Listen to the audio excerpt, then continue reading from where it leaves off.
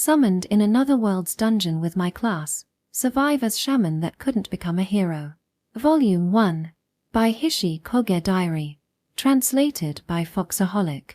Audiobook by Masquerade at Masquerade Audiobooks. Prologue, Momokawa Kotaro. September 19th. Respect for the Aged Day. I, Momokawa Kotaro, second-year student of Shiromine Private Gakuen, am enjoying the so-called national holiday. To be specific, I'm currently hunting for light novels, mangas, and games until I reach the center of the city. Although I belong only to the literature club, for a typical student like me, who's getting by with just a monthly allowance from his parents, I can't afford to spend too much of my funds on just one trip. I'm somewhat an otaku-ish student, but I don't think I necessarily categorize as one. Currently, I don't have problems with my economic condition, considering I was originally a cheapskate. Maybe it's time to go back. As I'm leaving the large bookstore from where I bought a copy of this month's light novel, the sun was already inclined to the back of the mountain, coloring the cloudless, early autumn sky with a crimson color.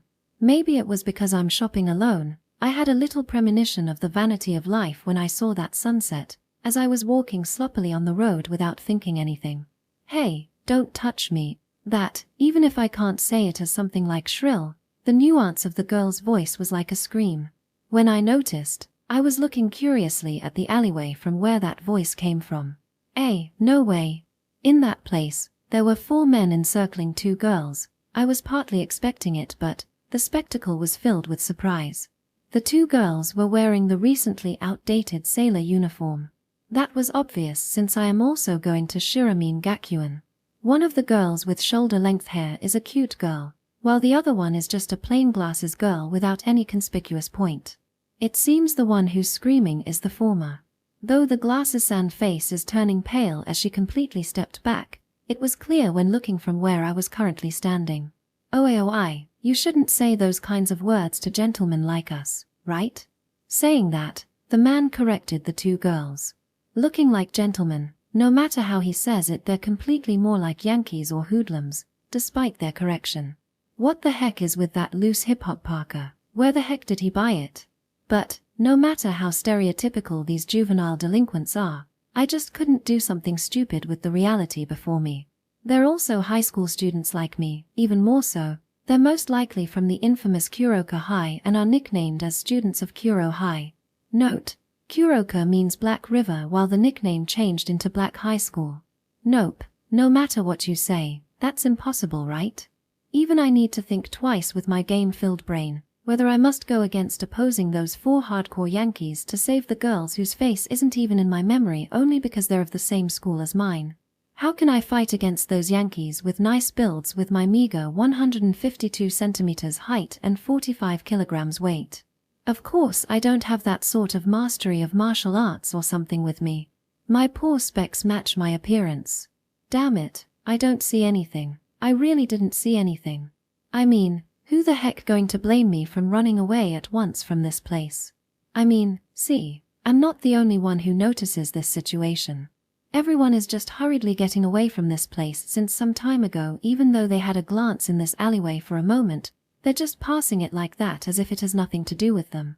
Unable to do after all. I'm not at fault here. I mean, I don't think these guys are at fault too. There are some things that humans are able and unable to do after all. That's right. No matter how bad these delinquents are, they're not something like atrocious criminals who will rape or murder someone so calmly. After all, despite being students from the infamous Black High, it's only at the point of where they're repeatedly receiving a grace from the police when causing some brawl. I mean, though those 2 girls are a little frightened, they'll eventually be released by those thugs. And then, when I'm about to leave this place as I turned away with my eyes shut tight, I felt a strong sense of self-loathing in myself. Oi, what have you been looking at? I unintentionally look back toward the voice that called me. The 4 thugs who's looking with trance expression at the 2 girls was simultaneously looking at my direction.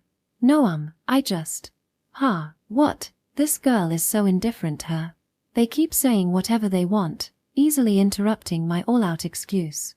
You're quite a cute one there, want to become our girl. You stupid, look, no matter how you look at it, SHE is a he. Seriously? Isn't she just wearing a boyish style? Ha! What? Damn it, are you kidding me? That'll make me lose my self-confidence, right? You guys might be joking, right? No matter how you look at it, I, Boku, am a man, or so I thought. It's painful since I can't retort them. I, Boku, who has an androgynous face, though it might sound nice, right? It doesn't mean that I'm the so-called handsome boy with rosy cheeks. Though I've big eyes, it's more like scornful eyes of the evil stray cat. Even if my eyebrows are somewhat thick, it's unbalanced with my baby face. I'm definitely not a bishijo, but this level is around the level of a frail girl in the class, right? With these and a little bit of height, though there's a possibility that I can be judged as a man, I can't think of my small and slender build as only because nutritional deficiency. With my somehow round and short shoulder width, it made me lose my only chance for someone to make a distinction of my gender even just by my silhouette. It seems that my hair, which is on the long side, is also the reason for someone to mistake my gender. It's not like I have any intention to cut it though, because I'll look more childish when I cut it short. I mean, my current attire is a little loose white parka in a common jeans jacket, and it's not the kind of fashion that will bring in manly charm. Even so, in the first, what I need to do in the current situation is not to make an appeal to explain my gender. I need to make an escape from this place ASAP. Maybe they'll chase me out of Curious City if I escaped as it is. This place is somewhat quiet. That's if you don't accidentally end up in this place. They're my friends and we're about to play with our classmates. I'm calling it. The strategy of some of my fellows are waiting on my back. It's a more reliable strategy than the sink or swim police officer-san. They're right here, right? Then? My bad then. It looks like that plan going to be cancelled. It was shot down. No, that'll be troubling. I say it's okay. You're these two's companions, right? Come along with us. We'll give you a lot of love whether you're a boy or girl. Chills ran through my spine towards the words of the long-haired dye-in-brown-colored man who first recognized me as a girl. This guy, is he drunk? Oh crap, I should run away with a dash without thinking about a guilty feelings or something. Though it's a little unsightly, I'll run to that Konbini minimarket and shouting help me. At worst, they might be just call the police. And then, with that plan in my mind, I'm doing a 180 degrees turn and breaking into a sprint without minding the onlookers. Fugia. But my first step to escape was meeting with whatever object in front of me. My body, which received the damage, was rolling miserably on the cold road. That's hurt. Are you Momokawa? UWA, someone is grabbing my arm when I'm knocked down. A refreshing tenor voice can be heard from above me who's half crying. When I raised my face reflexively, there's two faces that I recognized at that place. Somakuen, Tendao-kun. Are you alright? It seems you fell in a rather flashy way. Leave it, it'll look pitiful to let it go as it is. My expression turned sour, but the Ike men were unexpectedly standing in that place. The one who's worrying about me is Soma Yuto. Putting on a sweet mask of an embarrassed idol wherever he goes with his tall and slender figure is the subject of admiration, even for men. If I was a girl, I would have certainly fallen for him. And pointing to that matter, despite being a little sharp, is a big guy with a different charm than Somakuen. His name is Tendao Ryuichi, with a height surpassing 190 centimeters, and a massive frame with well-toned muscles. That peculiar face isn't the gorilla type, and paired with his blonde-colored dyed hair, he's a wild Ikeman with a sharp look. Despite the difference in style, they're wearing the same gakuren, which can be differentiated from the girl's uniform of Shiromine Gakuen worn by the two girls over that alleyway. Even so, since they're famous within the school, there's no one who didn't know of their face. What's more, since they're my classmates who personally know me, they won't mistake me even if I'm wearing everyday clothes. Since I'm actually okay, please save those two over there. I stand quickly and show the alleyway where the sum total of 6 people were gathered in. It might be obvious what kind of the situation is right now. TSK, the guys from Black High Hair. It seems. See, they instantly understood the situation. Somakuen is the holder of many heroic tales in which he saved many students of Shiromine from trouble with thugs without differentiating between gender, while Tendao-kun is the holder of legendary feats in which he's fought 10 thugs alone. Oh god, if it's the two of them who have cheat statuses lending their hand, whether it's 2, 3, or 4 thugs, they'll somehow accomplish it. Well then, I will. Geez, meeting such trouble again. Yuto, let's do this like the usual. As you wish, Ryuichi. Our fellow students will be in trouble if we didn't help them ASAP. Apparently, they have already forgotten about my existence. Luckily, thanks to the gallant entry of these 2 striking Ikemen combi, the 4 thugs also forgot about me. Or not, only that long-haired fake blondie is the one who's looking with regretful expression at me who made an escape. Ooh ah, so disgusting. At any rate, just like that, I escaped from that predicament. Ha, I'm so miserable no matter where I go. Just how small of existence am I compared to those 2? I unintentionally self-loathe my own powerlessness. But, not feeling disgusted or regretful is also a common misunderstanding. I'm different from them. Be it my face, brain, strength, or wisdom. Undoubtedly, including luck. But, I'm not feeling pessimistic about that. The great majority in this world are not the kind of people who excel in just about anything and everything like them. They're just too special. Since I'm looking at them from near, it's not natural that I get used to their radiance. I'm me, it's been like that so far. Even from now on, I'll spend my life corresponding to my own abilities. Amongst the people who live this way, something like saving the beautiful girl in pinch is an impossible event.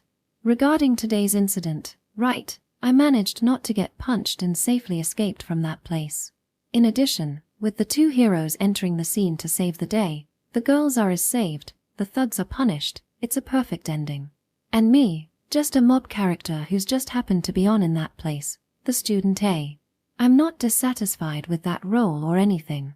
Because I'm not suited to save those girls. Just like them who like brave heroes, that role isn't suited for me. Chapter 1, Class 27. September 20th, weekday. The huge building of Shiromine Private Academy is swallowing up listless students returning to school after a 3-day break. It is a time when the morning chime is just about another 10 minutes away. More than half of the students of Class 27, of which I am a member, are already seated, or standing chatting with classmates, enjoying the morning. Boo ha ha ha ha. My sides. So, what did you do then, Kotaro? The male student raising this boisterously vulgar laughter is the big-bodied, round-faced Saichu Masaru, a buddy of mine all the way from middle school. The hell do you expect? I left it to the other 2 and went home. I am scrunching my slightly thickish eyebrows and recounting the events from yesterday. You what? Such a waste. You got that delicious an event right in front of you, and Kade raised a flag with just a bit more. With Somakuen and Tendao-kun there, do you seriously expect me to take the stage? In the first place, there's literally no way I can think about events and shit when there's a group of real live punks right in front of me. I express my truly humble opinion while glaring at my slightly excited friend. No well, wasn't there just 4 of them? I could have even easily done something with only those numbers. Truly, such a shame. Should have gone with you yesterday. He really seems to like those damsel in distress situations. Masaru's been going on and on about it for a while now. He's in top condition as always. Looking at my friend engaged in his delusions with warm eyes, with his height and build like a sumo wrestler, in a real brawlout, he'd most likely put up a much better fight than me, I thought. The short wooden sword, which he insists is solely for self-defense, hidden away in his backpack might finally make its debut. Though I don't think those special techniques inherited from battle manga he claims to have mastered will be at all useful. As for me, I'm just glad I didn't get beaten to a pulp. And also, those 2 seems to have smoothly finished the rescue. I direct my vision towards the teacher's platform where a mishmash of boys and girls have gathered. Their proper appearance and refreshing chatter resembled a cliché scene from high school dramas. Soma Yuto, also among those members, his outstanding face and charm made him seem to be literally shining. He could easily be dubbed the protagonist, or at least, there was no doubt, he was the central figure of the group. Damn Soma, saving not only 1, but 2 girls. Looks like you're the hero even on holidays. You're overexerting. I just happened to pass by, and Ryuichi was there too, so it somehow just happened.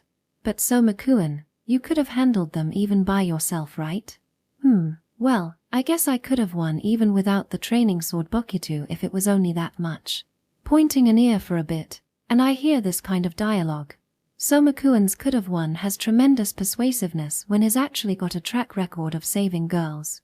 By the way, that training sword he mentioned, unlike a certain somebody insisting on carrying one for self-defense, he carries it for the actually legitimate reason of kendo club use. The bamboo sword bag he always shoulders along with his school bag seems to contain a wooden sword used for practice swings. It's obvious that having a weapon a la wooden sword is better than being bare-handed, but combined with his nationals level skill, Somakuen can certainly kick ass. To boot, with him and his childhood pal, Tendao Ryuichi, often getting involved in fights, he's got the first-hand experience too. Gununu. Well, Soma's on the strong side, I guess. A measly 4 delinquents are obviously child's play. Even I know I'm not at his level yet. Give it up, Masaru, you're not even close to rivaling Somakuen. To the Masaru, gallantly nodding to himself while arms crossed as if saying something profound, it's a true friend's job to burst his bubble with a good retort. Though, I can't say I don't know the feeling. Going back to eavesdropping onto the Soma group, now a truly envious situation is in the midst of unfolding. I take my eyes off him for 1 second, and Nii-san brother does it again. Please try to restrain yourself a little. Ahaha, you worry too much, Sakura. I'm completely fine, see? The female student calling to him as Big Brother was, along with himself, one of the top celebrities of Shiromine Academy. Not because of her relation to him as his twin sharing the same Soma surname, but because this Soma Sakura possesses just as much as charm as her brother. Long glossy black hair, complexion white as snow. The sailor uniform accentuating her slender but curvy, sexy body line, and smooth long legs extending from the dark blue pleated skirt. A small head, thin contours, a face as if crafted passionately by the hands of God. Especially the big yet sharp eyes are perfect beyond words. Those jet black eyes possess an almost deadly charm.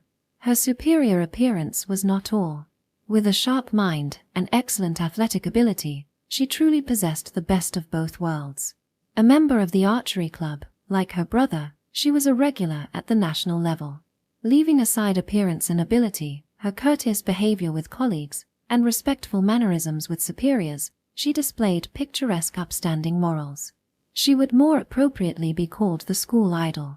No man would not desire such an idealized Yamato Nadeshiko-esque girl. However, there existed no frivolous rumors of her since enrollment, as she's always stuck to her brother like glue. And there you go again, Nii-san, you always. My eyes now reflected her drawing closer to her brother, which would certainly not be inappropriate, far too close, distance of interaction between boys and girls of our age.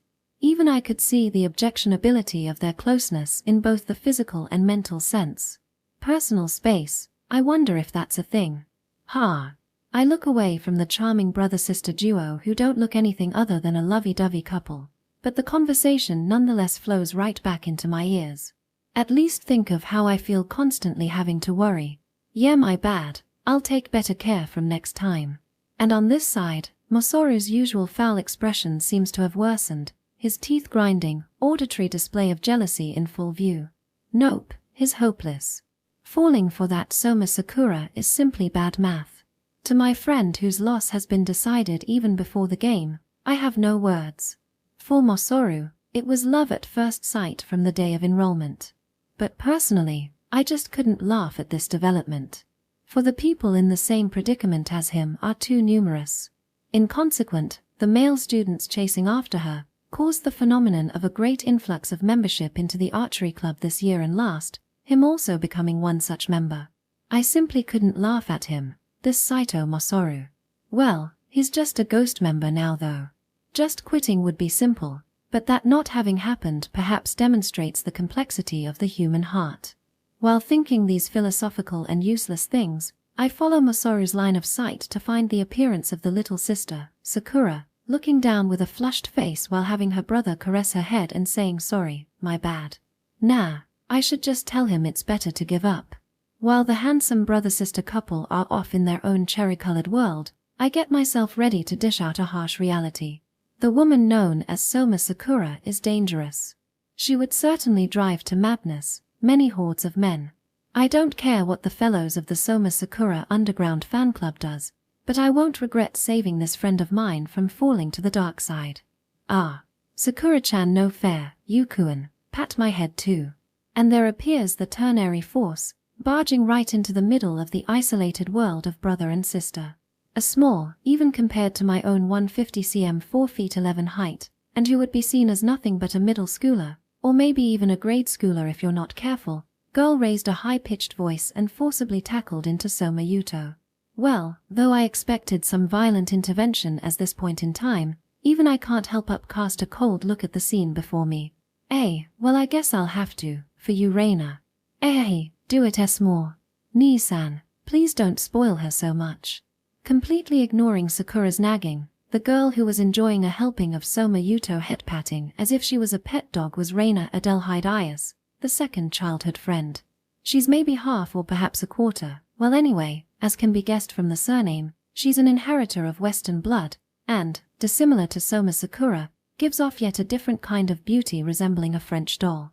Her hair, a natural blonde hue fashioned into twintails, and her eyes the color of a beautiful clear sky, certainly not to be mistaken for color contacts.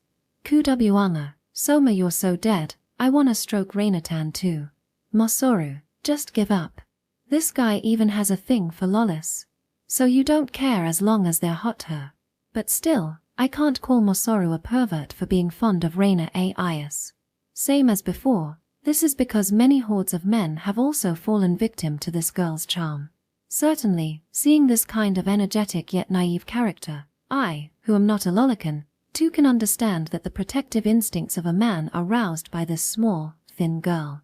Though I say that, I'm still not rooting for Masaru even a bit. At the very least, I want him to show some sincerity and pick one of the two he really wants to go for. And leaving aside my friend who is currently burning in jealousy, there is Soma Yuto who has Sakura and Reina, a flower in both arms, or rather to him, they must be the annoying sister and the spoiled childhood friend putting him in a difficult situation yet again. But reality is that he's super close to two first-rate hotties, and is even surrounded by kind friends he can rely on, having just a swell time. Is that really the correct way to spend youth?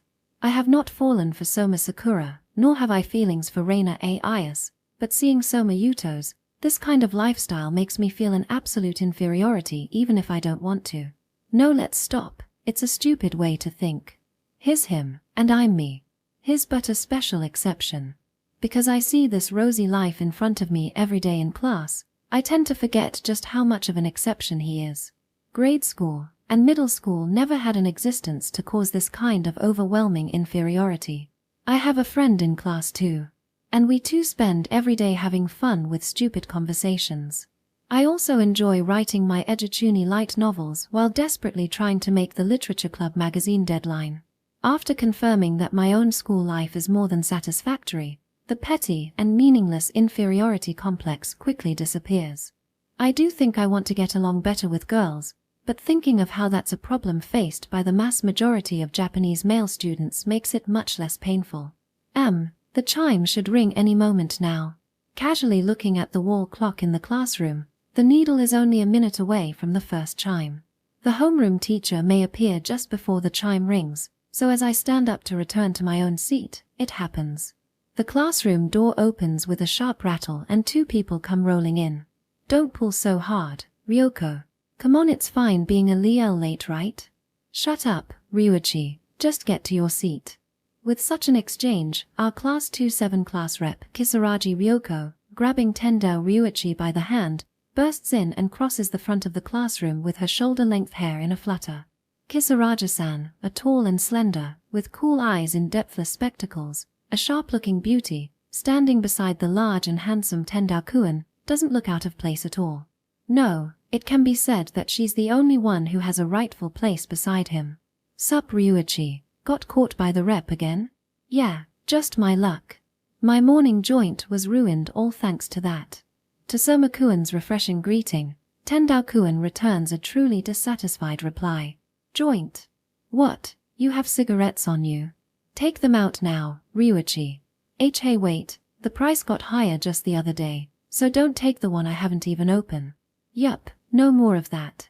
The 100 yen yet unopened box of cigarettes were nimbly pulled out from the front pocket of his uniform gakuren by Kisaraja-san. Having his relief goods seized without mercy, Tendakuin complains without giving in, but Kisaraja-san's stoic face and cold eyes pay no consideration to his desperate claims. Fuck, not my lucky day, as the boy complains. His longtime best friend Somakuin gives him words of consolation. Yup, with that refreshing smile. Not like you want to, but good job keeping this up every morning, you two class rep. He said in a somewhat given up tone, a statement even I can wholeheartedly agree with. Barely making the first chime, this super serious class rep dragging in our greatest delinquent to class is a daily scene for the class of 27. Kisaraja-san somehow finds this Tendakuin from anywhere he may intend to go ditching class, and forcefully makes sure he's there during roll call. She herself insists it's her job as class rep to do this, but no matter how you look at it, this is clearly outside her job description.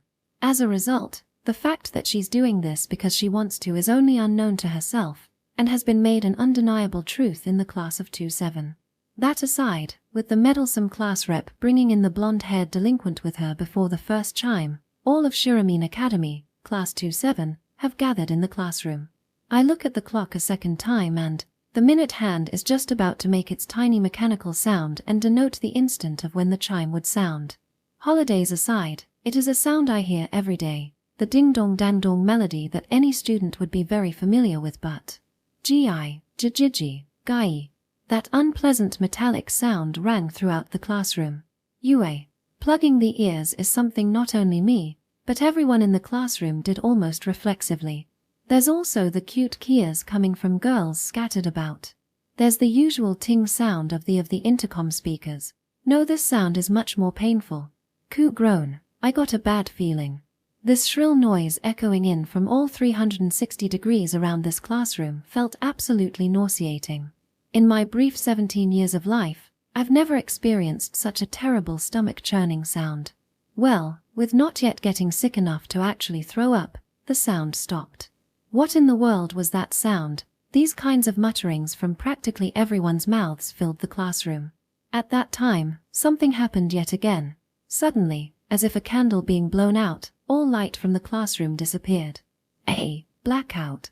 The situation worsens, as we lost all sources of light, enough to submerge my chubby friend in front of me into complete darkness.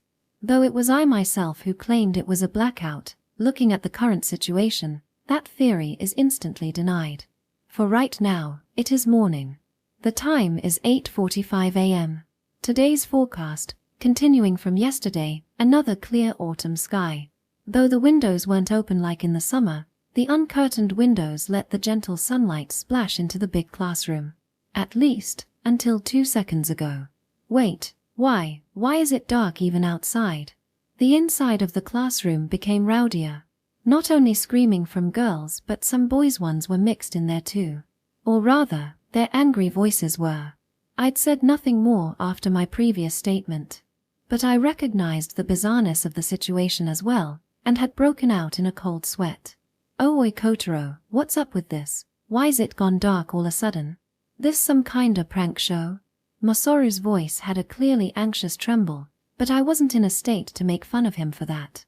I'm shaken up just as well. Dido no man. But it doesn't seem like one at least. A blackout is more than probable, realistically speaking. However, I can't really imagine a method of instantly blocking all the windows and blanketing the whole classroom in complete darkness. It is a strangeness I can't even hypothesize about. Of course, uncertain about what this abnormality is, there's no finding the cause or the resolution for it. And from the uproar all around, I don't think anyone in class has any idea either. As the class was falling deeper into panic, this time, the lights turned back on. The fluorescent lights on the ceiling lit up, filling the place with their artificial white light, like it was a matter of course. Ah, it's back. I ended up speaking out. Well, that was probably the general feeling of everyone here, and for now, the brighter classroom dispelled the fear of darkness and ameliorated the situation. But it was not like everything went back to normal. Oi, look out the window. I don't know who said this, but even without the alert, the abnormality was easy to discover. It's pitch black. Yeah, Mosoru replies. Just like everyone else, the two of us sitting on the hallway side of the room stared dumbfounded at the other side of the window shrouded in absolute darkness. The hell, I can't see shit. Should I open it? Stop, dumbass, that's just screams bad idea. A group of guys on the window side of the room were having this dialogue. Not opening the windows was probably the consensus among the whole class. As if painted with a coat of black, the windows reflected nothing at all. Though it was difficult to understand, the class that began to recognize this obvious bizarreness once again plunged into a state of anxiety-filled mutterings. As the room began filling up with miscellaneous voices, within all the bustle, what's this sound? This is, from the intercom speakers where the chime usually goes off, comes a sound like that of a sandstorm. Once I noticed it, I could clearly hear this grisly sound. No, it was definitely getting louder. Guys, quiet down a bit. Something's coming from the intercom. The one who silenced the class with that one statement was not me, but Soma Yuto. He seems to have heard the noise from the speaker same as me. Well, unlike me with my chubster friend here, he's in the blessed position of having beautiful sister snuggled to his right shoulder, and a cute childhood friend nestled on his left arm. Anyway, with his help, my classmates all noticed the noise, and hoping for some rescue info, began to listen attentively at the speaker. In the silenced classroom, the sandstorm-like noise somehow started to resemble human speech. Ca. He or me. I have no idea what they're saying, but that was unmistakably a voice. Like a radio being tuned, the voice slowly but surely became clear. Can you hear me? Is that a male teacher? Slowly, a gentle voice sounded clearly from the speaker. Even if you ask if we can hear you, obviously no one's gonna answer. Everyone kept their silence and paid attention to the man's voice. Good, seems like my voice is connecting fine. It's almost like he knows everything that's going on here. Though I'm not unable to read the mood and won't voice out that opinion. First, please calm down and listen. You are all, right now, about to fall into grave danger. That too, not something realistic like an earthquake or typhoon. A slight anxiety runs throughout the classroom. Even though I denied this being some part of a prank show, having the irregularity of the situation properly declared fills me in great anxiety and tension. Never mind the goosebumps and endless trembling. You are all currently en route to a completely different place, another world in fact, from the place called Japan on Earth. What? I reflexively let out that sound, though it was still much better than the slowly bubbling panic in the classroom. To you who have been living in a world without magic, my words may seem sudden and doubtful. But right now, we don't have the time. Before you're stranded on this dangerous place, I hope you can follow my instructions. Hey, the story's getting a bit weird here. My pulse is rising like an alarm bell, and my body, trembling from a full power sense of danger. Another world. Magic. Dangerous place. All of these were jargon completely alien to normal life. If I had to guess, it could be some mysterious recreation forced upon us by the school. But even emergency drills would have a more believable story. Though, looking out the window into the piercing darkness, we must admit, even reluctantly, that we are, right now, in fact not in a daily life situation, but one so irregular that literally anything could happen. No one could just laugh off this bizarre explanation. You probably possess paper and pens. First, please look at the markings, magic formations and incantations, drawn here and copy them down. At those words, everyone here had a question mark above their heads. This man has been speaking from the other side of the intercom, apparently from another world with magic, and who knows if he's using a mic, but still he has no means to get any visual information. But that one doubt was certainly answered. As right then, the 41 students of this class 27, including me, paid witness to the existence of magic. UUA, it's drawing on its own. Everyone's eyes were now focused on, perhaps the thing that occupies the vast majority of a student's visual focus, the blackboard. There, on that characteristic dark green surface of the blackboard, a white line was dancing by itself. Not like anyone's using a chalk. First of all, along with the line being drawn, the faint light being given off, not from a cathode ray tube or liquid crystal screen, but an everyday blackboard was truly very magical. As everyone was speechlessly staring at the blackboard, within a minute the magic inscription is completed. Now then, do copy down this magic formation and incantation. With this, you can get our support wherever you are. I will explain the usage in 3 minutes' time, but for now, concentrate on this task. With that, the voice from the speaker came to a pause. Guys, for now, let's sit down and get these down in our notebooks. As we were debating on what to do, the calm voice of Soma Yuto is heard. Right now, having to face such a mysterious phenomenon, that voice seemed highly trustworthy. It's probably better to quietly follow his instructions and not have any weird suspicions. Without any particular reluctance, the students quickly reaching their seats, taking out their notebook from their bags, and writing down what's on the board, was a fine show of honed Japanese student behavior. Of course, I'm also included in that description. And then, just like in a time-constrained test, the classroom is dominated by silence. From my seat at the very back of the hallway side, I carefully regarded the magic-drawn characters on the blackboard, while swiftly running a pen on my slim notebook. The shapes weren't all that complicated, so there's no chance to get them wrong, and the incantation was also conveniently written in Japanese. At the center of the board was drawn a simple magic circle similar to a coin. The middle of it had a cross-like shape, and around it and running along the inner and outer circumferences of the circle were alphabet-like letters.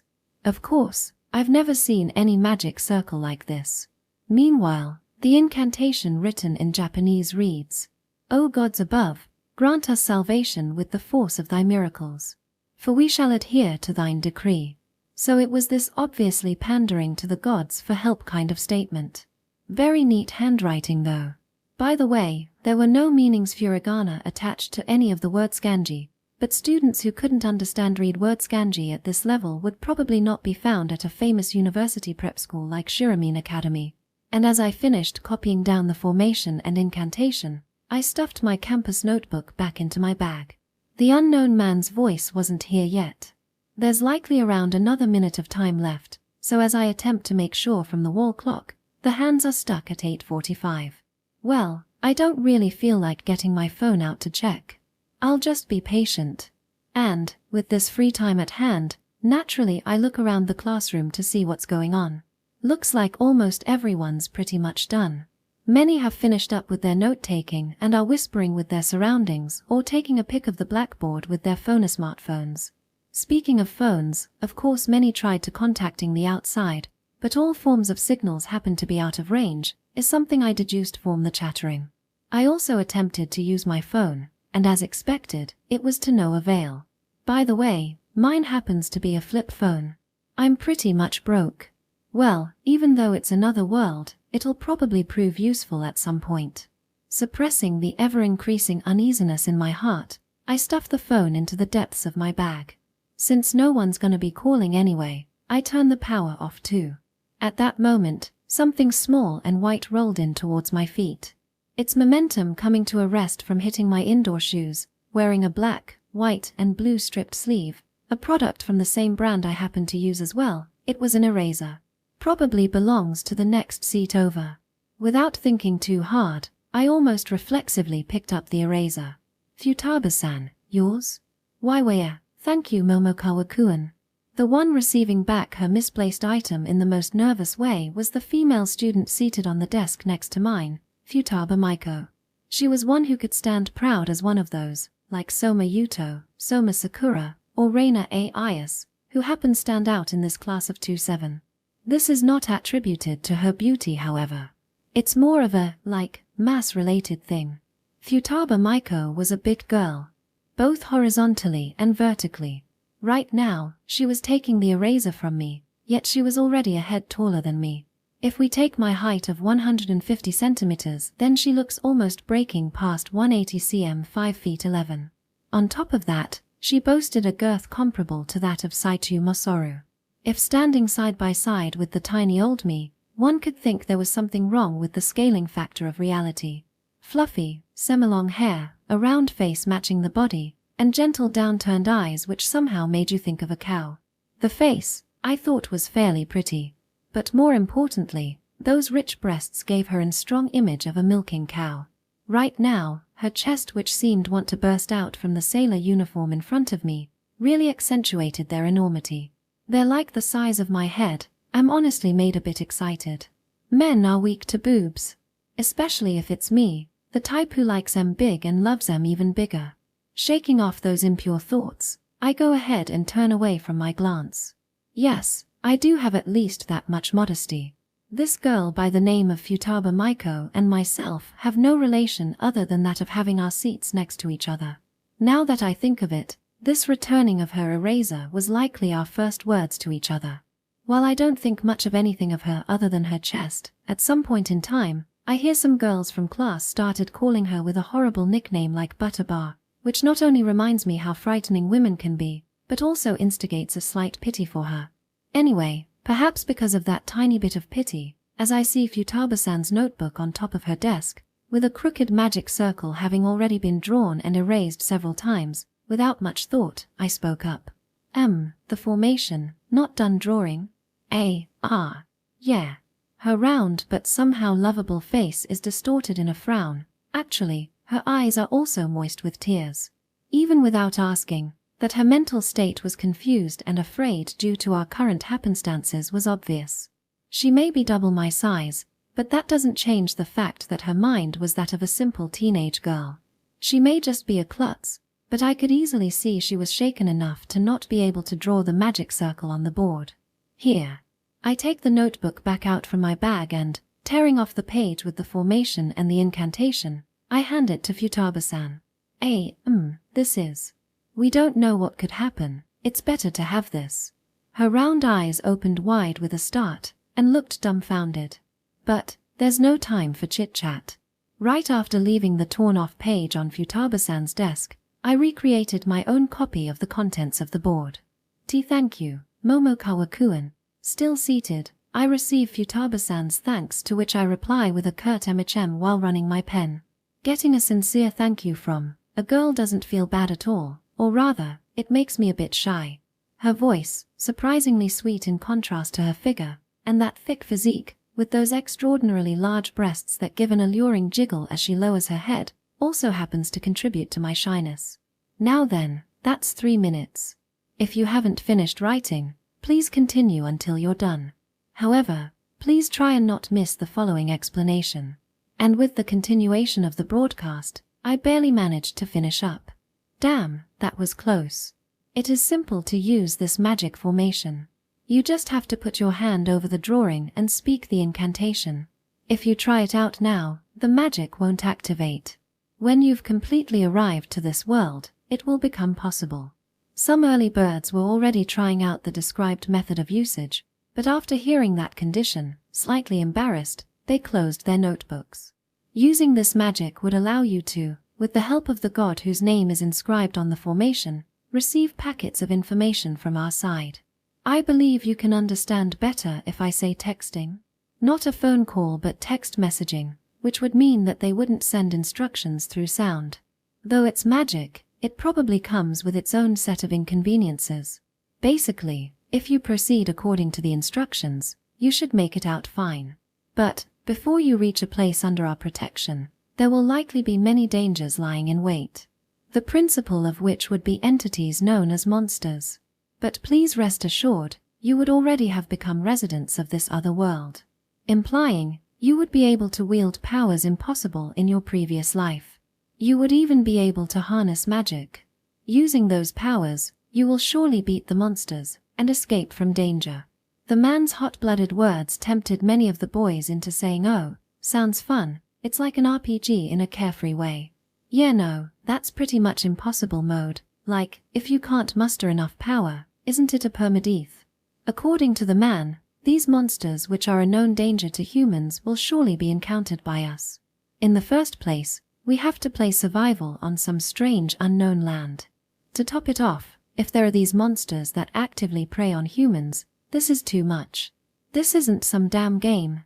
We're heading into another world, not some yet-to-be-invented virtual reality adventure. Attacking isn't a simple task of pushing a button and having the command sent and action automatically performed. We have to move using our own wills, our own bodies. You can tell me about all the powers you want, but there's no guarantee I can bring out 100% of their potential. And there's even the high possibility that, faced with these fearsome monsters, we'd be completely unable to move out of fear. Especially for a weakling like me, it's a death sentence. Even in the real world, a fight where I actually hit someone, my experience of those from the lower years of grade school were the last. Just yesterday I almost pissed myself in front of that group of 4. Actually, forget monsters, I have the confidence to lose even against a stray cat, if it went all out. But unfortunately, this thing called a fight may just be impossible to avoid from here on out.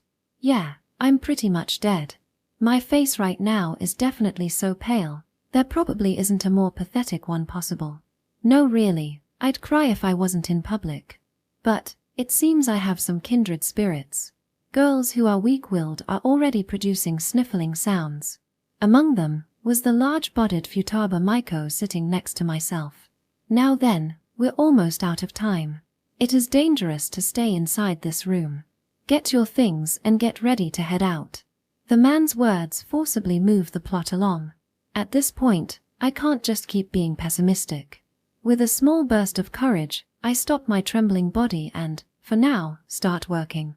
Picking up my commuting bag after shoving the magic circle notebook inside, I realize we're gonna be in this survival situation, so textbooks are pretty much useless.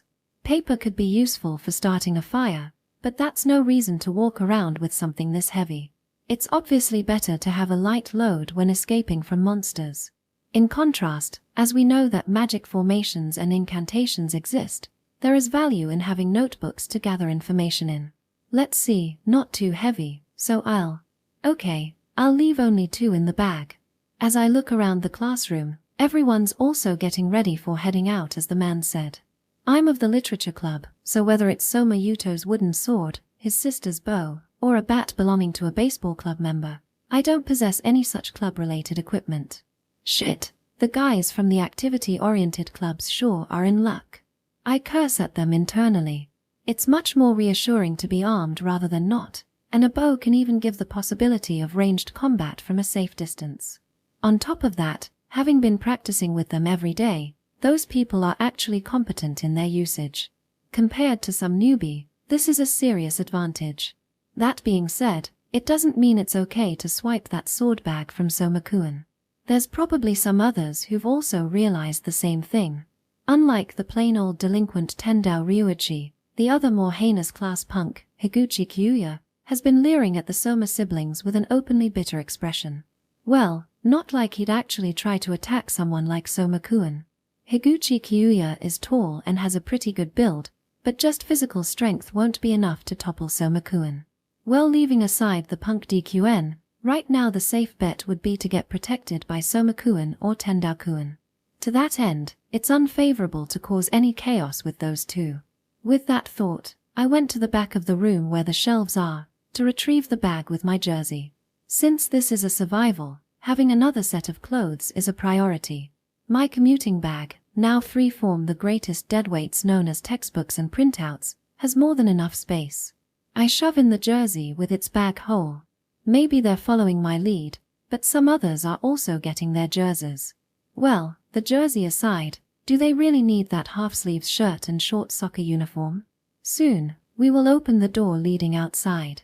On my signal, leap out of this room. As the class was still getting ready, along with the man's broadcasted voice, both doors of the classroom flew open with a rattle. Naturally, it was like an automatic movement which didn't require anyone's input. Beyond the sliding doors wasn't the familiar school hallways, but similar to the windows, a piercing darkness with no end in sight. Me being at the very back of the hallway side desks meant that I was the closest to the rear door and consequently, at the best position to peer into that darkness. UWA. Is it okay to jump from here? At least give us some kind of light-producing magic.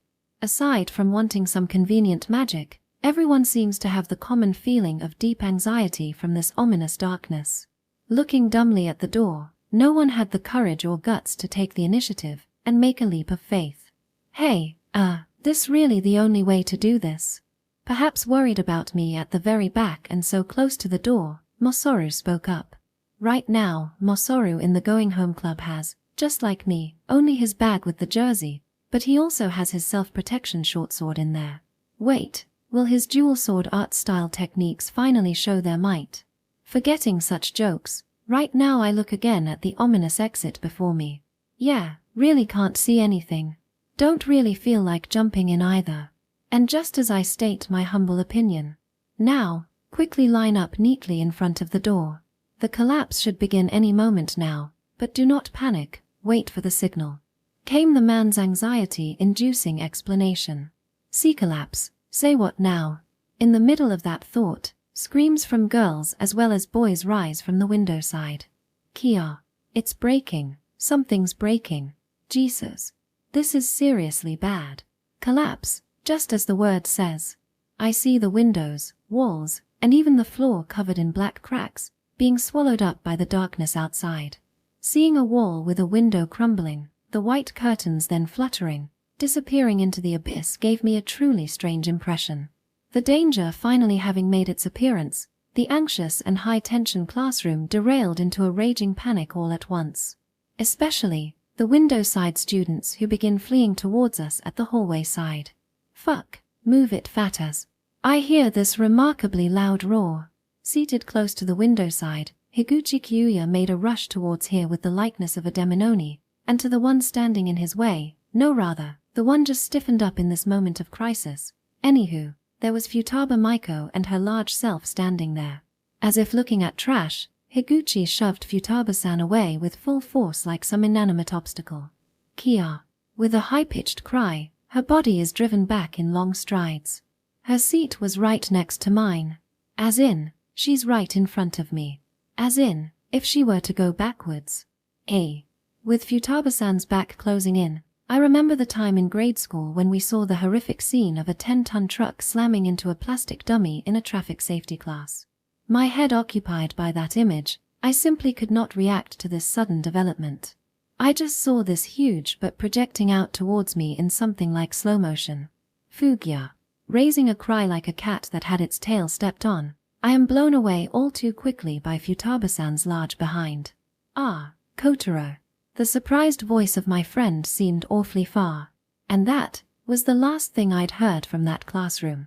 I see the light escaping from the classroom door moving away at fearsome speeds. Soon enough, that box of light became a dot, and then dissolved into complete darkness. I see nothing, I hear nothing, I feel nothing. In the deafening silence, finally, I even lost my consciousness. Chapter 2, Vocation Shaman.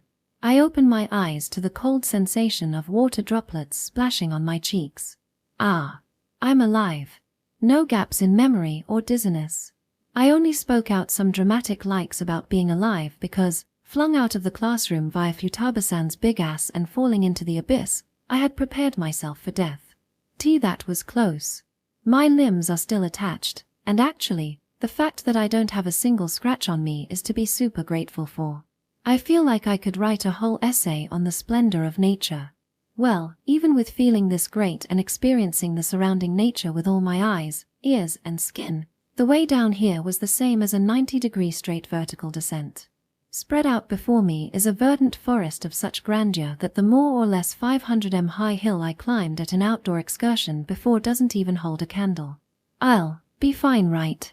I can't think there's any escaping back to civilized land from the middle of this lush, dense forest that you only get to see on wild animal documentaries. About my personal experience with the great outdoors, there was the 2 days 1 night camping trip with my folks. Well, rather than a test of mettle and resourcefulness, it was pretty much completely leisure. But still, what a view. Whether you look left or right, you find trees, with more than the accumulated girth of 5 people, right in your face. These giants of green grow far into the sky, and with their large leaves, shroud the heavens enough to make it hard to find the sun.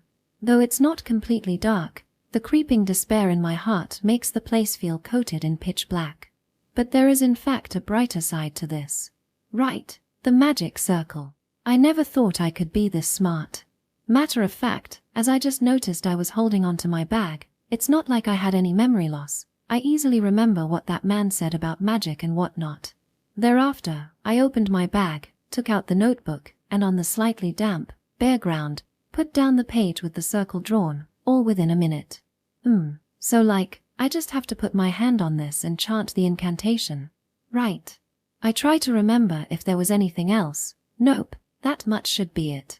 I didn't forget even though I only heard once. It was rather very clear and simple. Right, let's do this. If I keep meandering about it, I'll start wandering into increasingly negative thoughts like, what if I can't do it? What if the magic doesn't work, etc. So for now, I'll just suck up my guts and wing this magic business. O gods above, grant us salvation with the force of thy miracles. This magic circle was drawn with a ball pen, more like a rough sketch really. But as soon as I put my right hand there and recited that one phrase, the magic really began to show effect. Those lines of ordinary black ink began to shine white under my hand. A light much similar to when its original was drawn on the blackboard.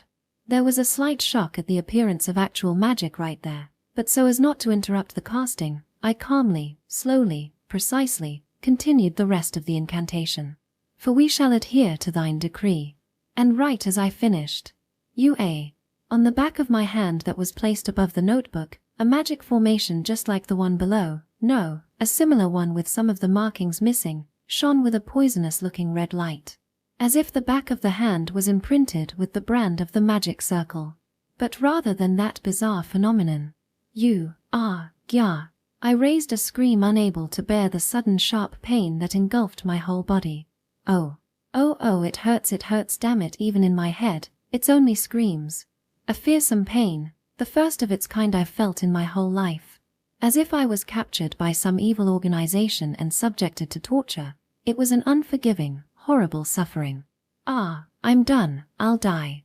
As I had that feeling, my surroundings once again experienced a blackout. Like the lights going out at the flick of a switch, my consciousness was lost. I hear a voice.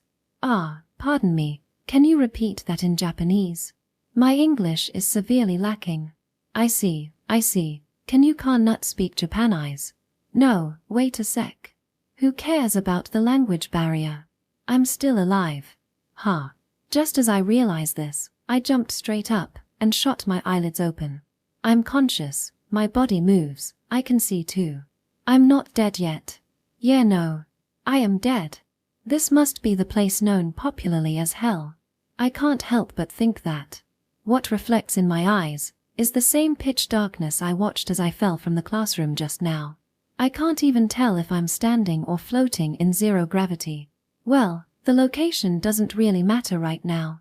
Certainly, it's not the bottommost priority, but a more important existence is standing in front of me. Right, in front of me.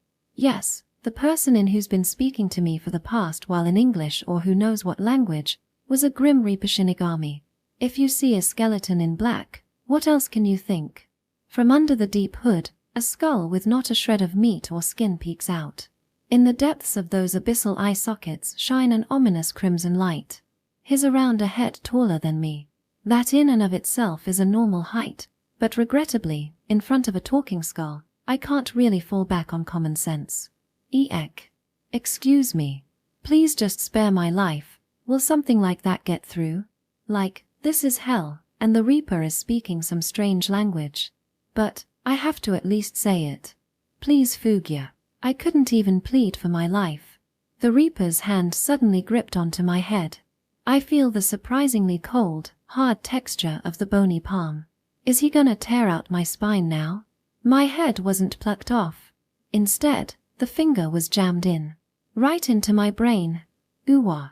Still grabbing my head, the Reaper's index finger pierces in. Of course, I can't see what's happening on top of my head. I can't see, but I can tell. That right now, the sharp pointed tip of the finger is vigorously stabbing into my brain. I am made to clearly experience the disgusting feeling of having a fingertip on the inside of my cranium messing with my brain. I'm still alive. I withstood the severe pain menacing my brain for perhaps a minute or maybe 10. Or maybe it lasted no more than 10 seconds. What? I'd fallen unconscious. I noticed it as I was screaming till my throat felt broken, at which point I saw the Reaper take out his finger from my head. Name thyself, devotee. I hear the Reaper's voice. Now that I hear it again, it's still a mysterious tone. like a man, or a woman, like someone aged, or in their infancy. I can't tell at all. Well, fine, more importantly, it's about understanding what he's saying. And about that, I'm just hearing plain Japanese. Make haste, thy name. Momokawa. Kotaru. I somehow answer. If I don't, I might really die this time. Or maybe, it'll be 2 fingers next. Momokawa Kotaru, as for now, thou'st but 2 things to recall. Ha! I mutter dumbly, but still concentrate fully on the Reaper's words. If I went and said say what now, he'll probably kill me right there. Or maybe even 3 fingers. We are called Curse God Ruinhilda, and thine vocation Tenshoku is. What was that? I really wanted to ask. With a strangely long Western-style name, he's saying something about an occupation Tenshoku or job Chunga Tenshoku or whatever. I'm still a student, you know. But in reality, I only let out a listless Shaman. As he thus declared, my heart is pierced. Along with the student handbook in my uniform scarcran breast pocket, the bony hand thrust into and deeply gouged into the left side of my chest. We have thus established the contract. Now, Momokawa Kotaru, we greatly anticipate thine following encounter with us. With those words reaching my ears, I'd already fallen. A vocation would be job granted to man from the heavens. As in, literally, God personally chooses an occupation perfect for the person and gives it to them. The students of Shiromine Academy Class 27 will all be granted vocations by battle-oriented gods, apparently. If you can't fight, you'll simply die, there's no other choice. Indeed, this granting of a vocation directly implies the attribution of the god's divine protection, in other words, the ability to wield special skills. For example, if you get the vocation of warrior, you can use handheld weapons to deal mighty blows.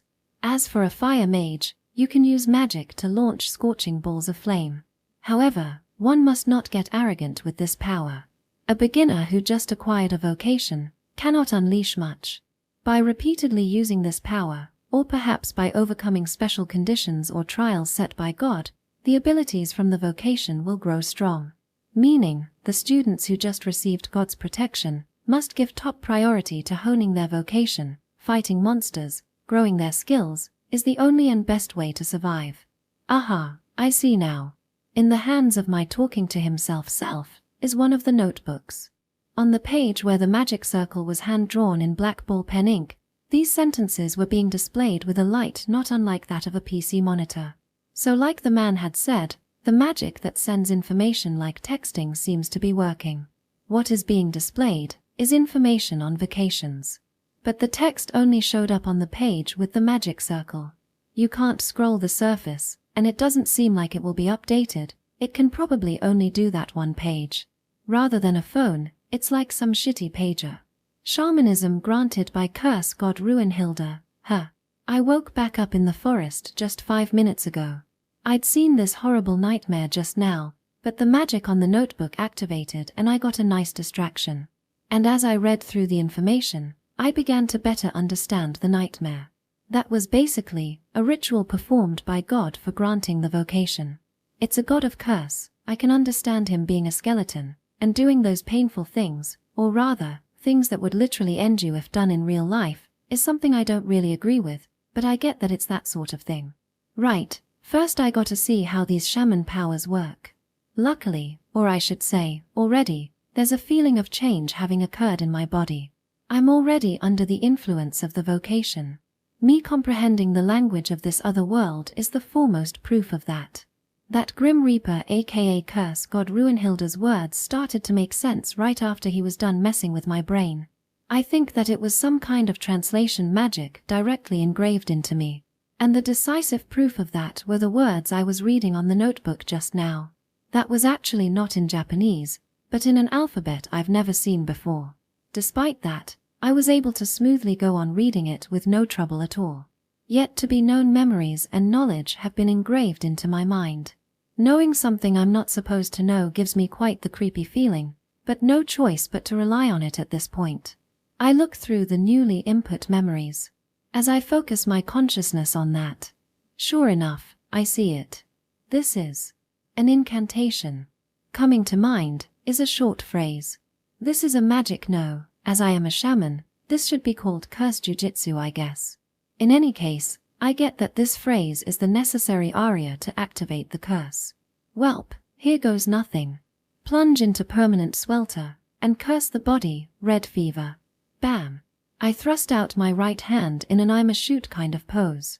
But it was pointless, as this is the kind of attack that only works with a target on hand. Well, more importantly, I should consider the effectiveness of this curse of red fever. Red fever gives the target a slight fever. That was all the information about that available in my mind. What? What the? Slight fever? You mean the slight fever that makes your body heat up to around 37.5 degrees, 99.5 in Fahrenheit. And with that slight fevered condition, you can defeat monsters? Yeah, right. I just had to do that self-retort. What is this needlessly subtle effect? It's not even a matter of strong or weak, is it? No, well, I didn't have the image of some flashy attack magic user when I heard about being a shaman. But come on, you can be just a bit generous and make it poison or something. Slight fever. My ass. If the target gets heated up during the fight anyway, doesn't getting them slightly feverish seem pretty useless? No, wait, calm down. This must be one of those things that multiply in effect over multiple turns. I'll unleash the full potential of my gamer brain and RPG knowledge, and definitely figure out a usage for this power. That being said, the result is red fever gives the target a slight fever. No other info comes out. I can't see this slight fever as anything other than giving slight cold symptoms, making the body slightly hot and tired. It's certainly not one-hit KO immediate effect type attack that takes down monsters. And of course, it doesn't seem to increase the effect per turn, or rather, as time passes. P probably can't hold them off either. Bad, unreasonably bad. I really rolled a trash skill there. Excuse me, God, can you point me to the reset button? Please let me do the skill selection again. Come on. See, calm down. There's still hope. There's 2 more curses left. This was also in the notebook info pack. No matter the vocation you attain, at novice level, you receive 3 skills with it. No more, no less, exactly 3. It seems there are individual differences that determining what skills you are awarded though. I wonder if there are any special rare skills included in there. That much, the info didn't say. Anyway, I still possess 2 more shaman skills, aka curses. Let's think like this. If the first one was super trashy, the other 2 must be super amazing skills. Everything's about balance. After all, since God is allocating these skills, it must be godly balanced. I begeth you, Ruin Hildesama, please giveth me some cheateth curses. And so I looked up the second curse. Pain return. Return any damage done to self back, as is, to the attacker. Wow. This one's totally some invincible reflection skill. No matter the dastardly beast, any wound to me will become a wound back to itself. The moment I'm dead, they're dead too? No, what the hell? Dead, in the end, I'm just dead. The description in my mind clearly reads damage done to self. Meaning, as long as I'm not at 0 HP, it'll dish it back with the same force. For example, if I get flattened under the feet of some Indian elephant-like monster, I'll become pancake. And right after, the Indian elephant monster will also suffer pressure death. Indeed, it has the ability to beat any opponent, but having to trade your own life for it is a no-go. It's basically a single usage thing. The ones satisfied with this kind of effect would be either people out for revenge with no regards to their life, or some one-man one-life creed-believing terrorist. I'm just some high schooler, and I really care for my life. UWA. It's getting worse and worse. I reflexively held my head and squatted down right there. Goddamit, got a bit of sand in my eyes. I beg you, God. Please, please let the last one be. I hold a desperate prayer, hoping for this last one. If this one's also a 0 offense. Intuition pharmacy, effects of ingredients are known, somehow. AA. Forget curse, this is just an appraisal skill. Not even a single, itty-bitty bit of attack power in this. No attack, no defense, not even useful for evasion. In the first place, with only some paper, pens, and a jersey, I have no ingredients at all to use to make medicine. And with nothing to appraise, the skill is completely useless. At this point, it's an even trashier skill than red fever. Ha, ha ha. No way. I must have some hidden fourth curse. No way there's anything that convenient. I know myself best. God wouldn't give me something like a cheat skill. Well, if I was still in middle school, I might have believed in some hidden power. Well, once you've met with one of those chosen people, you get it. That yeah, you're not anyone special at all. I experienced this just the other day, right? I can't rely on God's blessing. Miracles won't happen either. In short, I gotta open the path I walk on with my own strength. As a person, it's only natural. But, if there's none of that strength to begin with, it's the worst. Impossible, like, what is this skill selection, worst.game.everqsoj. Whining pathetically like this, I lean back towards the towering, wide tree behind me as if collapsing. Of course, being depressed like this isn't going to cause a change in these powers, and complaining like this won't help me find some game-like reset button and play from the start again. Doesn't matter if I'm in a fantasy world with magic, reality is just that, reality. Seriously, I'm stumped. Before something bad happens, should I commit suicide? No, dying is still way too scary, I can't. No matter what happens, I didn't have the guts to kill myself. But I wonder if I can die painlessly if I eat these deadly-looking poisonous red mushrooms growing down here. I must be gazing at these red mushrooms growing at the base of this tree with empty, dead eyes. If I eat this fly agaric-like poisonous crimson with white polka dots mushroom, I can really die in a single no, wrong. Eating this poison shroom will make you suffer in burning pain for a while, and put you on the brink of life and death. Right now, I was strangely able to imagine what would happen if I eat this red mushroom in a super realistic way. I see, so this is intuition pharmacy. This image inside my head isn't just my delusions, I have the utmost confidence in it. It's as if I have experienced eating this mushroom once before. Seeing the effect of intuition pharmacy suddenly roused my interest. I immediately got myself up and began carefully observing the mushroom. I plucked out the red poison mushroom and looked at it closely. I knew by intuition that it's fine to touch barehanded. Right, as I thought, it looks surprisingly similar to the fly agaric I saw a picture of as a kid. But that similarity ends at the round umbrella-like part, the trunk. No, for mushrooms, was it called the stalk? Anyway, the stalk has a red striped pattern, so it must be different. This mushroom probably works on monsters too. Its effect shouldn't be limited to only humans. If eaten, almost anything should suffer a high fever. Might just work. As I stowed the shroom into my bag with this realization, I let out words of hope. Red fever, pain return, intuition pharmacy, the three curses can't be used in battle by themselves. But, if ingredients can be made into poisons or medicine, suddenly, my choices of action increase dramatically. If wounded, I could treat it with herbs. With powerful poisons, I could maybe utilize them in defeating monsters. If it doesn't kill them, it should still give me the time to escape. Great, let's do this. It'll be all right, somehow, someway. I'll definitely work something out. The reason? I still haven't the tiniest desire to die. Chapter 3 Monster. Awesome. Found herbs. In great spirits, I collect some of the green, dandelion leaf-like, jagged grass growing at my feet. They didn't have flowers, and at a glance, seemed just like some ordinary weeds. Slight hemostatic effect her. No, it's certainly better than nothing. Speaking of herbs, there are ones you use raw, those you need to process and extract the essence from to get medical usage, and various other types. Since I lack the knowledge, technique and equipment to compound and process medicine, I'm opting to collect the ones like these that can be used as is.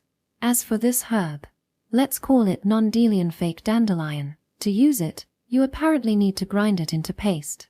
I really want a pestle and mortar right about now, but complaining isn't going to help anyone. I just have to make do with the tools at hand. Currently, the most promising item among my belongings is the box cutter. That common yellow one with the thicker black bottom part.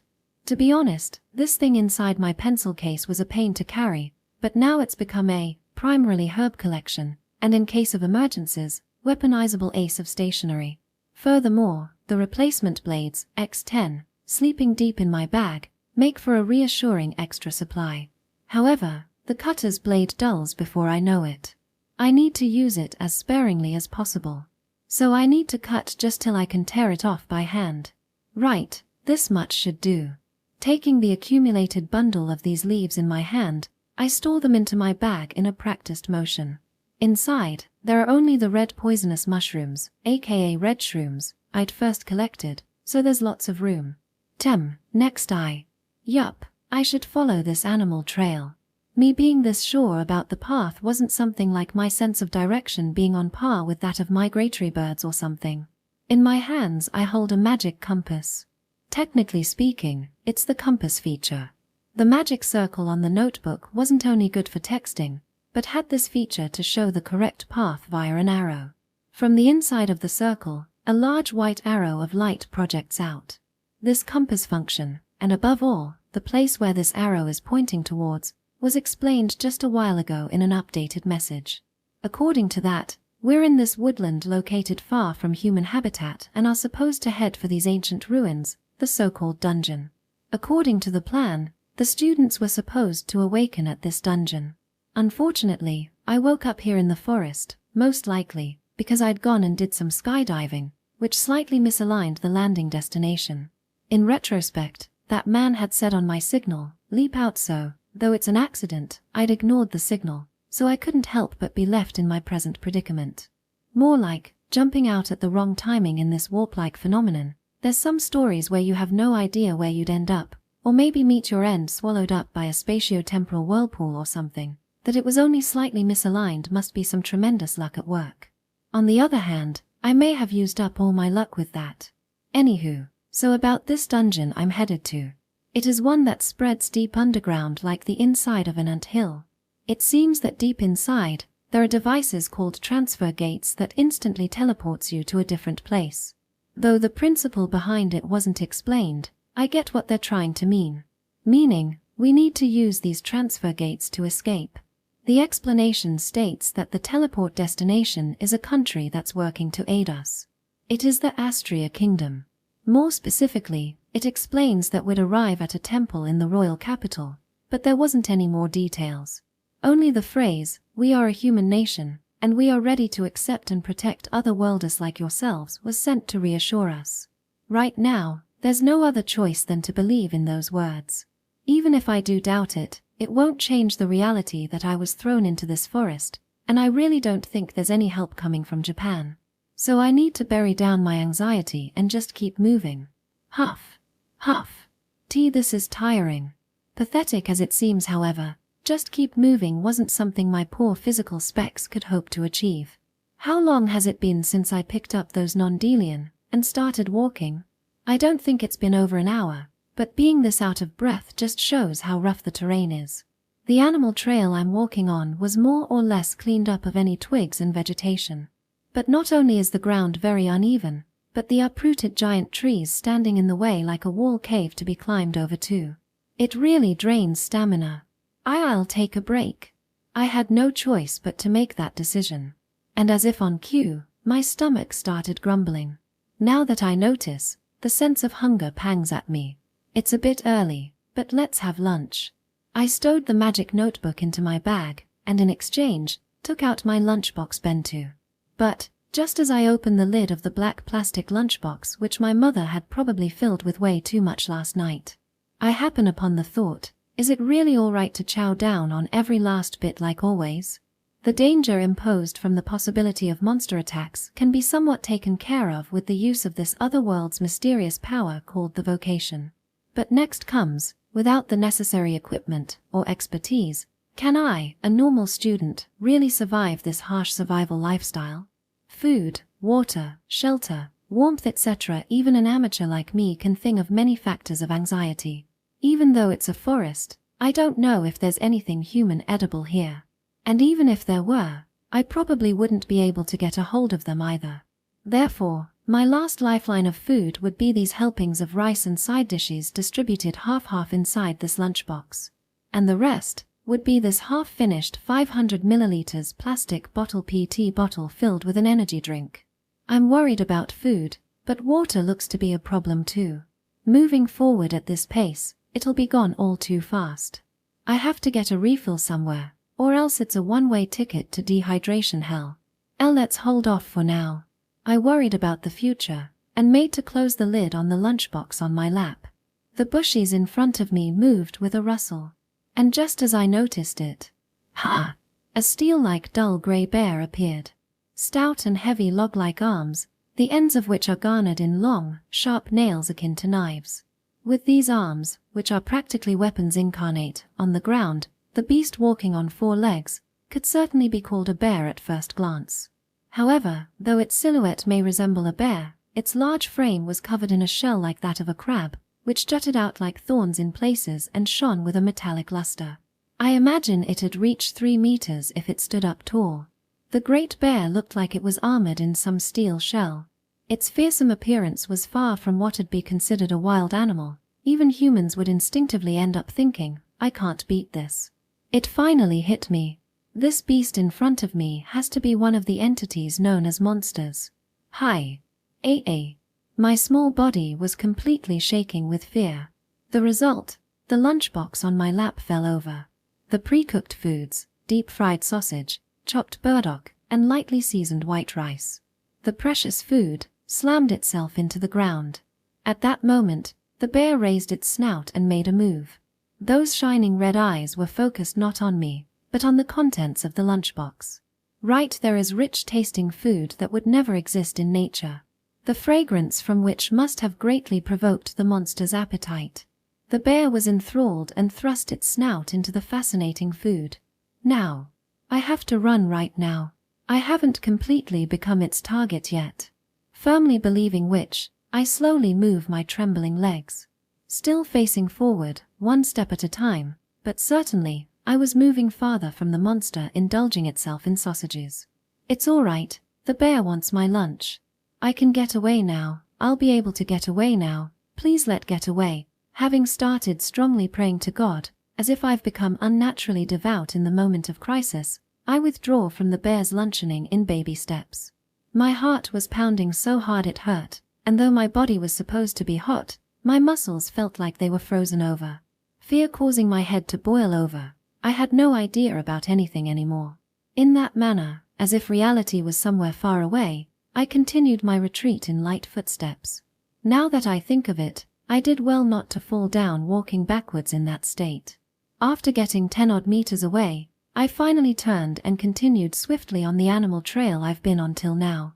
And pretty soon, the bear became hidden behind a giant tree and disappeared from sight. Huff, a huff, huff. Made it rough. I breathed a hot sigh of relief when I sensed very strongly from the intuition pharmacy not that, from my own instinct. A gaze. With a monstrous presence, something's gaze. Fearfully, I look back. From the great tree's shadow, that monster, it was watching me. It's coming for me. I, having only just arrived at this other world, have no clue about the behavior of monster, but I still understand. That bear, it set me as the next prey. I don't know if it's being wary, trying to intimidate, or just playing with me, but fortunately it's not making straight dash towards me. But in return, it's keeping its distance from me who's slowly trying to get away, not getting closer or farther, just following. If I'm remembering this right, I've heard real bears follow mountaineers just like this. It's all fine now, but not long from now, it's gonna realize that I'm easy prey and attack. I can't imagine outrunning it. That monster looks like it's got a stiff, thick shell, but I doubt it's slower than humans. Even if it had the vitesse of an earth bear, it's still impossible to get away on human legs. I heard that bears can go up to 50 kilometers 31 miles an hour. They can cross 100 meters 109 yards in around 7 seconds. The human limit being 9 seconds. There's no competition. Escape impossible. Rescue oh yeah, my classmates all started at the dungeon. Meaning, even if they searched, There's not a chance they'd look in the forest. Only one choice left. This monster, let's call it the armor bear, I need to defeat it. No, impossible. Like, no way, in any way. In my hands is a single, tiny little box cutter. Even if I was equipped with a shotgun, I couldn't take on that thing. Considering my vocation, Shaman's powers, pain return can definitely kill the armor bear, but that'll be the end of me too. Yeah, that one's out. Even with the much hopeful intuition pharmacy, there's only so much you can do, even with the red shroom. This'll only be effective when ingested orally. Should I go for an all-or-nothing bet and throw them at the armor bear's large mouth? The chance of success is abhorrently low. Fucking hell. Why's it gotta be this impossible? The more I think about, the more the chances seem to diminish. And, mercilessly, time does not wait for me. How long will it take till the time limit to hits and the armor bear makes at me? No, don't. I don't wanna die. The idea I came up with after using up every bit of my grey matter was only a way to buy some time. Still walking, I unzip my bag and take out the jersey from inside. This one first. Come on, please work. Betting on this one hope, I gently release the jersey over the ground. And after advancing for a dozen or so meters, I peek behind. And nice. There I see, putting its snout into my jersey and sniffing at it, the armor bear's figure. When being chased by a wild bear, I've heard it's favorable to discard your belongings one at a time to distract the animal. Though it's merely a stopgap measure, and not an actual solution to the problem. My rejoice was but short-lived. As if determining the item as not food, the armor bear used its sharp claws to tear apart my dark blue school-issued jersey, and resumed the pursuit. I bought about 1 minute of time. Yup, it's done. That was a complete fail. UWA. Right then, I tripped on something and performed a grand fall. I fell head first into a bush almost my size, and made an annoyingly loud rustling noise. That being said, the thicket did break my fall, so there wasn't much impact. Coo. With a pathetic groan, I unsteadily stand back up. Despairing from the fear from the armor bear, I foolishly neglected to watch my step. I wonder if it's some tree root, as I was about to make sure my breath caught. No WA. Dead. Right there, in a familiar uniform Gakuren, lay a classmate of mine. My path had just now strayed a bit from the animal trail, and I tripped and fell because of this. Besides that point, the problem was that he doesn't look anything but dead. He'd fallen face up, and by his side was his bag, and, as if he was just about to use the magic, a notebook with the magic circle page laid there open. His Tokushima. I don't know the first name. I used to know all my classmates' names up till my middle school days, but since high school, I couldn't be bothered. I knew his face and surname, and never really had a conversation. Still, he was in the same class 2-7 as me. With the fallen Tokushima-kun in front of me, forget first aid and CPR, I didn't even do a pulse check. I mean, after all, his face is completely stuck dead stiff in an anguished expression. Eyes gaping open with traces of blood flowing out. In addition, mouth, nose, and ears also had similar traces of blood. It's not hard to tell he'd bled out from every known orifice on his head. And now the blood was in the process of hardening and becoming dark clumps. Tokushima-kun is dead, no doubt about that. WHY? Why did he die? How did he die? I had no clue which one I wanted to know. But in front of this corpse that suddenly appeared before me, I couldn't help but imagine it. That soon, I'd be like that too. Calm down. Relax. Think, a way to not die. I can still survive. If I panic here, it's all over. Crying and begging won't do a thing. The armor bear will just follow its instincts and devour me. Just a little more. There's still a little more time. I'll struggle and find a way to survive till the very bitter end. I'm not hot-headed, nor am I a sore loser. And though I've lived with my fair share of compromises, I won't just give up on my own life. Oh yeah, the lunch. With a jump, I moved my body and reached for Tokushima-kun's bag.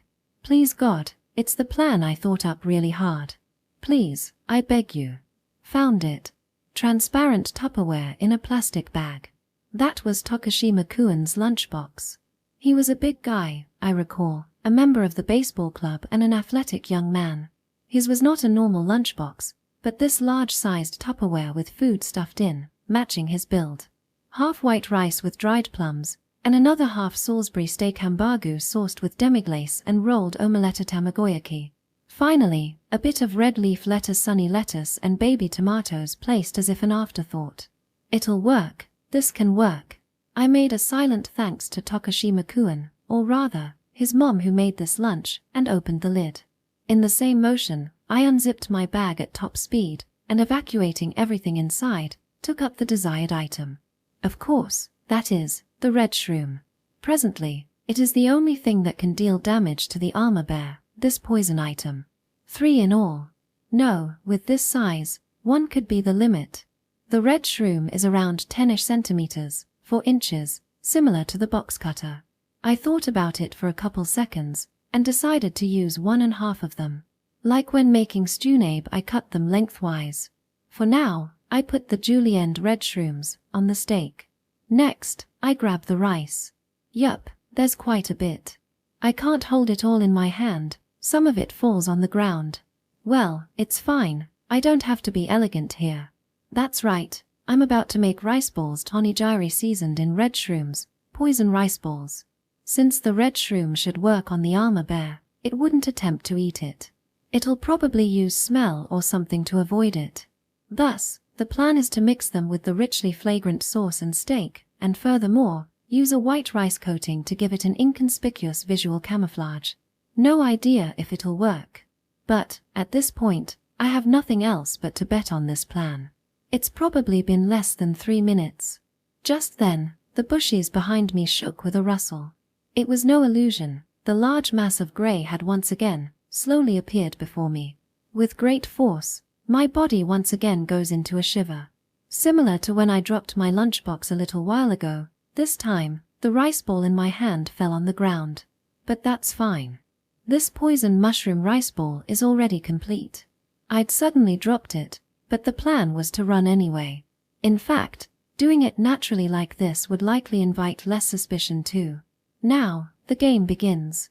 Come on. With a small mutter, I tightly shoulder my bag and move my legs. Facing the armor bear, I slowly retreat. Like before, so as not to aggravate it, and certainly not showing my back and dashing off. The armor bear, just like with my own lunch, started sniffing out the rice ball and the overturned Tupperware beside it. Its long red tongue licks the sauce sticking to the Tupperware. Dumbass, not that. Can't see the better-looking main dish other there. Eat it. Eat lit. And, goa. The armor bear raised a grisly roar. Large fangs the size of human fingers are revealed inside the mouth.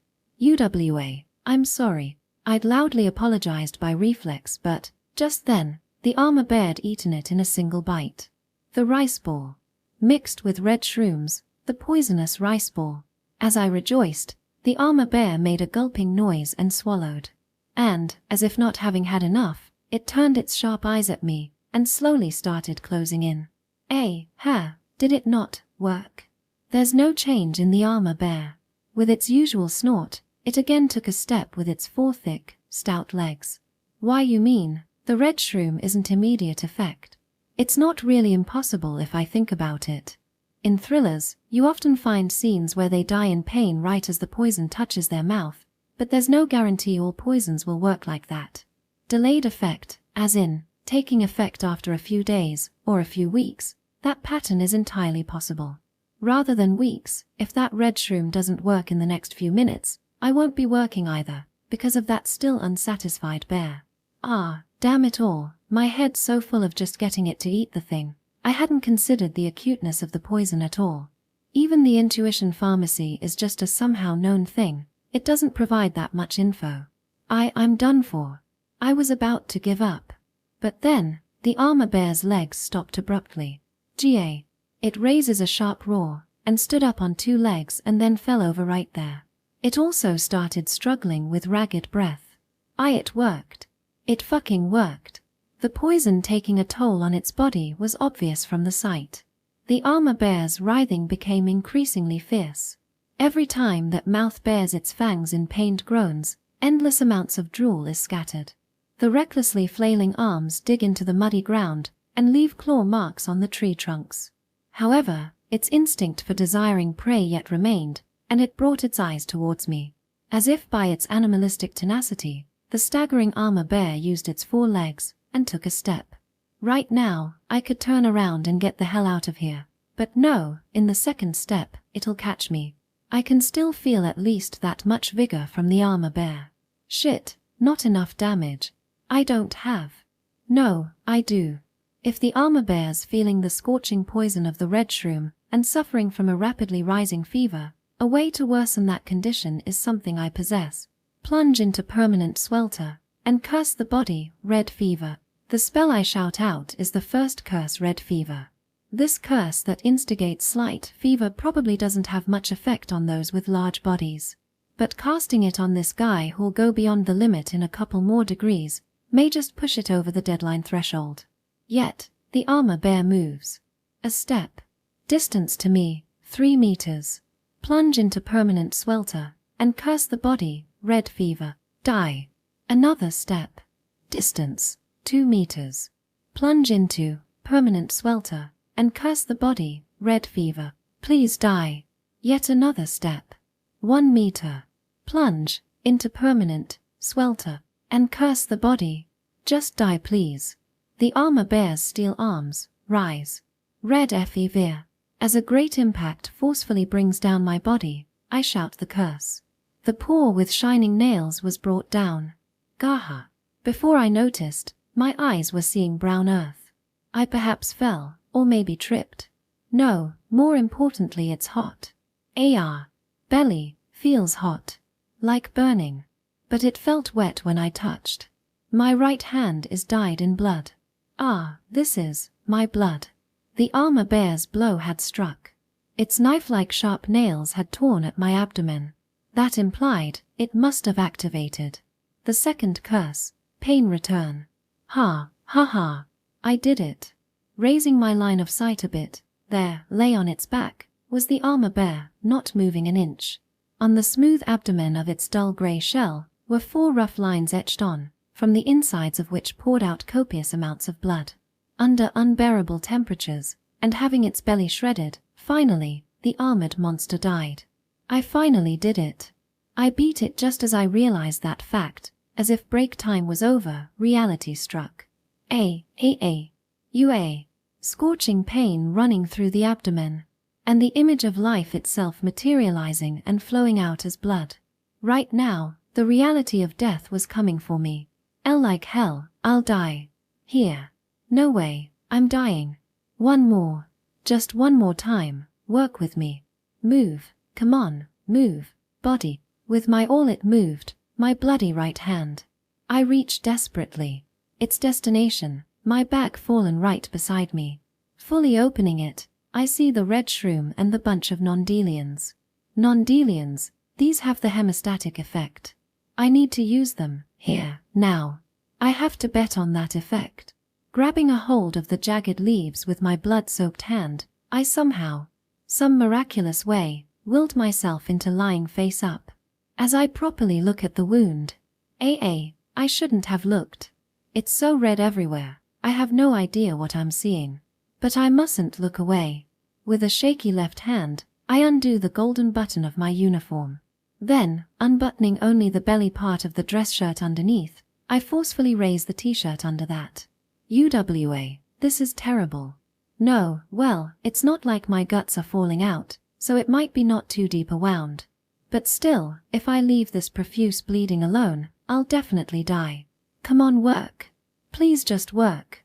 No wait, will just putting the leaves on there really work? Fuck, should have mashed it earlier. No, I can still make it. So bitter. The non-delian leaves I'd put in my mouth tasted just like the dandelion leaves I once put in my mouth as a stupid kid. Bitter. Not edible at all, in fact, it's not even food. Even so, wanting to raise the effect even a little bit, I bore the shitty leaf flavor and mashed them in my mouth, making it into a paste I can apply directly. I had doubts whether this would really be more effective, but Intuition Pharmacy assured me that this is fine. Didn't think much of it when I discovered it, But this could have been a gift service from Curse God Ruin Hildesama. If I die now, I'll curse, even God. And with the bitterness in my mouth, and the pain in my stomach, I got really sleepy. So tired. Can't last. Any. Chapter 4, Betrayal. Life is great. I escaped the crisis of a lifetime. No idea how long I was out. However, seeing as the armor bear's corpse was still lying there, and as wild animals or other monsters haven't appeared sniffing out the blood, I think it's safe to say it hasn't been that long since I lost consciousness. The wound on my belly, for now the bleeding has stopped. My abdomen was black from all of the dried blood I had shed, but I could feel scabs from 4 large strokes. Seeing such big scabs on my own flesh really makes me shudder. I remember hearing that bear nails are pretty bacteria infested, and rather than the flesh wound, the diseases they cause makes it especially nasty. It can't possibly be that my own saliva, that I'd used when doing the mouth mashing, actually worked as a perfect disinfectant and antibacterial. No use worrying now. I'll be okay, let's just pray. A bit unsteady. Now then, I can't bask in the joy of achievement forever. It's too dangerous to stop here. Forget armor bears, even if it's just some carnivorous animal, right now, I'm completely helpless. But which way to go? No, I know the direction with the compass function. Rather, how long till I get to that dungeon? Oh yeah, the dungeon. There's the body of a classmate, Tokashima-kun, here, implying, isn't this the dungeon starting point? If it is, my hypothesis would be correct. Though, every direction looks like the same forest scenery. There. Looking around a bit better, I notice a stone shrine just over there. The mossy surface covered in vines mixed well with the green of the forest and, though it was hard to notice, but once you do, it's impossible not to. Standing at 4 meters 13 feet tall, the oblong structure strongly asserted itself as something artificially built in the deep forest. This has to be the entrance to the dungeon. Even so, not noticing something like this, I must have been extremely preoccupied till just now. But I feel like I showed quite the quick-wittedness and swift action somehow defeating the armor bear. Maybe I'm the type who's a straight-up genius if I just make an effort. I happily praised myself while heading to the dungeon shrine when, oh man, the outside's really a frigging forest. A familiar voice, I heard it. That was undoubtedly emitted from inside the shrine, meaning one of my classmates was about to appear. Anyone there. I don't care who. Having been here where there's that kind of monster lurking around, being able to meet an actual human being, there's no greater relief. For now, let's be glad I can join up with a classmate. Momokawa? What, so you're still alive? From the other side of the dimmed shrine appeared, with brown hair and piercings, the class punk. Higuchi Kyuya. Momokawa-kun's there? Wow, he is. Appearing next, the blonde twin-tail loli, Reina Ias. Really? Kotaru. And finally, appeared my chubby friend, Masaru. Kotaru, you're safe. Sigh to Masaru. The joy and relief from meeting this familiar chubster, now tears really felt like gushing out. Isn't that natural? This is more than just relief from meeting other people. They're reliable comrades who've been given powers of a vocation. If it's 3 people, chances are that there's a warrior or fire mage among them. It can't possibly be that there's more shamans in there. Also, with some support my shamanic powers can also be made useful. Oi, hold up, Momokawa. But then, my legs, that were rushing over in the overwhelming excitement, stopped. No, they were stopped. By a knife that struck right in front of my feet. In barely another 3 cm 1 inch, these indoor shoes along with my toes would have been lopped off. Oi, what the fuck are you doing, Higuchi? Masaru shouts out in place of me. Shut it, and Ade-san ya fat fuck. Just shut your trap and go pick up the core from that big one over there. Kotaru's been alive. We gotta help. Then you wanna die in his place, faggot. From a pocket in this trousers I couldn't really tell. Higuchi instantly took out a butterfly knife and stuck its sharp blade at Masaru's throat. We got 3 people already, don't ya fucking forget it. Hey guys, hold on. Why are we fighting amongst each other? We need to work together and... Momokawa, you little shit, you're our head okay? He scoffed at my very reasonably shouted complaint. Didn't Che read the text message? Ya must be an absolute retard not ta notice. Yeah, don't need this, he sneered, as Higuchi withdrew the knife from Masaru. Saitu, stop your wankin' and get that core now. I'll take good care of Momokawa for ya. Ah, Reina-chan, you can wait inside, it's gonna get a bit bloody. I have no idea what's happening, but it's painfully obvious how it's not good. Then, the situation takes a turn for the worse. Masaru turned dead pale, and following Higuchi's order, began going towards the armor bear. And, as for Reina, she listened to his annoying nice guy voice saying wait inside, and as if completely nonchalant about this clearly bizarre turn of events, retreated back into the shrine. So yeah, Momokawa, sorry but die for me will ya. I'll thank ya for taking out that big guy over there. Thanks for the loot. And with real murderous intent and a sinister grin, Higuchi came at me with his butterfly knife. No wait, why are you? Or, stay still. I'm trying to get your vitals in the first shot. Why are you not letting me show my kindness and put Y at peace? He said it as if messing around, but this was completely serious. I can just tell. Higuchi is really coming with the intention of stabbing me. No hesitance, no regrets, as if it's natural. In fact, his knife was already raised. Now, make it rain.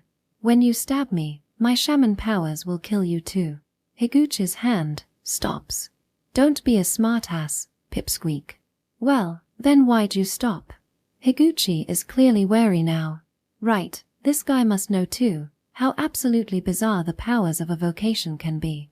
I can return any and all damage back to my attacker. That's my power.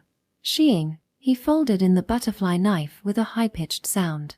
With the blade inside, the fist holding the handle. Booha! Exploded on my face. It hurt. No, rather, I'm more shocked at what happened. HK. Fuck. God fuck. I see Higuchi with the same knuckle marks on his face as me. Wonderful, with pain return, even a weak beater like me won't lose out when I'm hit. Fortunately, my nose or front teeth didn't break. Instead, I did feel blood flowing out of my nose. No problem, I don't even need any non-Delian's false dandelions for this. Hey, Higuchi-san, Kotaru's. Shut it lard. Just get the damn core. Perhaps because I hadn't been killed, Masaru made a relieved face. But, my friend who not only made no attempt to stop Higuchi's attempted murder, but was still listening to him, earned quite a bit of my displeasure and distrust. Higuchi-san, the fuck man. Masaru's out, can't depend on him. Higuchi, what's this core, explain. Momokawa, don't fucking test me. You get what my power is, right? You stab, and you die. Higuchi was so mad, seemed like his veins would pop. But, looks like he wasn't stupid enough to use his knife in a fit of rage. I'm glad I don't have to face the worst bad end of dying along with this asshole. TCH, fine, I'll tell you. After a few seconds of silence, Higuchi spoke up. His words seemed like those of a loser, but for some reason, as if his sourness abated, he sneered at me again. I have the worst feeling, but I'll listen to what he has to say. It's the item needed to activate the transfer gate, the core. You grab it from monsters like that dead one over there. It's in their corpse.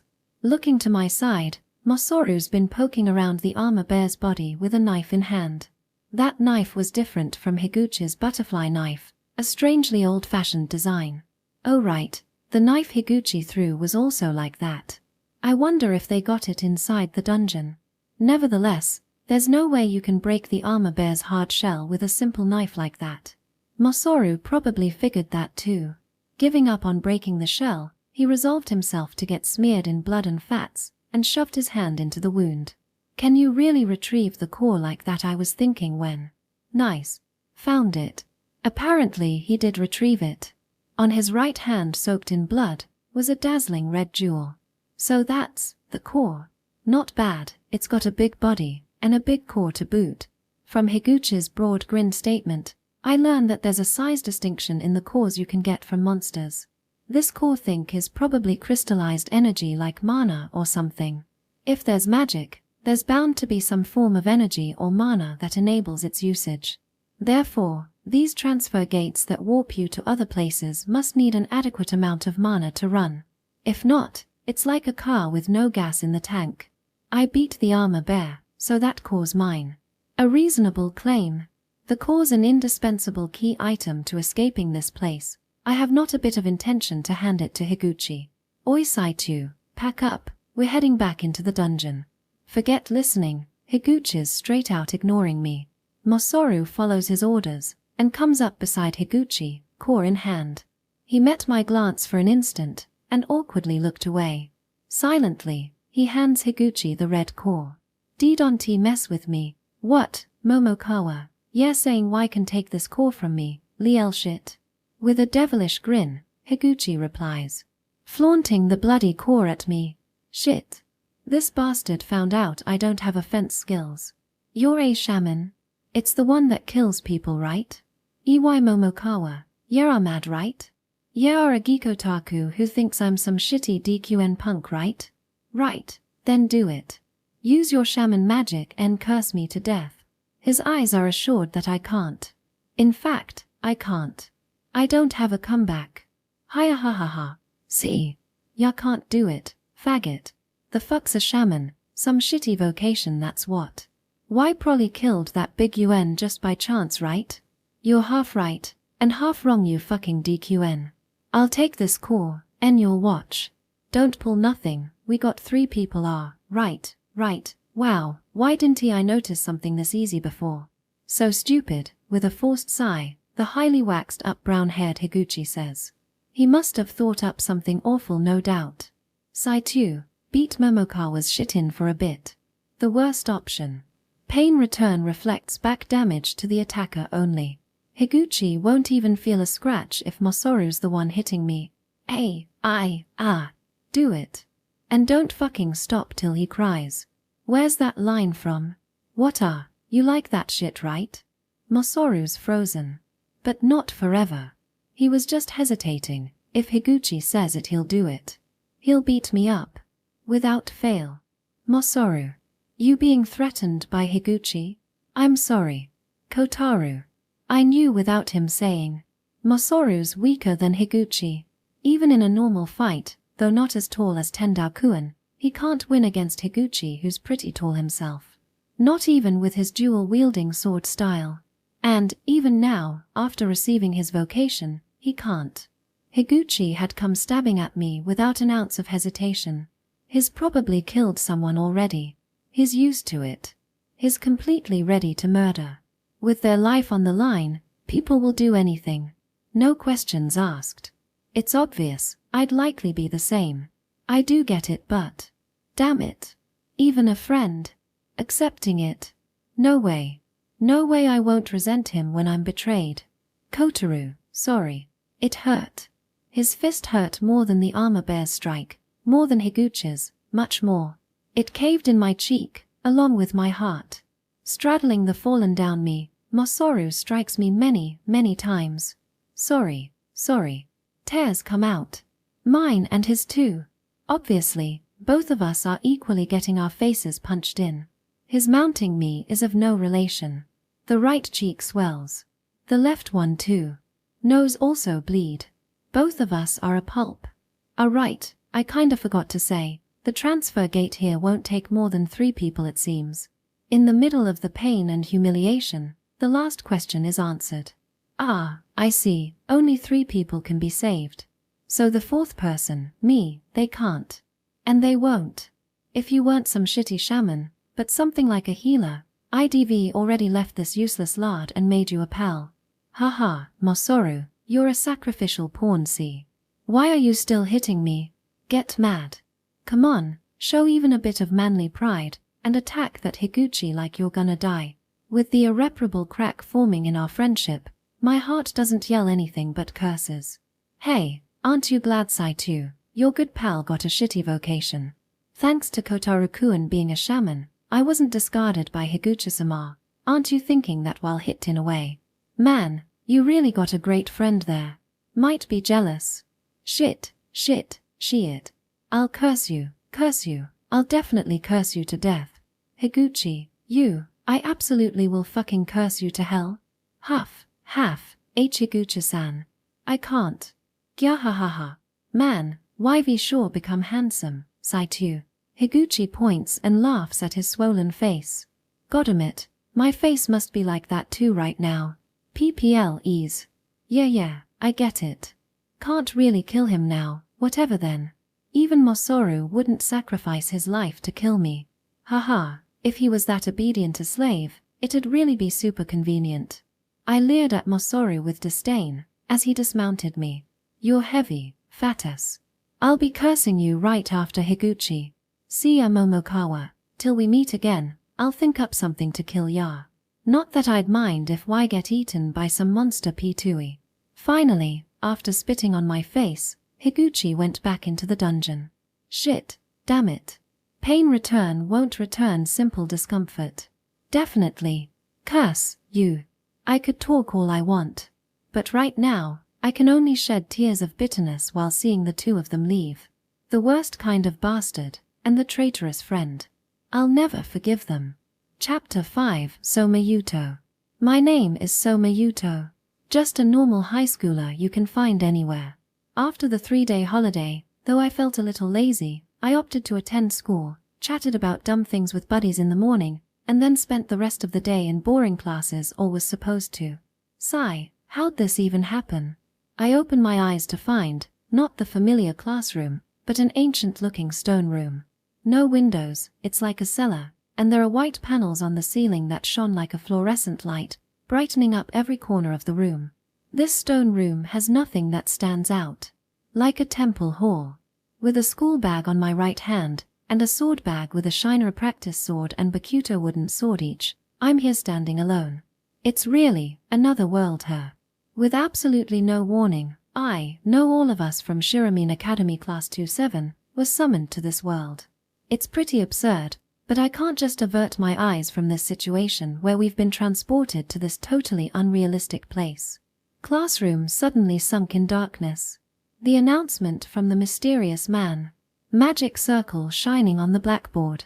If that was all, I could have still believed there was some sort of attraction or trick to it all. But before coming to this stone room, the last thing I saw. The classroom run over in jet black cracks, breaking apart into the abyss. If I see a scene like that, any normal common sense falls apart. I'm forced to believe that I'd been involved in the events of a world of magic. Damn, this isn't a joke. Seriously, why'd this even? No, worrying won't help anyone. Don't falter. Just face forward and keep moving. One of Jisan's grandpa's teachings. Never thought that preachy-ass phrase would be useful at a time like this. Right, first, calm down, then decide what to do. Though I say that, it's infinitely obvious what that is. Gotta find Sakura, my friends, everyone. If that man can be believed, everyone must have been thrown into this dungeon. We may all be separated right now, but we'll definitely meet again. In any whichever case, nothing's gonna start unless we proceed through the dungeon. There's no use staying in this empty, desolate room forever. Ah, right, there's that. Magic formation and incantation, was it? A necessary power to capture the dungeon. That's how it was explained. At that time I'd told everyone to get them down in our notebooks, but honestly, I thought it was pretty shady myself. Even so, I had a feeling it could be even a bit useful, and told my piece. And now that I've been thrown into this dungeon, in this room, my feeling seems to have been right. Still, will this magic circle and spell really work? And then, will it really be enough power to protect us? Actually, could it be that there's a huge catch finding that out won't be after actually using them? Alright, here we go. My campus notebook with the magic circle is already open, and the incantation is completely memorized. Now I just have to. Kia. The sudden scream interrupts the magic ritual. There's no helping it. Because the high-pitched scream that reached my ears, I would, never mistake it. Sakura, is that you? That voice unmistakably belonged to Sakura. Sakura was different from Reina, and wouldn't raise a cry for just anything. She'd stand firm even when facing the punks from Kuro High, not to mention crying out would be out of the equation. That Sakura's actually screaming means she must be in fear and in pretty big danger. I've got to go help. Before I even made the decision, I'd already grabbed my sword bag and ran out. Sakura, where are you? Having burst off running from the stone room, I arrive at a similarly stone-built dim passage. I must have ran around 50 meters, 55 yards. And then I came to a fork in the road. This way.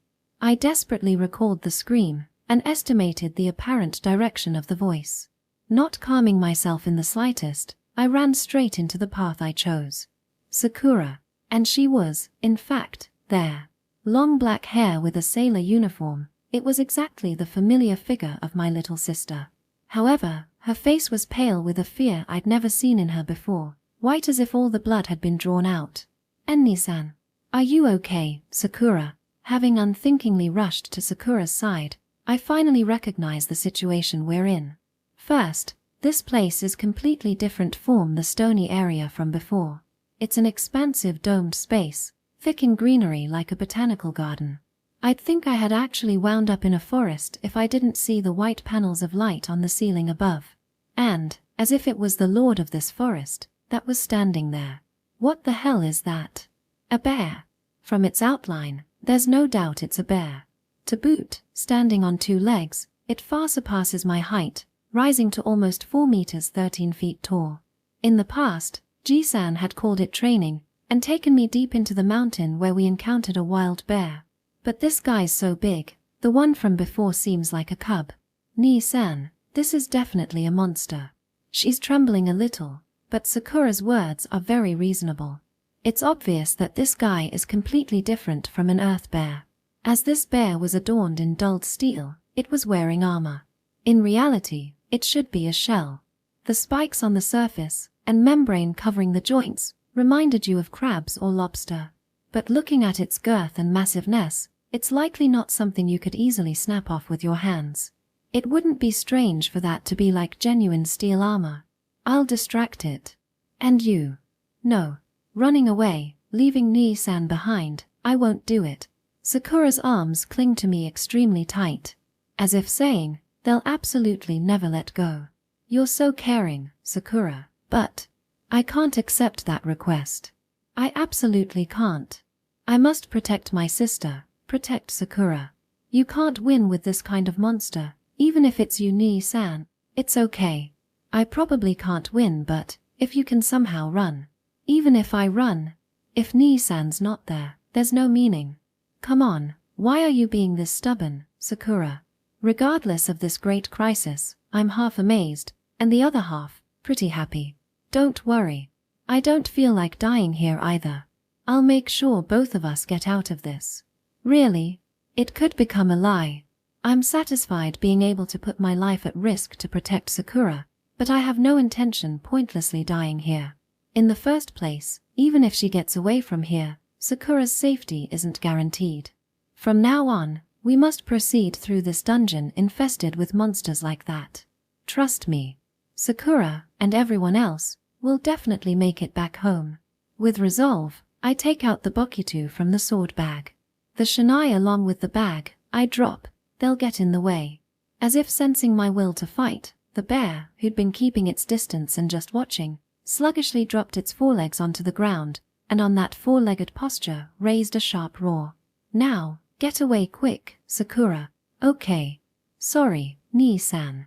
Leaving me that in a practically crying voice, Sakura finally started running. I don't turn back to see her off. Kept you waiting, monster. Garuru. With a growl truly suitable for a beast, the great bear glared at me with its 2 red eyes. The fight's already started. It's not my first fight with literally no prospects of winning. Neither is it my first fight risking my life. But, as for a fight with no hope of winning and with my life on the line, this'd be the first. Scared. But I don't waver. I'd learned how to suppress my fear long ago. Don't like it. But I won't run away. I know without being taught that I have things to protect. So, I'll fight. Even if it's a monster, I'll fight without fear. Fu, ha. I further calm myself with a deep breath. Focus the mind. The weapon in my hands, a simple bokutu. Just the other day, I bought it brand new at the arms shop. It's clean and sturdy, but lacks the power to kill. I could kill someone if I hit them on the head at full power, but this bear covered in a full body armor shell seems like it won't even take a scratch no matter where I hit. Honestly, even a real katana likely won't do a thing to this guy. Well, Jisan might be able to cut through iron, but that aside, I'm not as strong as Jisan. The Bokitu doesn't come into the equation. So the actions I can take in this situation are naturally limited. In the end, I need to focus on and go for its weak points. In other words, the eyes. Obviously, when doing kendo, eyes are forbidden. Other martial arts equally ban targeting eyes. So in normal cases, we don't practice thrusting at the eyes, nor are we made to. But it wasn't the case for me. Not that I wanted to, but certainly, Jisan did teach me eye lunges. I mean really, teaching a small kid such a dangerous forbidden technique, for a guardian, for a teacher, I think there's something wrong, but I'll honestly thank him because it gave me even the slightest chance to get past this crisis. Gripping the Bokitu with both hands, I bring it level with my shoulders. An amateur could tell I was aiming for a thrust, but for an animal, no, monster, it doesn't matter. There's no need to play mind games with it. Just strike with the smallest distance in the fastest time. Finally, as the bear sloppily moved its thick legs aiming for the prey known as me now. The fastest, and also most powerful swing in my whole life till now. It was that much of a satisfactory strike, I could boast with confidence. As if being sucked in, the Bokitu I accelerated at incredible speeds pierced the bear's eye. Goa. Just as I hear the piercing roar, I managed to pull away the sword for dear life. That was close. The moment its eye was struck, the bear reflexively mowed its foreleg at me. If I was distracted being too happy about getting a hit in, that log-like arm with its spikes would have blown me away. Furthermore, if I was a moment late in drawing away the sword, the sharp knife-like nails on its paws would have torn me to shreds. Huff, huff. After that series of maneuvers, I was sweating hard, and heard my heart beating like a drum. Please, let it just leave now. When we met that bear in the mountain forest, taking a hit from Jisan on its snout, the bear disheartenedly withdrew. Jisan always said, wild animals are surprisingly cowardly. They supposedly flee at the slightest smell of danger, so would another world's monsters too. Guo, GAA. Even with its right eye crushed, the bear glared at me with its other eye as if it was my sworn enemy. Seems like monsters prioritize anger for their foe rather than safety. Shit, that wasn't enough. Crushing both eyes. It's risky, but no other option.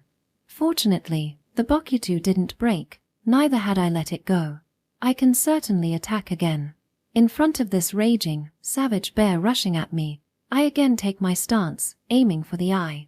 Getting a hit last time was pretty much half coincidence. It may sound obvious, but its eyes are small. If I were to target them, I'd need incredible control. I'm pretty confident in my swordplay, but it's not like I can hit bullseye 100% of the time. But right now, I have to act fast. The bear's already close. It'll get into my range in another step. I don't have any time, place, or leeway to waver. My sword splits the air with great vigor. Similar to, no, I understood that it was with a speed greater than last time. And then, aiming for that approaching bear, that fierce burning crimson left eye, the blade strikes. True in its aim, for the second time, my blade pierces. Goo. No way, it blocked. Just, how? The answer, I'd already just seen. I definitely saw the Bokitu's tip precisely hit the remaining left eye. But at the critical moment, it closed its eye. Yes, same as its body, its steel-shelled eyelids. Faced with eyelids of steel, the simple Bokitu lost all piercing potential, and was tragically deflected. Then, my body becoming completely immobile from my attack returned by this unexpected defense, I showed a fatal gap. Goo-wah. Following which, an intense shock ran throughout my whole body. I suddenly recall, I think it was last year, when I was attacked by some punks from Kuro High on their bikes. At that time, one of them was so mad, he really tried to crush me under his tires. Back then, just as I was run over, I swerved away enough, and though it looked like I was blown away, there wasn't much damage. I even had the strength to finish off that punk who'd fallen over. Guaa. But at present, I didn't have the leeway of time I had then. The spiky shell practically made its whole body a weapon. Also, if you look at its size, it's clearly much heavier than that bike. No way I'll be okay. It's a miracle I'm still alive. With my somewhat disordered head and blurry vision, I somehow or other raise my face to look forward. It seems I am lying face down. There's not much pain, fortunately, but I may have been paralyzed. God damn. It gonna end like this. The inescapable feeling of death. I don't have any strength left to fight. Oh yeah, the Bokitu's also gone off somewhere. Though, even with a sword, I couldn't stand up at all in this state. Ah, it's over. When it blocked its other eye, my chances of victory were completely gone. I lost. And naturally, I know the end waiting for those losing to monsters like that. As according to survival of the fittest, I'd be devoured. However, after a glance, the bear turned away from me as if losing interest. No, that's not it. It didn't merely look away. That's right, it was staring towards the direction Sakura had run off. That is, it turned towards the stone pathway I'd first come from. W8. Sakura's in danger. If you think about it, the bear's thought process is very reasonable. Me who's practically dead, it can leave behind without worry. It could come back after finishing off Sakura, and I'd still be here. Wait a sec. Raising my voice as if squeezing it out, the inside of my mouth fills with the taste of blood. Though I throw desperate pleas at it, a monster who doesn't understand human words would never stop. Lumbering away with its steel body, the bear continues the hunt with nothing in its way. Its right eye's been crushed, but the left one's okay. At the very least, it won't have any trouble chasing after and catching Sakura. Then, no matter how much more experienced in martial arts Sakura is from ordinary girls, unarmed, she naturally won't be able to handle this bear. In the event that she's caught, there's zero possibility of being saved. Sakura. Will I die? And then Sakura too. Will I, without having protected Sakura, die? I will protect. That's right, I'll protect Sakura. I must protect her no matter what. Because I'm the brother. I'll protect my sister. Naturally. Thus, I swore upon that very obvious premise. That I'd definitely protect Sakura. I will. I remember it. That determination, even after 10 years, hasn't faded a bit. The hot, sweltering emotions in my heart move my body. Slowly, I put my right hand, left hand, onto the ground. I feel the texture of the earth on my palms. All right, nerves aren't fried yet. I can move. Then, I can stand. Oh, stand. Pushing my arms, slowly, with both legs.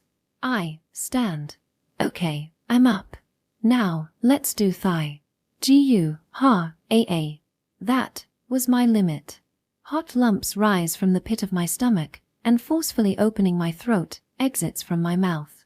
It was deep, red blood. After which, ignoring every speck of my will, my body stops. As if the fresh blood I spat out just now was all the energy left in my body. Never to take a step again. I sank onto the ground, only watching the bear's back getting farther and farther away. Can't even shout. I have no feeling in my limbs. This time really, I can't feel anything. But my emotions alone won't ever settle down. Please, move. Move, damn it. Just for a minute, no, even 30 seconds will do. I can still catch it. I can still break its left eye, and Sakura will be saved. So, come on. Just this last time, let me protect Sakura. Arise. As I was sinking into the quagmire of despair, I suddenly heard a voice. Arise.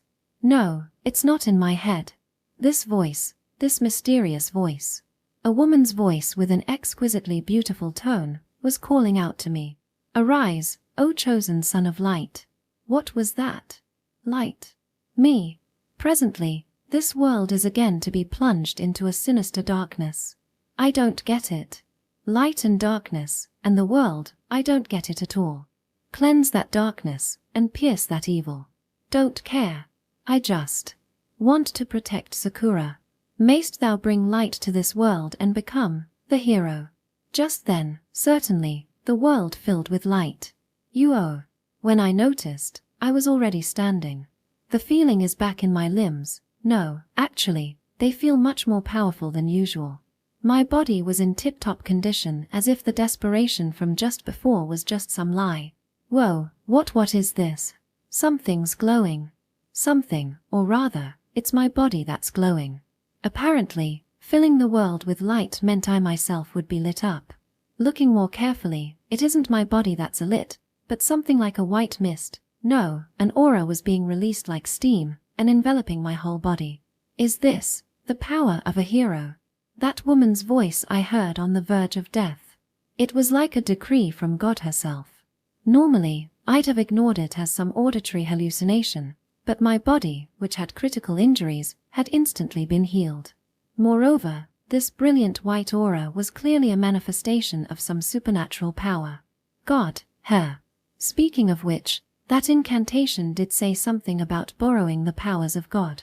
Perhaps, in this other world, something like God really does exist, and can save people. No, more importantly, right, I can't waste time thinking this and that. If I can have power, I don't care if it's from God, or some random coincidence. I'll gladly make good use of it. Yes, with this power I can protect Sakura. The legs I bolted off from were surprisingly light. My body swiftly advanced, or rather, it felt like I was moving as if falling from a cliff. Though I say that, much unlike when falling, I also felt like I had absolute control over every part of my body. Right now, I've become unbelievably strong. I can clearly tell, probably because I was already able to grasp the level of my strength. You can't tell your limits with just club activities at school, but I, having high-risk matches with Jisan every day, had begun to see it. So I know. Right now I've reached heights I could never, no, not just me, I've reached heights mankind can't ever hope to. Oh. Moving with an inexhaustible supply of power exuding from my body, I catch up to the bear in no time at all. Were it by hearing my cry, or by some instinct understanding that some power appeared that could even blow away itself, the bear's reaction was quick. It swiftly turned its head, bracing that large body with unbelievable agility. Before I noticed, it had already stood its 4-meter body on 2 legs, and gotten into a stance to smash me with its steel arms. It wouldn't be an attack that I, not even the Bokuto at hand, could do anything about. No dodging, no preventing, and I certainly wasn't in a spot to counter it. But right now, strangely, I didn't feel like losing. I'll win, definitely.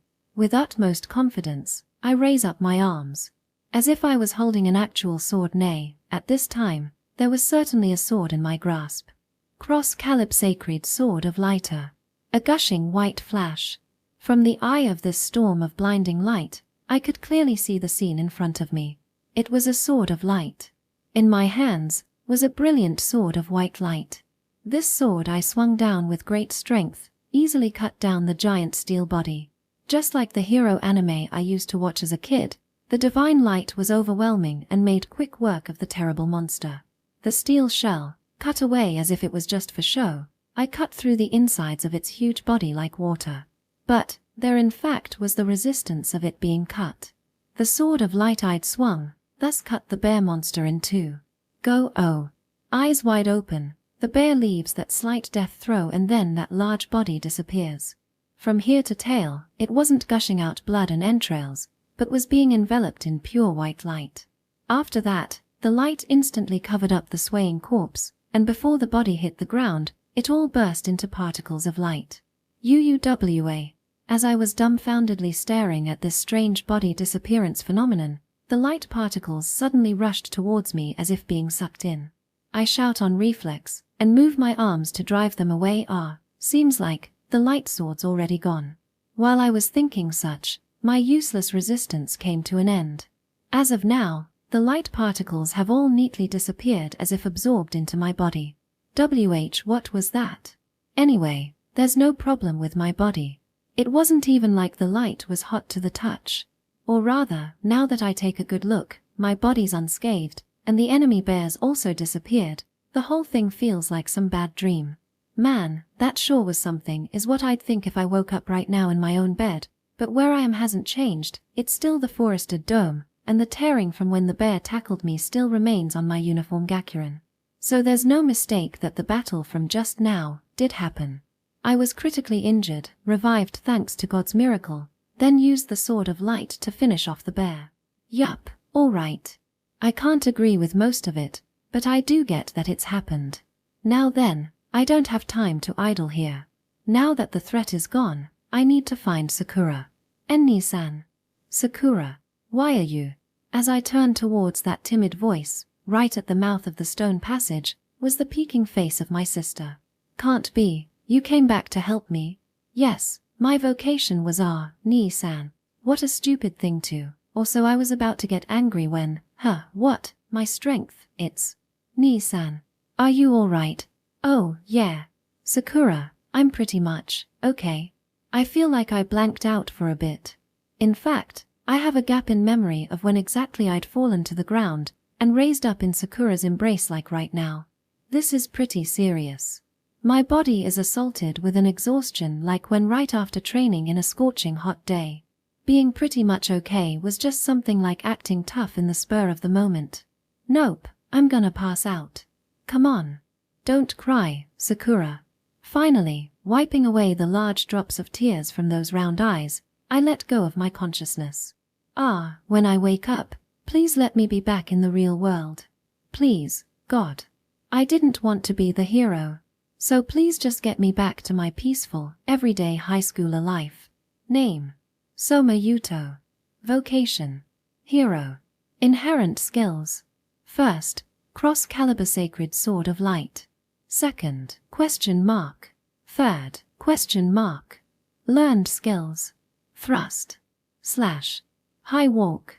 Acquired skills: Force boost, Iron guard, Tri / I saw a dream where I was forced to memorize some things I don't really understand. I think. Chapter 6, Fairy Square. I keep descending on the long spiral stairway. It feels as if I'm falling towards the bottom of hell. Well, I myself am not in an uppity mood at all though. I won't catch up to them, will I? A while after the Higuchi party disappeared into the shrine, I also decided to head into the dungeon. While waiting, as I was going crazy with rage and vexation, there was also the fear of monsters coming from the smell of blood. All in all, my heart was a mess. To distract myself from the distress, I thought to do some preparation for here on out, and went scavenging through the dead Takashima-kun's belongings. He was in the baseball club, so I'd have been glad if he had a metal bat or something, but the only useful things on him were some calorimates, a bottle of Pocari Sweat, and very deep in the pocket, a lighter. Of course, I found some cigarettes there as well. Since I prefer not to, those would be useless for me, but I decided to keep them anyway. After stuffing the notable items into my bag for a while, and then getting up to head in, my head had become much clearer. Calming down after stealing from the dead, I must have already become some kind of crazy. I then stepped foot into the shrine come entrance to the dungeon. And there I found that previously mentioned helical staircase that I'd begun descending. Nothing else to note, there were only those flights of stairs in there. Wide enough to fit 2 adults side by side, the inner side of the spiral was a pillar without any blemishes. Made of stone like the outer wall of the shrine, the well-placed blocks didn't wear any moss or vines nor did it suffer any corrosion. It was quite the sight. Parts of the wall dully emitted white light, which made seeing easier. It was surprisingly easy to find where to place my feet, and my descent was without trouble. Speaking of stairs, I wonder why Higuchi climbed up this place. The destination should be the transfer gate deep inside the dungeon. With the notebook's compass function, they shouldn't have gotten lost. I can't think of why he'd want to come outside. Considering how long these stairs are, you wouldn't want to just climb it without any objective, no. Right, I see, he did have an objective. He wanted to get his hands on the core from the armor bear I defeated. Of course, it's not as if he witnessed the moment the armor bear collapsed. Which implies that he has some ability to detect dead monster or maybe cause. If I think about what kind of vocation it'd be, something in the thief or scout genre I guess. At the very least, He doesn't give me a warrior or fire mage kind of feel.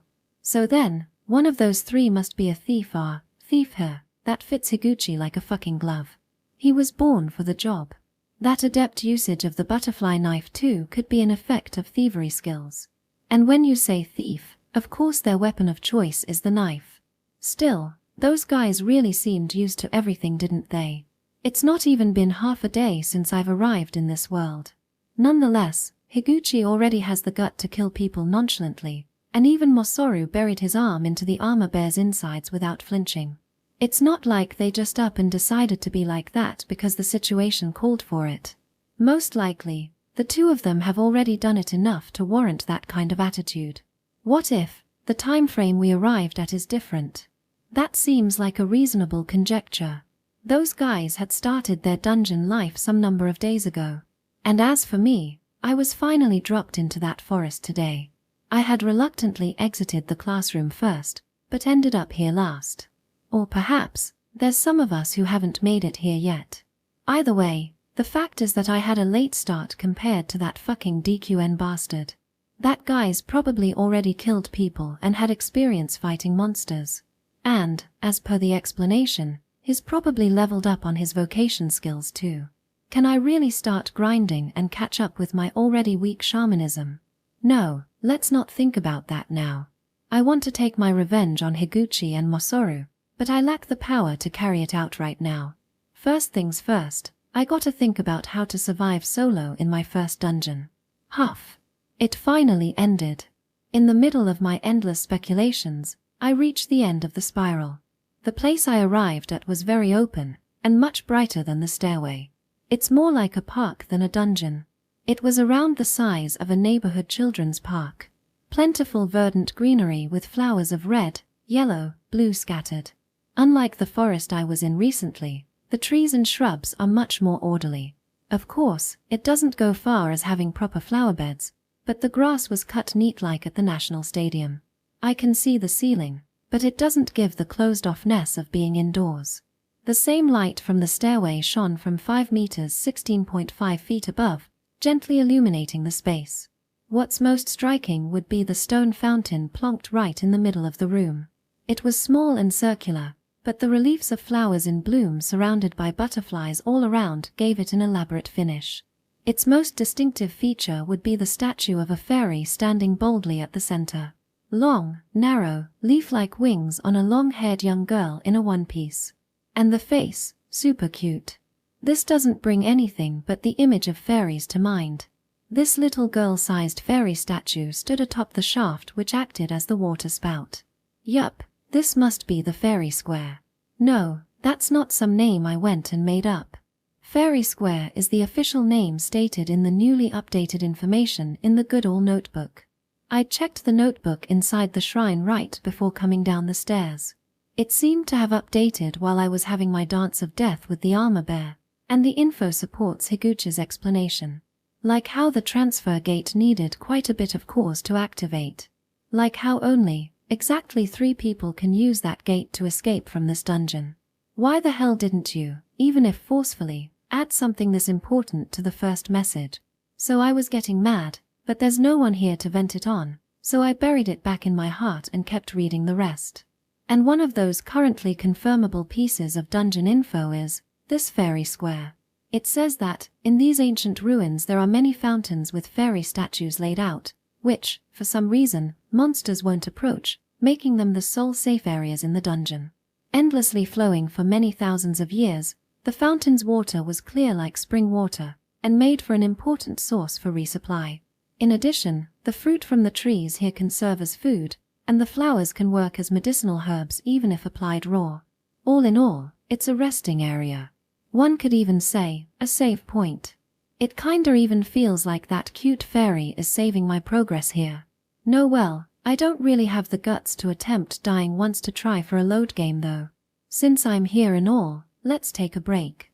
Or rather, I should call it preparation for solo challenging the dungeon from now on. Even before fighting monsters, there's survival tactics to consider. That in mind, let's collect some water. Whoa, looks really cold.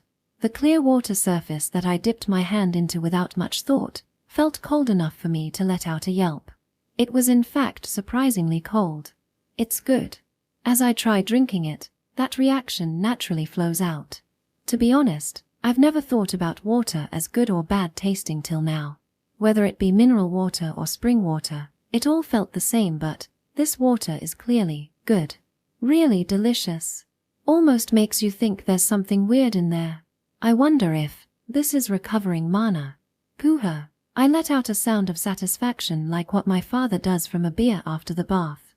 It feels like that blue MP gauge placed below the green HP gauge is being vigorously filled up. Though I have no idea whether that's actually happening or not. It's my own body, but I'm not sure. For now, like it said in the info, seems like there's no problem using the water. At worst, it'd be fine to come back here to resupply. Now to just hope the structure here makes it possible to return. These tree nuts, you can definitely eat them, but I wonder about the taste. The next thing I grabbed was, filled with nutrition, with just this and water, you can survive no problem, the nut praised by my intuition pharmacy as such, aka the fairy walnut. That'd be its officially designated name from the notebook. The walnuts are fallen under trees which line up on both sides of this avenue-like room. They're slightly smaller than baseballs, and have a brilliant shade of green. These ain't ripe at all.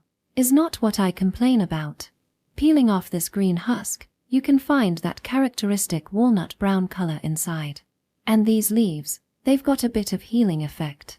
As if imitating the wings of a fairy, these walnuts have 2 pairs of thin leaves loosely stuck to it.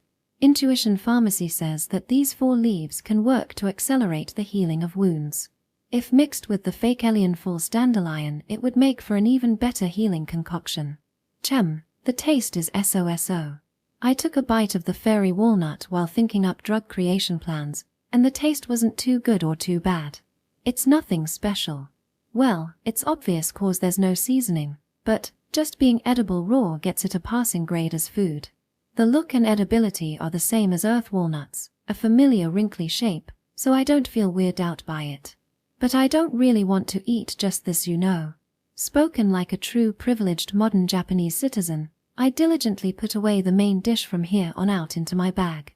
Alright, now to get my shaman fingers crackin'. Lastly, I face towards the garden of flowers in full bloom as if inviting me to it. The notebooks already declared that they have medicinal uses, so these will become raw materials for making some valuable drugs. The text message info only talked about one type of these medicinal herbs. It gave some official name, but it's too long and I forgot. Looks exactly like a 4-leaf clover, so that's what I'll call it. My other classmates are probably calling it that too. Incidentally, this 4-leafed clover is similar to its counterpart on Earth in that it's a pretty rare find. However, the value and effort of finding one is returned with similar, much more value in powerful healing effect. The Higuchi gang has already passed through this fairy square, and probably took most of them. There's no use in looking for possible leftovers. But as a shaman, I'm able to discover useful herbs other than the clover we were all informed of. Moreover, I could even combine these herbs using intuition pharmacy, and make nice meds. I was scared that it'd be like RPG consumables, and only individually usable, but that turned out to be needless anxiety. Hell yes, this'll do it. This'll work. Woohoo, I dive into the flower garden. The hidden effects of all these different flowers sizzle into my brain. The ones that look like white Lilishirayuri have a healing promotion effect like the fairy walnut leaves. The one like a red tulip warms you up, blue lavenders are detox, yellow for pain relief. There were many different types as if someone gathered them. Awesome, now to roll up my sleeves and get cooking. Seems like my run hasn't completely run out after all. Finally, I'm starting to see the light. Chapter 7, First Time Spelunking. I'm sorry, please don't do anything painful, please. Right now, I'm in full-blown begging for my life mode. I hope you don't see this as shameful though. Momokawa Kotaru. To have met again, we are thus glad. I face the Grim Reaper, Shinigami, or rather, the god who bestowed me with the oh-so-wonderful vocation of Shaman, curse god Ruinhilda. A skeleton body similar to the one you could find in the biology lab, he unleashes a fierce, indomitable presence. Not only is that skull face in the worn-out black robe super scary, I also had painful experiences with him, like having my head messed with and chest pierced. So, obviously, with no half-bakedness, I'd up and start begging for mercy. Have I perhaps done something wrong? Please spare me from unfair scoldings like pathetic, to be done in by some DQN despite being a shaman. As I can't really reply to a literal god with, then why don't you just give me some super strong curse to make Higuchi suffer and die, huh? Thine grudge, it doth taste rather sweet, we praise thou. It seems he's not angry for that event, but rather seems happy. Phew, I'm relieved from the bottom of my heart. I can't even imagine what this god'd do to me if I made him mad. Yes, it was my pleasure. Then, why have I been called here, if I may inquire? I'd suddenly woken up to find myself in this god's space. Though in pitch darkness, strangely, you can see each other and the surroundings. Like outer space scenes in sci-fi movies. I was in the fairy square, testing out various mixtures of herbs, but seems like my fatigue had built up and I'd dozed off. That's a safe area not approached by any monsters, so sleeping there wouldn't be a problem. I hope nothing attacks my immobile, defenseless body lying there on the flower garden. No, not in the sexual meaning, the predatory one. We shalt grant thee a novel curse. You will. Thank you very much. An unexpected level up. I guess the beating the armor bear must have gotten me a heap of EXP. I mean, that thing has to be at least mid-boss tier. If you got that guy as you first encounter in a game, that would be a game-breaking bug. Whatever it is, if I can get a new move, I'll thankfully accept. If possible, something that can directly damage monsters. Please, God. Receiveth it well. With such majestic phrasing, Ruinhilda's arm moves. Feel like I've seen this bef when that bad feeling had raced through my body. The bony right hand was already gripping my head. More specifically, it was gripping my slightly long black hair. You-uwa. Again G-u-for. While I was crying out, he had spear-handed me right in the middle of the belly.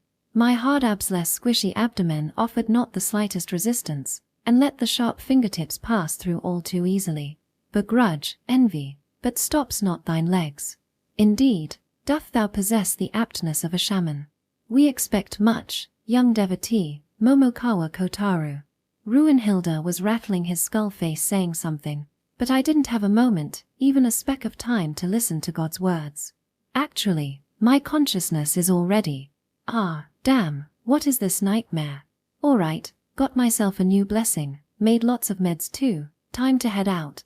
I'd received the blessing like one of those splatter films, and was a bit depressed, so tried to get myself riled up even if forcefully. I mean, if I don't then I'd never have the guts to step into that dark passage aka underground labyrinth dungeon. Heading out. In the end, with terrified witless steps, I really began my dungeon spelunking. The thin rubber soles of my indoor shoes clearly transmitted the feeling of stone underfoot. The fairy square seemed like a neatly cut-off nature park, right after which, the passage was made in stone only, like the stairway. However, those grey walls were rough, covered in mosses, and had large cracks running along them. Breaking through the gaps in the stone, unknown weeds sprouted everywhere. Intuition pharmacy was like weeds with no effect at all. Worthless. They should just go extinct, and dishing out some sick burns come explanations in my head. Was it always this kind of power? Though these weeds were growing so happily, there's no mistaking that this place was deep underground where the sun's light doesn't reach. The light here is of course that same magic white light. However, the space between these luminescent magic tiles was sparse, and the light didn't reach each and every corner of the passage. From the edges of areas shrouded in darkness, I felt like I saw some big bugs crawling about. No way, can't be a cockroach. Another rustle as I swallow my breath. The shadow reflected in my vision for an instant looked nothing but like that reddish-brown thing that's hated unilaterally all across Japan. I'm not that bad with insects, and won't hesitate to smash that with a rolled-up newspaper. Nevertheless, if it gets to palm-sized, it's no good. Many things are no good. That's not something humans can handle. We'll go into decline. Shivering in such thoughts, I just quickly keep walking through the passage without checking left, right or back. Fortunately, I stopped hearing any of the creepy noises that makes. Phew. As I breathe a sincere sigh of relief, my feet stop. Fork in the road? No, looks like a main road. At the end of the passage appeared a large open area. On the ceiling high up, I see the large type luminescent tiles which light up the present scenery, and also paths that could hold 2 lanes of cars splitting in front of me. Kinda looks like long tunnels. Though their semicircular ceilings were orange in color though, there isn't a sodium bulb in sight. Looking left or right, the road slightly curves until it melds into the darkness. It felt like a subway train could come out from there any second. I'll go right. I'd opened the magic notebook to check the compass. The arrow on the dimly glowing white magic circle did in fact indicate towards the right-hand side road. Not shaking or wavering, pointed stiff. I, having nothing else to rely on, kept on walking where the arrow so confidently indicated with no particular doubts. This thing isn't broken or anything, right? When it isn't changing at all 30 minutes into walking in the tunnel, naturally, those kinds of doubts would surface. Every time I check the notebook, the arrow's still just pointing forward. I needlessly doubt it for a few more dozens of minutes. The arrow shifts direction. UAA. Is this was really okay? The arrow pointed straight at the back of a wall that was crumbling, revealing a narrow passage. Without a doubt, that doesn't look like it was made along with this tunnel, but by someone else who drilled a hole to the other side. Along the way here, I'd seen similar places with the wall crumbled, but if you tell me to go into one, I'd be a little hesitant. Well, no use worrying. This must work as a shortcut. With such positive thoughts, I slide myself into the large crack in the wall. And inside, there was a passage just like the one I entered in from the fairy square. So similar, I was beginning to doubt, this dungeon consisted of only these tunnel and dim passage type paths. For now, without expecting any spectacular fantasy-esque scenery, I started walking on when, Dagoa, I heard a voice. Whose? No, not a person. At first, I thought it could be a classmate shouting. But that voice didn't sound Japanese at all. It was a jarring cry impossible to comprehend. Could be someone from this world speaking its language, but the roughness of it could be some beast as well. Looks like it's from that room. The voice had come from a door midway through this straight passage. Seemed like the inside of the room was brighter than in here, and white light was seeping in through the slightly opened door. It was just the right gap to peek through. This could even be a new monster following the armor bear. If it finds me, I have no countermeasures at all. The new curse I got from Curse God Ruinhilda is, unfortunately, not the offensive kind. Though I feared it dangerous, that didn't stop me from checking what lay inside that room. I got curious. I got super curious about it.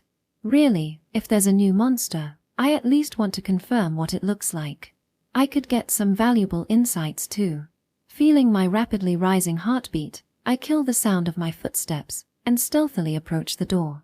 The indecipherable cry reaching my ears get progressively louder. I get the image of that wood-like door being kicked open and the owner of that cry jumping out, in my head, as I finally reach the door. I hold my breath and slowly peer into the gap. Not a shout, not a sound of surprise. That I didn't do either of those could be said to be nothing but miraculous. Because what I saw beyond the door broke past my imagination. They're eating human. I only said that in my head. Eating human flesh. If I had to say it in words, those would match what I was seeing. It was a stone room with no peculiar features. The size would be about half of a classroom. Diagonally at the edge of the room formed the door I was peeking from, were 3 shadows. No, those were really only black in color. Those bodies glistening black under the white light as if smeared in oil, gave me the same aversion as when I saw those cockroaches. But they, standing on 2 legs, holding things with their 2 hands, wearing worn and torn clothing, seemed much closer to humans than any roach. Nevertheless, no one has to convince me that those 3 black things are not human at all. Eating a person, with just that one point, I refuse to acknowledge them as human. Huff. Huff. What the hell is that monster? At the back of the room, those 3 are gathered around something. No, I already recognized what that was. Lying there was unmistakably a girl from my class. In the middle of that red-black pool of blood, I spotted the familiar deep blue sailor uniform. From that pleated skirt, the legs peeking out shone strangely white. Though I could see so clearly, I didn't know that girl's name. Because I can't see her face. From my position I could only see the back of the head, with black shoulder-length hair just the back of the head, disconnected to the body, rolling on the floor. To add, it was not only her head, but both arms were missing from her body too. Right arm from the shoulder, and left, from the elbow, had been cut away. Grunch, grunch, resounds the vulgar sound of mastication. The missing arms were each in the possession of one of the black ones who were in the middle of gnawing at those white slender fingertips. You. The contents of my stomach were flowing back up, but I managed to swallow it down. I wonder if I got some resistance from watching all those zombie flicks with Mosoru that had nothing but the gore going for them. Still, no masterpiece of horror filmography can hope to accomplish what this undoubtedly real scene presented in cruelty, frustration, discomfort, disgust. I feel sick, so sick.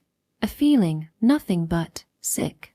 I look at the black thing's face as it chews the middle finger of the right hand. A face uglier than even zombies. Its piercing round, yellow eyeballs stand out from the pitch-black skin. Though they seem to glitter in the light, it's unlike the shine of gold, but rather like the yolk of a rotten egg. Its nose at the center of its face was short as if smashed in.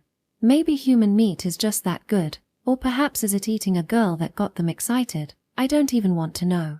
But seeing that rough breathing through its nostrils, it sure gave that kind of impression. Most of all, its mouth, wholeheartedly indulging in the white finger with no thought of wiping off the dripping blood, gave me the worst disgust. A big mouth deviating from the meaning of that expression. Its mouth stretched up to the middle of its cheeks. From that large oral cavity peeked out white and yellow filthy, uneven teeth, and a strangely long red tongue. Its teeth tore away at the finger meat, like a leech, not spilling a single drop of blood, then licking the meatless finger bones. It's unbearable to look at, but those two eating just the hands were still better. Much better than the other one. Lifting up the hem of the sailor uniform, it was excitedly shoving its face into the slender, white, naked belly underneath. Shoved it right in the middle where you'd find the navel. It was slurping out her intestines from there and devouring them. Even though it had its two hands, it still ate like a stray dog eating from a trash can. Despite its human form, its filthy dining wouldn't be seen in even monkeys. Huff. Huff. Gee, gotta get out of. Guara. Suddenly, one of them raised a shrill cry. Throwing aside the half-eaten right arm, it grabbed the rusted axe hanging by its waist and turned around. Yes, it turned around right towards the door I'm peeking from. Crap, they found me. Deggy. Or so I'd thought, but it turned back round right there. Seems like it hadn't actually noticed me. The hell, man, fuck you, scaring me like that. As I was cursing them in my heart. Chock. A dull sound reverberated throughout the room. What is that? Before I question the sound, that thing's action burns into my eyes. It had swung down its axe at full power. Where? It's obvious. On her corpse. The target was the leg. At the base of the thigh. Chock chock, check chock. The sound of piercing meat repeats. I saw it madly striking repeatedly with the unsharpened, rusted blade. The part of the human body, next in thickness after the waist, was battered countless times by the unwieldy axe. Rather than being cleanly severed, it was raggedly being shaven into. The girl's pale legs are drenched in blood and defiled in red cuts. The skirt, turned up from the violence, revealing a pair of prim light blue underwear, only to be accentuated the graphicness of it all. I'd dream of staring at a girl's panties, pantsu, but that thing's vigorous axe thrashing made it completely into a nightmare. Yes, a nightmare. Being attacked by the armor bear, having my core stolen by Higuchi. That misfortune felt oh so warm. Right now I felt like the luckiest person in the world. I mean, I'm here, alive, and she's there, dead, being eaten. In all vulgarity and sloppiness, by those ugly, barbaric monsters, devoured to bits. Goofy. CRKK, a different, larger sound reached my ears. It was undoubtedly the sound on the femur being forcefully split after half of it had been chopped through. Then, finally it grabbed the chopped-off leg with both hands and sank its filthy wide mouth into the meaty thigh in ecstasy. I unwillingly hear it going gui or buhia as if it's satisfied with the dish it's gorging on. No. No. Just, enough already. The two others, as if provoked by the one ravishing its leg, started wildly fighting over the half-eaten thigh in that one's hands. At that juncture, I'd had enough, and slowly backed away with my trembling feet. That's enough insight. Much more than enough. I understand that this dungeon has demons that'll happily devour human flesh. From their hairless, slimier than smooth, bald head, with two short protrusions like a deformed snail shell sticking out, I'd be right in calling them demons. I have to get out. Absolutely, no matter what. From this hell. With unabated fear rising from deep in my heart, I rapidly advance through the dark passage. Chapter 8, Encounter Part. 1. Yay. A fairy square. Seeing the only bright, peaceful place in this dark, gloomy dungeon, I, like a rising high school player reaching home base at Kushian, slid right into the room. The fairy square gave me a feeling as if I'd returned back to where I left from. The neatly spaced trees of fairy walnut, the medicinal flower garden in full bloom. Finally, the save point-like fountain with the cute fairy statue. Water, food, medicine, I could get them all right here. But what I needed the most was the sense of security of the fairy square, where monsters don't approach. Obviously, because I came to know how that kind of violent, man-eating demon runs rampant in this dungeon. Looking back, those things had clothing, and used weapons such as the axe.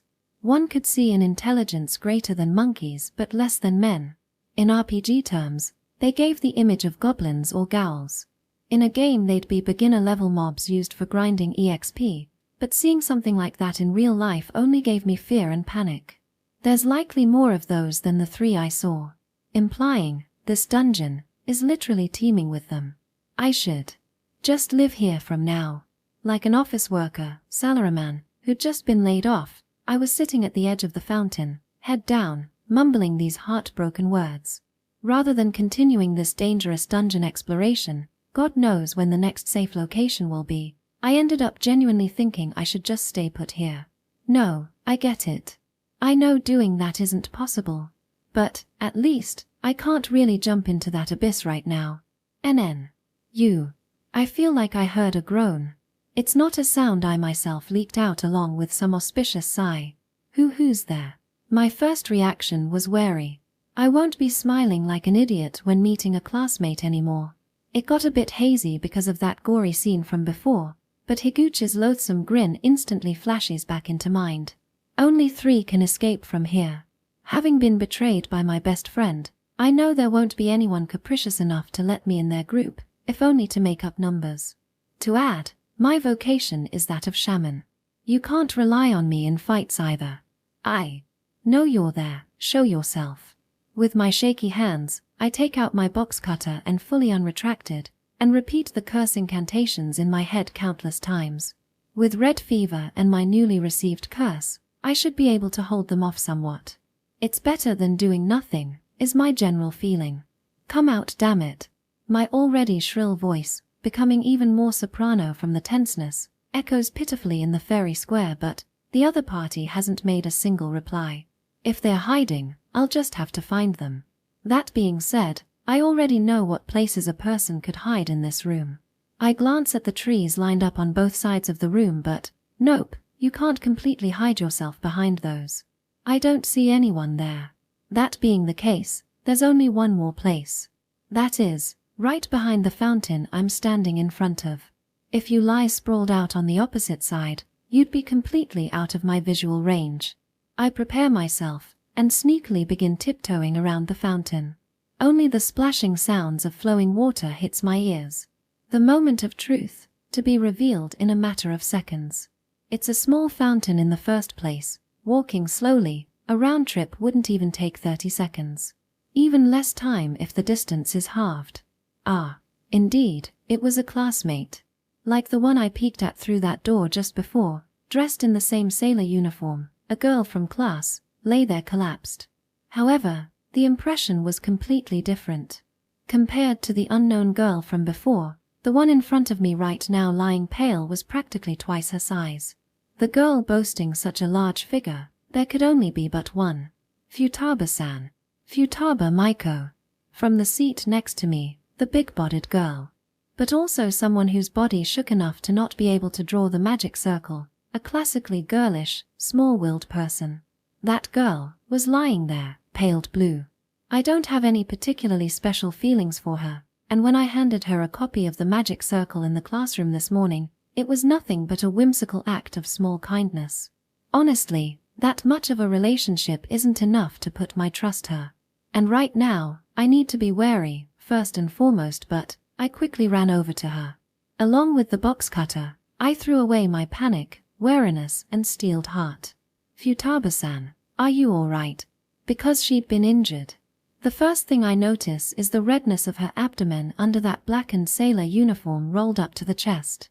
The wound was, different from mine received from the armor bear, a straight slash across the belly, as if torn up with a knife. The shirt was rolled up, not to invite men into attacking her, but to somehow treat the wound herself. However, she didn't have the means to carry out any treatment of such a terrible wound. And that would lead to her present state. Ah. Makawa. Kuan. She thinly opened her round eyes, and saw me, who was calling out to her, by her side. Traces of tears on the edges of those eyes. How long had she cried in fear of being so close to death? Now, she didn't have the strength to even cry. Hold on, Futaba-san. Help. Me. I will. I'll help you right now. Don't. Please don't. Leave me. Behind. Leaving that, Futaba-san's eyelids were again shut. Futaba-san. Futaba-san. No reply. No reply, but she's still faintly breathing. I quickly decided to check her pulse, reaching not for her wrist, but her pale neck. That was closer. As I touch, I'm surprised at the softness of a maiden's skin. Soft, white skin. But fat. I'm damned tired of my male instincts rising first, but on my finger, I indeed feel her pulse. Futaba Maiko, she's not out of the game yet. Please. Work. With a prayer, I turn over my bag where I'd put the medicine I, as an amateur shaman, earnestly made at the first fairy square. Facelian, false dandelion, and fairy walnut leaves ground together with the flowers that looked like white lily. I first grab the medicine named ointment A. Of course, there's a B and C made with other combinations of herbs.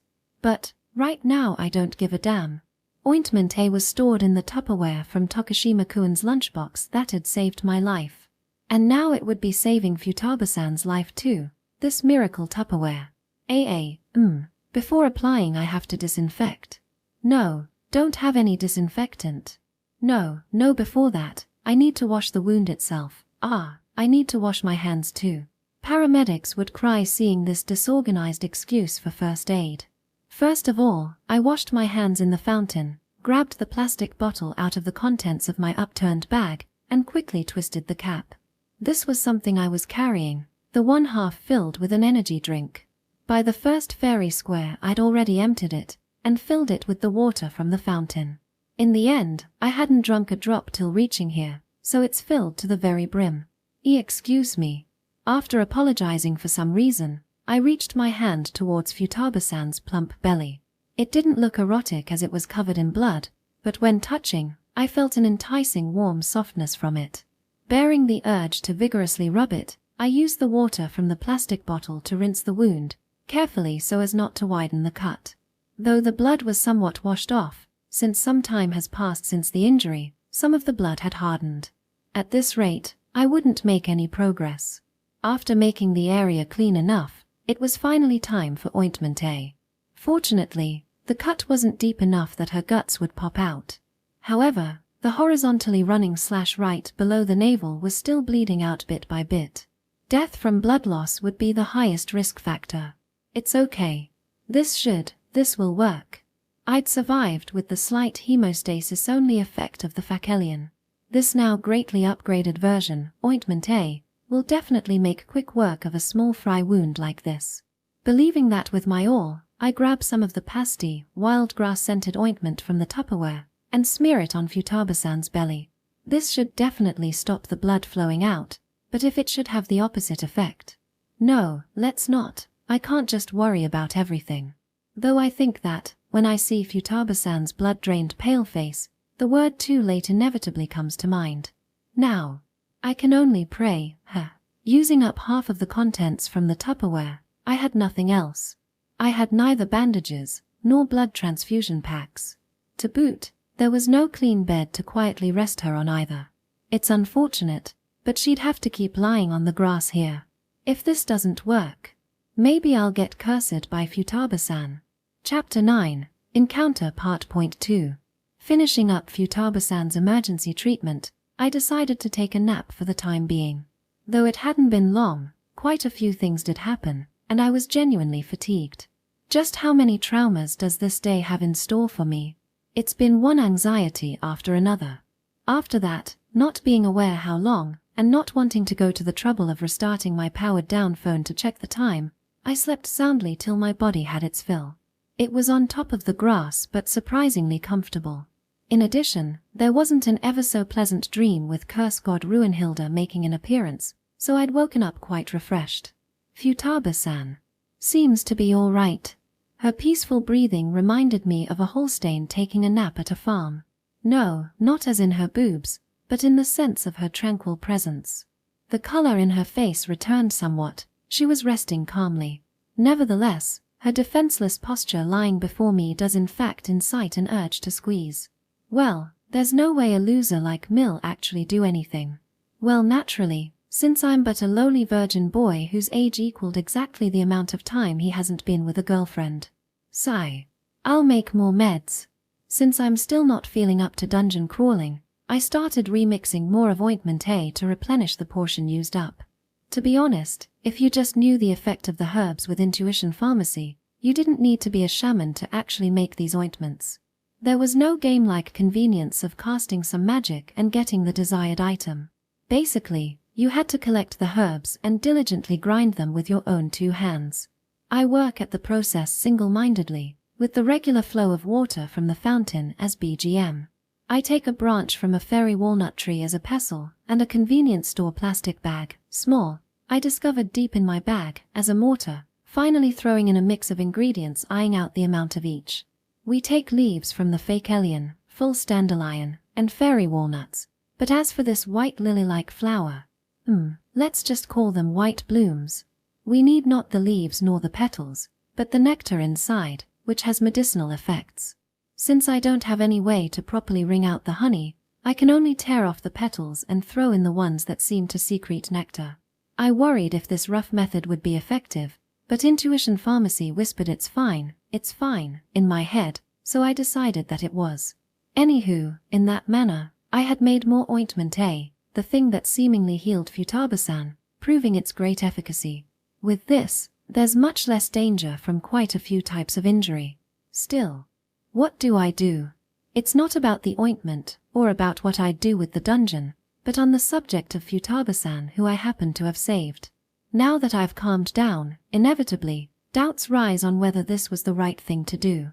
No, there's no guilt about the fact of saving her. At that moment, I hadn't for a single moment thought of abandoning her. That would be because I am a person of great empathy and heart, which is not the case, but actually because I'd just seen such atrocious things done to another dead girl's corpse. I didn't want to see someone dying in front of me. There's not much other reason. And it's fine that I saved her, but we now get to the primary problem, this unchanged situation akin to a battle royal.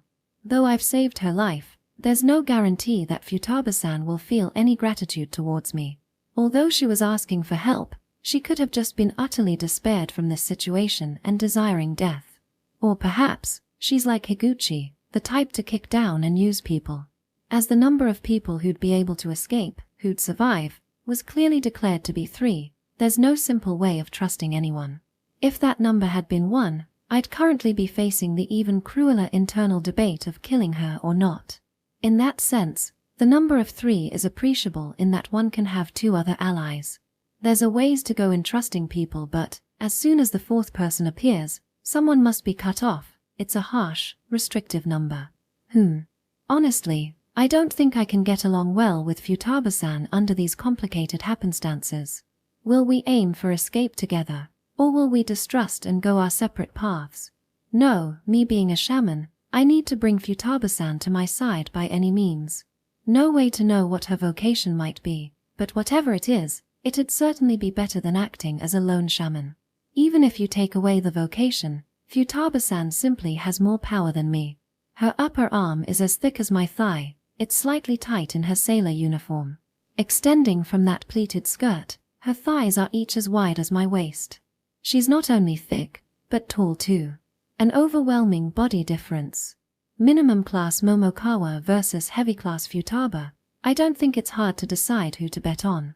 If it's Futaba-san, she may be able to bash in at least one of those demons. I must get my hands on that power. If you think about Higuchi's 3-member party, the students I'd encounter from now on likely wouldn't be going solo. In fact, if I meet another 3-man team, at worst, they might actively try to kill me. Furthermore, as a shaman who lacks any and all offensive ability, I'd hinder any party I'd have hopes of joining. But with this Futaba-san here, her being alone, she's moreover someone I've saved. There's no greater a condition for inviting her to join me. Damn. That's just evil. Basically, I'm planning to make Futaba-san owe me. It's the best course of action. Me having a clear benefit, saving her was no longer an act of kindness. Disgusted at my own self-centered cunning, just thinking of it, I'd hesitate in trying to draw her in, but ultimately, I'd do it. I'll paint over a filthy facade, concealing my avaricious intentions with a cool front. Haha, being all chummy without a speck of trust. I'd never party up with such scum. UNN. Just then, Futaba-san sluggishly stirred her body like a cow, letting out a strangely alluring voice. Her thigh-sized arm moved and her thick fingers rubbed around her eyes. Futaba-san. You woke up. Though I'd planned to forcefully drag her into my camp, I was unable to show a calm, refreshing smile, and ended up posing her that question with a strong, yet stiff feeling. Seems I haven't got an ounce of acting talent. Ah. Momokawa-kun. Slowly raising her eyelids, she called my name with a similar slack. Gee, good morning. Yeah. Good morning. Good her, Momokawa-kun. Her languished eyes shot open as she became aware of me. No way, Momokawa-kun, Stop, don't just get up yet. I panickedly stopped Futaba-san, who had started to quickly raise herself, perhaps from the surprise of me being present. The wound on her belly hadn't completely closed off yet. But it's okay, take it easy. I put some ointment on the wound on your belly, so please just rest for now. My belly. Kia. Raising a truly feminine yelp, Futaba-san moved with unprecedented vitesse, and lowered the hem of her shirt. Seems exposing her barrel-like middle in front of a boy was quite the embarrassing situation. Ouch. What, are you okay? No, more importantly, the wound hasn't closed, so just don't move. Sorry. Futaba-san apologizes teary-eyed. Maybe insensitive of me, but just now her expression seemed just like that of a chastised puppy, kinda cute. If that face wasn't so round, she'd be no different from a pretty girl. Her eyes were large and round, and her face itself was quite well balanced in fact. Is it bleeding? No. It's fine. For now, we had avoided the great disaster of the closed-cut reopening. Momokawa-kun, you saved me, right? Futaba-san asks with a timid feeling. Seeing the pure light in her eyes, my heart slightly jostles. Prepare yourself, Momokawa Kotaru. This is the critical moment. You have to make her indebted to you and make her an ally, any means possible. Yeah, when I got here, I saw you collapsed. I quickly put on some ointment and gave you first aid. I'm glad you're okay. Thank you. Truly, you're really the one who saved me, Momokawa-kun. I thought I'd been dreaming. Apparently, her memory of when she said help me vaguely remained. Nice. With this there's no doubt that I'm the one who saved her. I thought I was gonna die. So scared. But I was so happy when Momokawa-kun came. So happy, You'd save someone like me again. Thank you so much, Momokawa-kun. Thank you. Please Futaba-san, don't cry so much. As if overcome by the great emotion of narrowly avoiding certain death, Futaba-san started crying unabashedly, so hard that it seemed talking further was impossible. Momokawa-kun, thank you. It's fine, no problem, you're all good now, so relax. With this and that, for a while I was busy consoling the crying Futaba-san. At some point, I found myself really irking the me thinking only about cleverly making this girl my ally. At a scene like this, it would have looked much cooler if I concentrated solely on soothing her. But these idle thoughts kept popping up one after another, and I could give her words coated in sugar on the surface only. Sorry, Momokawa-kun. I'm fine now. Nevertheless, with the solver of all things known as time, Futaba-san had come to relax. Now, it was finally time to have a real talk. So well, for now, can I get you to tell me how you got injured like this? Can't rush things. First is to collect info. I have no idea why she was collapsed like that. I should get on with the main subject after knowing what happened to cause that. I had meant to ask the obvious first question, but Futaba-san's expression began to clouden. What, was that the bad option? Welp, got a quick load and have another go now. My confused head could only output this kind of dumb thought. As Futaba-san's tears had reinvigorated their journey to the ground, I realized my complete lack of talent in giving proper counseling. No, don't give in. Even without talent, the conversation can't progress without knowing her circumstances first. I have to get it out of her even if she's crying. Calm down, Futaba-san, it's all right. First, from the beginning, right, please tell me, one by one, what happened after you left the classroom. You okay? While sobbing relentlessly, Futaba-san gave me an affirmative nod. All right, seems like she'll talk. No need to hurry. Thanks Momokawa-kun. So Chapter 10, Futaba Maiko Part. 1. Chaos swirled in the classroom that had begun its collapse. What Futaba Maiko remembered was that mayhem and thinking, as she was thrown into the seemingly everlasting abyss of pitch black. She awoke lying in a dark place. Cold, hard, and slightly wet too, there was nothing of greater discomfort. As she was recalling the soft, warm, fit-to-her-girth king-size bed in her room, her mind returned to reality. Fortunately, she hadn't forgotten anything. After crying a bit from the anxiety of waking up an unknown place, she was quickly able to grasp the current situation. Apparently, they really had been brought to another world. She had been asleep inside a moss-covered small stone shrine-like building. A verdant forest peeking from the doorless, wide-open entrance, opposite to which there lay a spiral staircase running downwards. Where should I go? Where'd everyone go? Again, the anxieties pinched at her large chest. As she was about to cry herself asunder for a second time, Maiko realized. Right, the magic circle. From Momokawa-kun. Floating into her mind were the bizarre patterns of white light on the blackboard, and the small boy with a cutish face sitting next her savior. The page with the drawing of his own work he had handed over so bluntly, it could be seen as some random scribblings, but right now, it was her only hope. Thank you, Momokawa-kun, saying as if praying to the Lord, Buddha, Maiko invoked the magic. O gods above, grant us salvation with the force of thy miracles. For we shall adhere to thine decree. Kia. As she had finished the recitation, a magic circle of light appeared on the back of her hand. Dazzling, and at the same time, an acute heat. Kia. What the, ouch, burning. In truth, the degree of heat wasn't so high as to warrant such a reaction, but the abnormality in her own body made Maiko yelp, made her cry out. Though her shrill voice echoed annoyingly loud inside that small shrine, just then, she heard a voice. Shall we bestow? Not her own. Undoubtedly, it was the voice of a third party. It rang clearly inside her head, dispelling any doubts if it was her imagination. To thee, great power shall we bestow. It was a gentle female voice. Her mind, rattled with fear and anxiety, strangely came at ease. If there existed a goddess, surely she'd have such a voice, was how it seemed. A.M.V.O. Cation? Before she realized, the light on her hand had vanished, and the goddess-like voice, not to be heard. Having calmed down, Maiko noticed the words that had emerged on the page with the magic circle.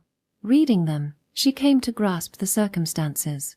Vocation, dungeon, transfer gate. It wasn't very believable, yet she had to acknowledge reality. It'll be tough, but we have to get back home, with everyone. After much deliberation, Futaba Maiko at last took on the resolve to enter the dungeon. Gripped in her shaking hands was a bulky butcher's knife. The characteristic rectangular blade sparkled with an intimidation as if saying it could make easy work of a whole cow.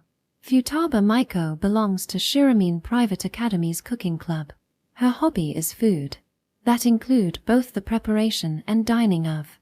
Being a missionary of the faith of gourmet since her younger days, her skill in the preparation of food grew alongside the girth of her body. Making a lot, eating as much. It is the logical result. At any rate, on September 20th, the Monday after a 3-day-long weekend, Maiko went to class with the personal knife set in her bag like always. Surely, after school that day, she'd again use these cherished, well-sharpened knives on fine culinary creations, but by some twist of fate, they had become weapons for her self-protection. There was Kitauji Ruriko, a friend in the same class 2-7, in addition to an adequate amount of other people also belonging to that club, but the one serious enough to bring their own knives was Maiko only. Though she was currently equipped with the best gear, the prospect of her openly fearful and crybaby self swinging a blade almost crushed her heart. In fact, she was at her limit just holding on to the butcher's knife. She couldn't imagine pointing it towards the violent beasts known as monsters. Even if the opponent was a chihuahua-sized stray dog, she likely couldn't do it. She could cut apart any number of ingredients, but something still alive was a no-go. She could easily exercise her blade on seafood, like fish or octopi only. It's fine. Since I have the knight vocation, I'll be fine. Futaba Maiko was granted the vocation of knight. From the explanation in the notebook, there was no problem in fighting ability. It wasn't a bad draw. Novice skills being 3, abandon, repel, and blessed body. Abandon, can react to the enemy's attack. Repel enemy attacks using weapons or armor. Blessed body, a blessed body strong against injury and sickness. A simple description of her powers had been entered into her head at some point, so she could quickly understand them. However, how to utilize these 3 skills to fight, Maiko had not a clue. It wasn't a problem of her mental faculties, her grades were on the high end in fact. But unfortunately, there was no way she could logically come to the best solutions in this abnormal situation. To add, Maiko was quite distant from the world of RPG and action games. Her minute experience of gaming only comprised of those popular among girls like that simulation with warm interactions between forest animals, and that famous puzzle game where you connected tiles with round jellies to make them disappear. She had no idea what to think of this vocation with its game-like skill system. But fortunately, Maiko's first encounter in the dark passages of the dungeon wasn't a monster, but a familiar face, a classmate. You're Futaba-san? Thank goodness, you're safe.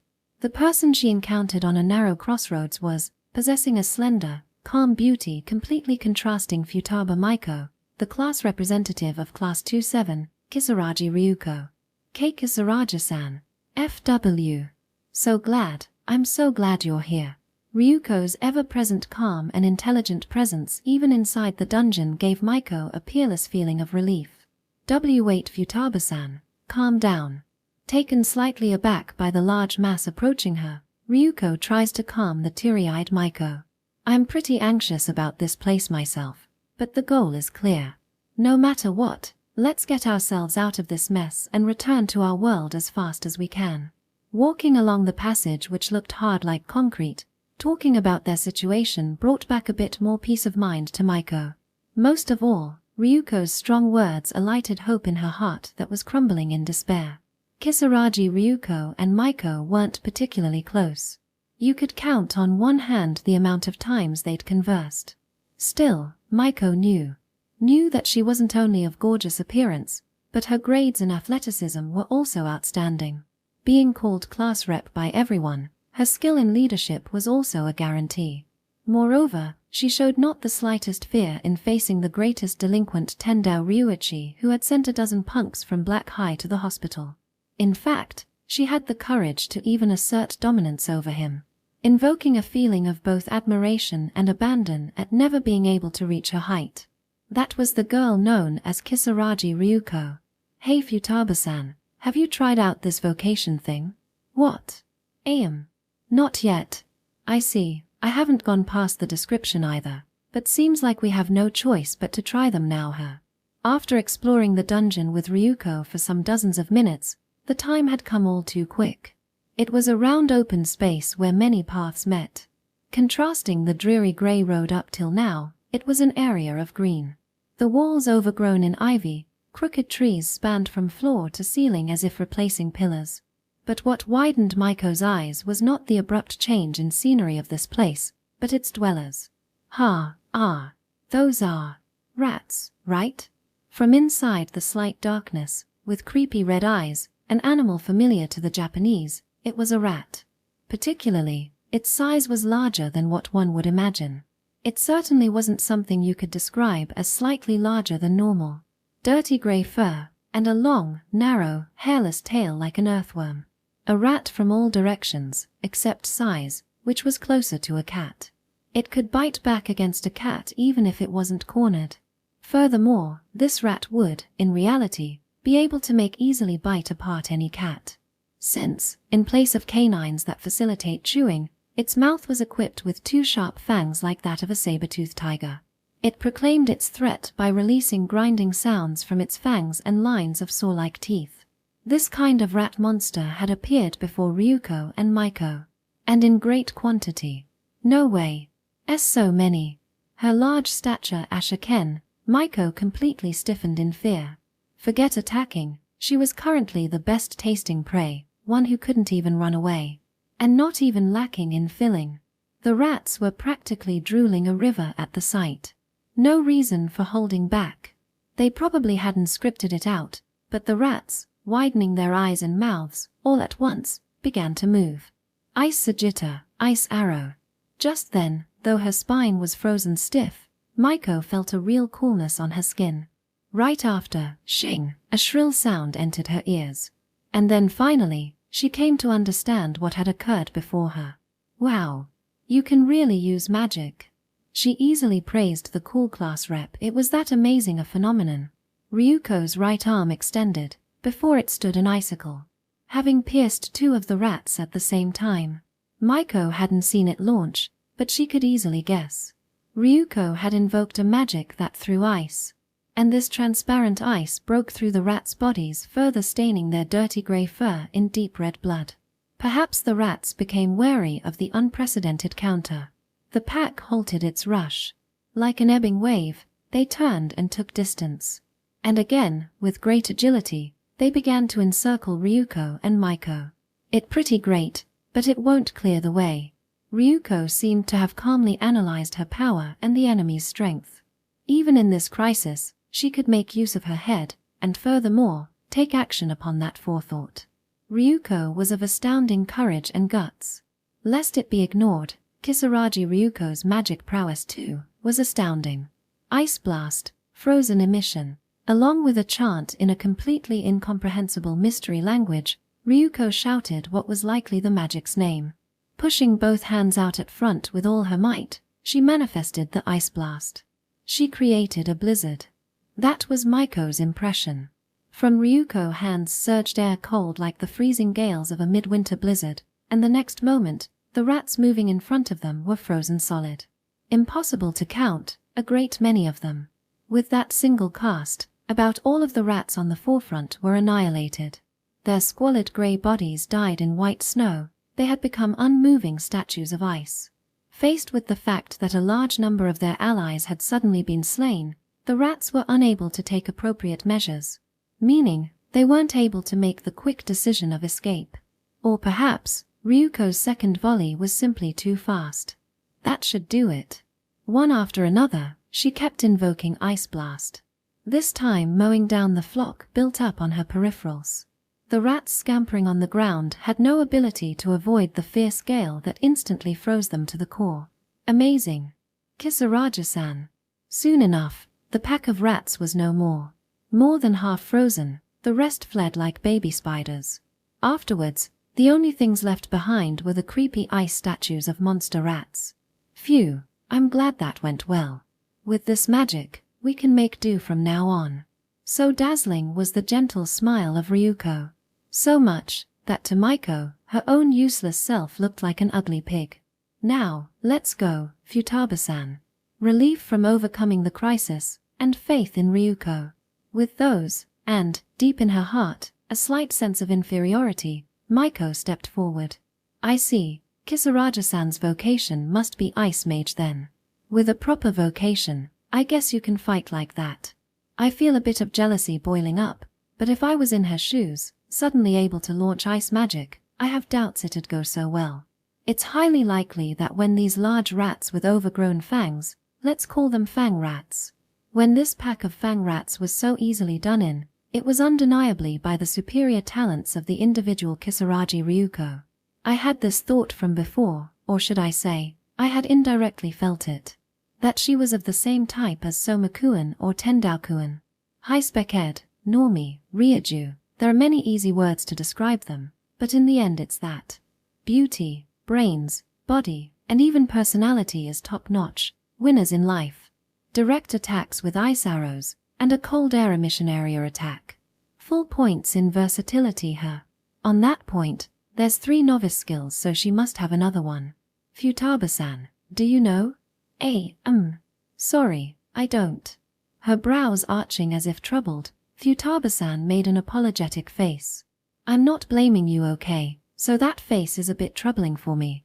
Giving a nice and gentle follow-up line here might have been the perfect thing a man could do, but unfortunately, my deficiency in handsome points makes that action unavailable.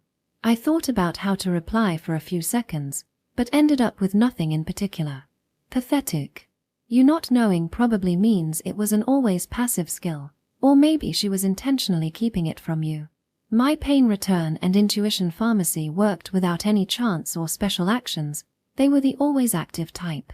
Futaba-san's blessed body must be the same. Sorry, I kinda interrupted your talk. Up till now, the plot's going in an enviously easy dungeon capturing direction. We haven't reached the scene where she, Futaba Maiko, is left absolutely bloody at the fairy square. Yeah, so then, you see. Really, what horrid truth will spill from that mouth of hers? I already don't have a good feeling about this, but yet, keep listening to Futaba-san's tale. Chapter 11, Futaba Maiko Part Point 2. Futaba Maiko and Kisaragi Ryuko smoothly progressed through the dungeon. Every monster appearing along the way made for easy fodder against Ryuko's ice magic. The dog-like mid-sized monsters ate her Isajita. The fang rats and insect-type small-sized ones were blown away by Ice Blast. Maiko had to only follow along behind her. Not a chance to make use of her vocation of night. It was a safe and happy stroll in the dungeon. And several hours after the fang rat incident, the two of them finally arrived at the dungeon's only known safe space, a fairy square. Looks like using these powers a lot can get you new ones. Look, Futaba-san. Ice Shield. While on their break, Ryuko tests out her newly gained skill. In front of where she held out her hand, suddenly from nothing, a mass of ice, nay, a shield of ice manifested. At around high, the ice, sprung forth from the ground, would protect the caster's whole body from frontal attacks. Blurting out wow, as if she'd seen a splendid magic trick, Maiko listened to Ryuko's explanation with her eyes bedazzled. Like the name says, it's a defense magic. If possible, I'd like not to receive attacks where I'd be forced to use it though. Her battles with monsters using magic were, so far, flawless victories. Yet Ryuko did not grow pretentious, and seemed to be calmly analyzing their situation. Nevertheless, she was not someone exempt of danger. Indeed, danger is always sudden, hidden around the corner waiting its chance. This is bad, Futaba-san, get back. Ryuko's voice, tinged with impatience, echoed throughout the dome-packed in verdure. The two girls, finishing their break at the fairy square in under an hour, again delved into the dungeon, and soon enough, arrived at a great circular area sizing at more than 3 times that of a gymnasium. Like the room where the fang rats appeared en masse, it was a place overflowing with arbor, giving the impression of a small forest. Looking above, there seemed to be what looked like steel arches which gave the area the shape of a dome, so rather than a forest, it could be seen as more of a botanical garden. Moreover, the rectangular panels devices that released white light were partially destroyed, making it seem more like a dark, deserted building. In that place, Ryuko and Maiko were suddenly under attack. From the shadows and trees, multiple forms emerged. These forms seemed human at first glance, but their stature, about a head or so shorter, and their permanently hunched posture, made you see them more like monkeys. To summarize, these are humanoid monsters that dwelled in the dungeon. They actively attacked people and preyed on their meat, a detestable existence even to this world. They are called Goma. This information itself was procured from the magic circle just a few moments prior when checking it at the fairy square. Still, equating the written information with these ugly, obsidian beings in front of them was impossible for even the quick-witted Ryuko. Still, her having defended successfully with her newly acquired ice shield was indeed deserving of praise. Slashing attacks from the knives they wielded, arrows from beyond the thicket, they were all blocked by the bulky shield of ice. Meanwhile, Futaba Maiko was in a daze. Ryuko used 2 shots of ice Sagitta to finish off the Goma holding a knife and axe, at which point, the former finally let out a cry from fear. Boldly charging in with her ice magic was Ryuko. On the other hand, Maiko equipped with the sharp meat cleaver mostly just cried in disarray. That was perhaps still better than her swinging it wildly in the darkness. These ones are way too persistent. Up till this point, any monsters getting a taste of Ryuko's ice chose swift retreat. After losing 2 or 3 of their pack, they'd understand their powerlessness, or perhaps think the compatibility was off, promptly scurrying away. Though called monsters, they likely had the reasonable instincts of a wild animal. Yet, maybe they had a fixation with humans, or perhaps they were so demented, the 5 or 6, including the ones pierced in ice, 10 Goma, show no intention of ceasing their assault. Ice shield. What was more worrisome than their absurd tenacity was the occasional arrow whistling by from the darkness. From what Ryuko could perceive at a glance, they were using arrowheads uneven in both shape and length, certainly not of metal, but sharpened stone or perhaps of bone from monsters or animals. Possessing no such thing as a fletching, their aim was far from perfect, overall arrows of crude and unreliable make. But still, once knocked, drawn and released, the arrow will fly. Whether stone or bone, it will pierce if sharpened. Soft human skin, possessing no such thing as a steel-like armor shell, wearing only a sailor uniform. She had no natural defenses to prevent arrows. Under the seemingly endless volley of arrows, Ryuko was slowly, but most assuredly, being cornered. Those poor excuses for arrows would never hit. But, if even one of them did, that would decide the match. With an arrow stuck somewhere in her body, could she use magic like right now? Could she run away? Could she even think normally? Ryuko was using Ice Blast as a diversion, mixing in her main attack Ice Sagitta, in a desperate retreat from the forested dome. Protecting the crying, uselessly large and largely useless pig behind her, Ryuko continued invoking her magic without a single complaint. In the darkness, surrounded by trees, her visibility was quite limited. But the Goma seemed to have good night vision even in that obscurity, and wouldn't lose sight of them. They can't see, the enemy can. 1 versus many. It was a miracle she was able to hold off that long. Gotcha. Not letting the slightest movement in the bushes slip, she would kill the bone-short spear-wielding Goma as soon as it jumped out. Ryuko had no doubt her magic having the power to do so. Her strength, mana, concentration, none of them had yet to wane, but then, ouch, her lucky streak ran out. An arrow with a blue crystal head grazed Ryuko's left thigh. On her clean white skin ran a painful line of scarlet.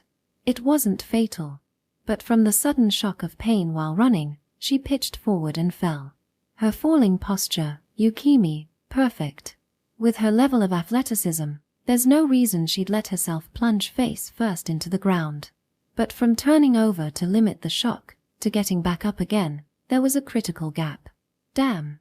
When she got back up, she found two Goma closing in.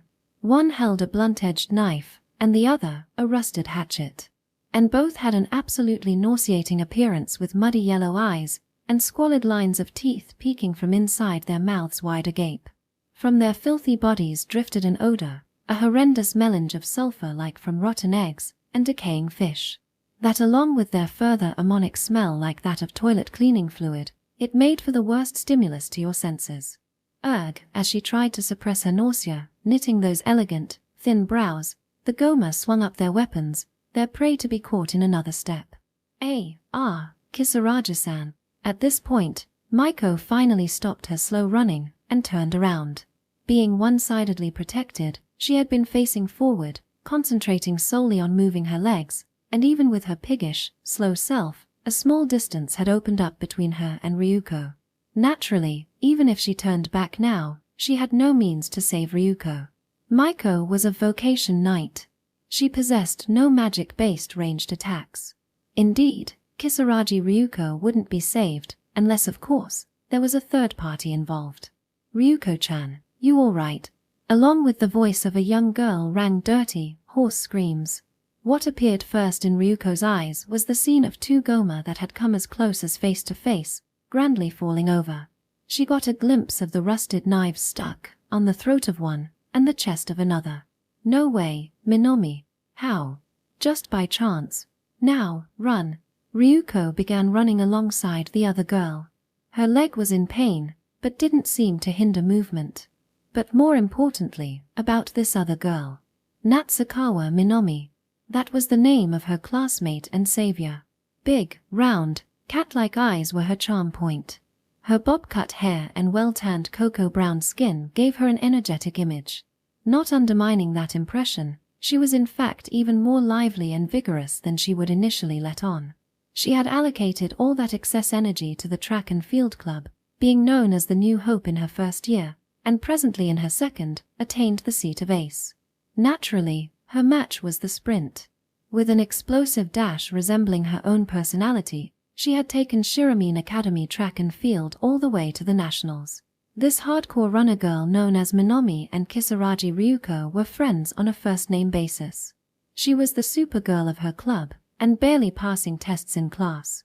Ryuko, the class rep, gallantly taking on the duty of aiding to improve her miserable grades was common fact in Class 2-7.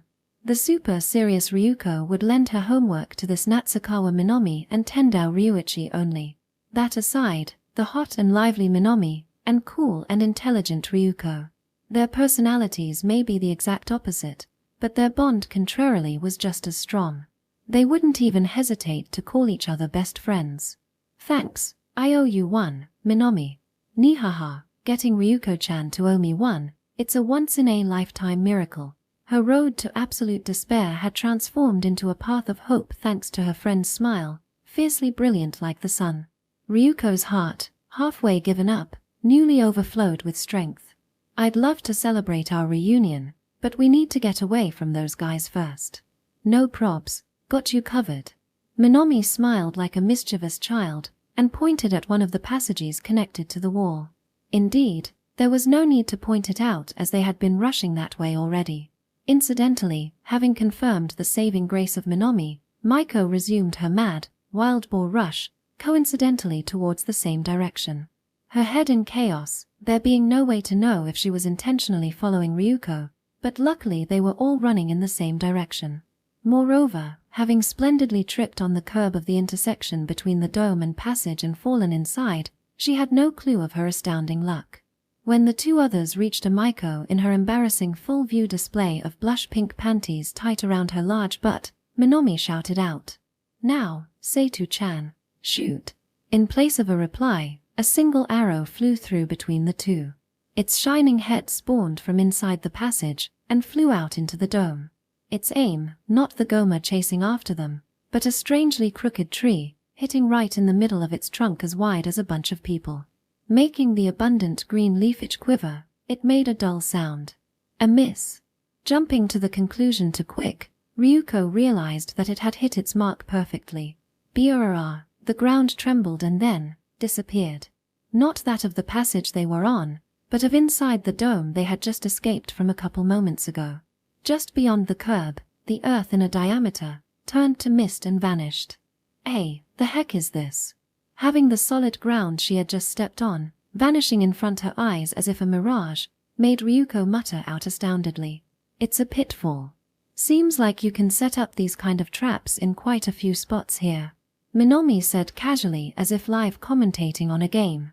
Are pitfalls supposed to suddenly disappear like that? Who knows? Isn't it like a magic trap? It was a Minomi-style thoughtless response, and truthfully, she couldn't think of anything better. Ryuko herself had been exercising the phenomenon known as magic. That in mind, there's nothing strange about there being traps impossible to replicate back on Earth.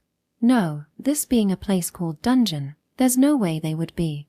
Anyway, now those uglies won't be coming after us anymore, so let's get going. The pit was made as if protecting the entrance of the passage they had jumped into. Peeking over the edge, one could see, not an everlasting abyss of black, but a white mist like dry ice blocking the view to the bottom. But undoubtedly, its depth was greater than human height. The Goma gradually gathered on the other side of the opening, as if chagrined at the loss of easy prey. Gya gya, they screeched obnoxiously, but not one attempted to jump over to the other side. Perhaps they knew the dangers of falling in there, or maybe even they had some reserves toward unforeseen traps. At the very least, this proved that Goma weren't able to make a 10-meter jump. Their strength was likely not so different from that of humans. Right, I want to hear a lot of things, but we should get moving for now. With that, having narrowly escaped danger, Ryuko and Maiko leave behind the dome and the screeching Goma. Natsukawa-san's vocation would be thief, right? Yes it is. How'd you know? With her round face and round eyes, Futaba-san asks, utterly flabbergasted. The one saving Kisaragi Ryuko at the nick of time was our track and field ace, Natsukawa Minomi. Knowing her talents, anyone could easily imagine her as... Or is that just my gamer brain running wild again? No, well, she was using knives and traps, so I kinda guessed.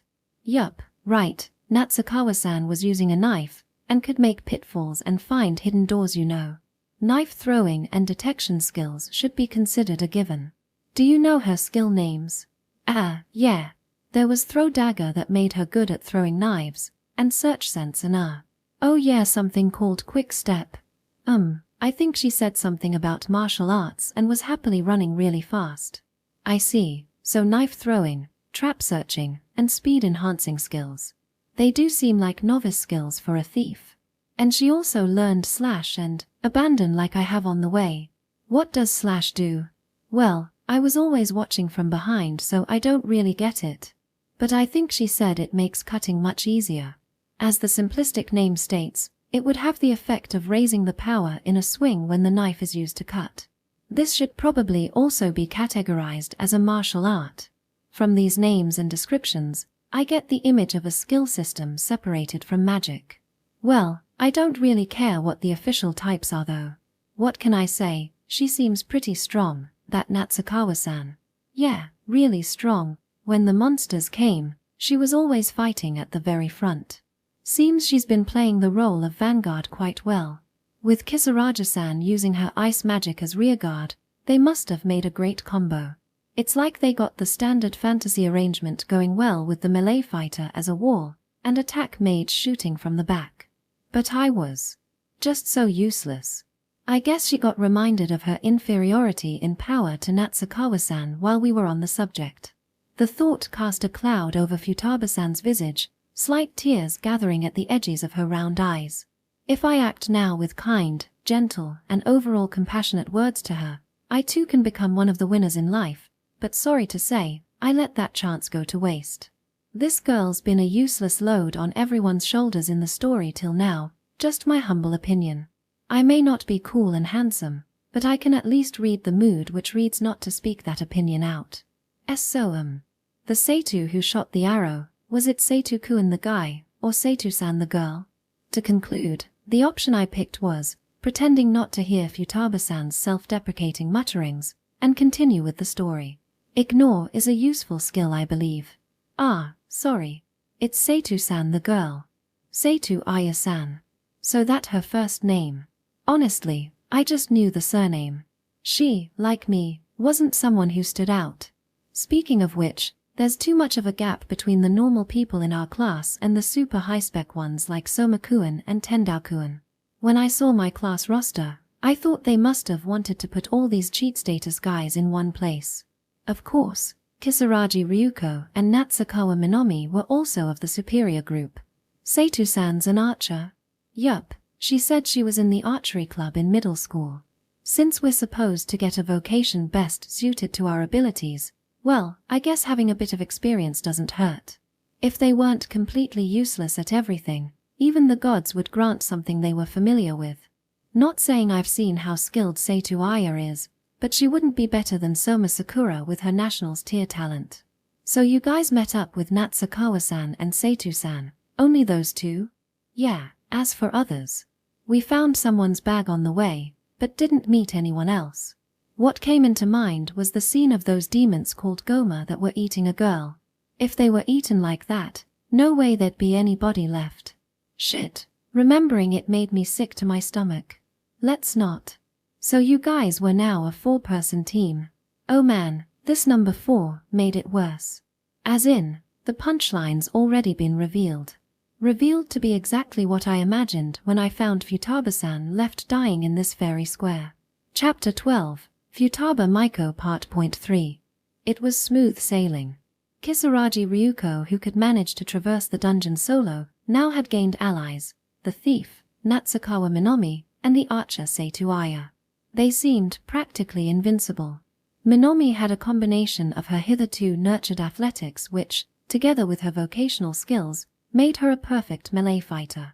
As for Aya, she was, as she appeared, of average talents, but her vocation instantly enabled her to enter battle. Aim increases aim, thereby raising the strength and accuracy of the bow. Concentrate can draw the bow without faltering of mind. Fletchery can make arrows well. Though nothing blatantly overpowered, needing just a bow, attack, and ammunition are covered while leaving room for improvement, they were a well-balanced set of novice skills.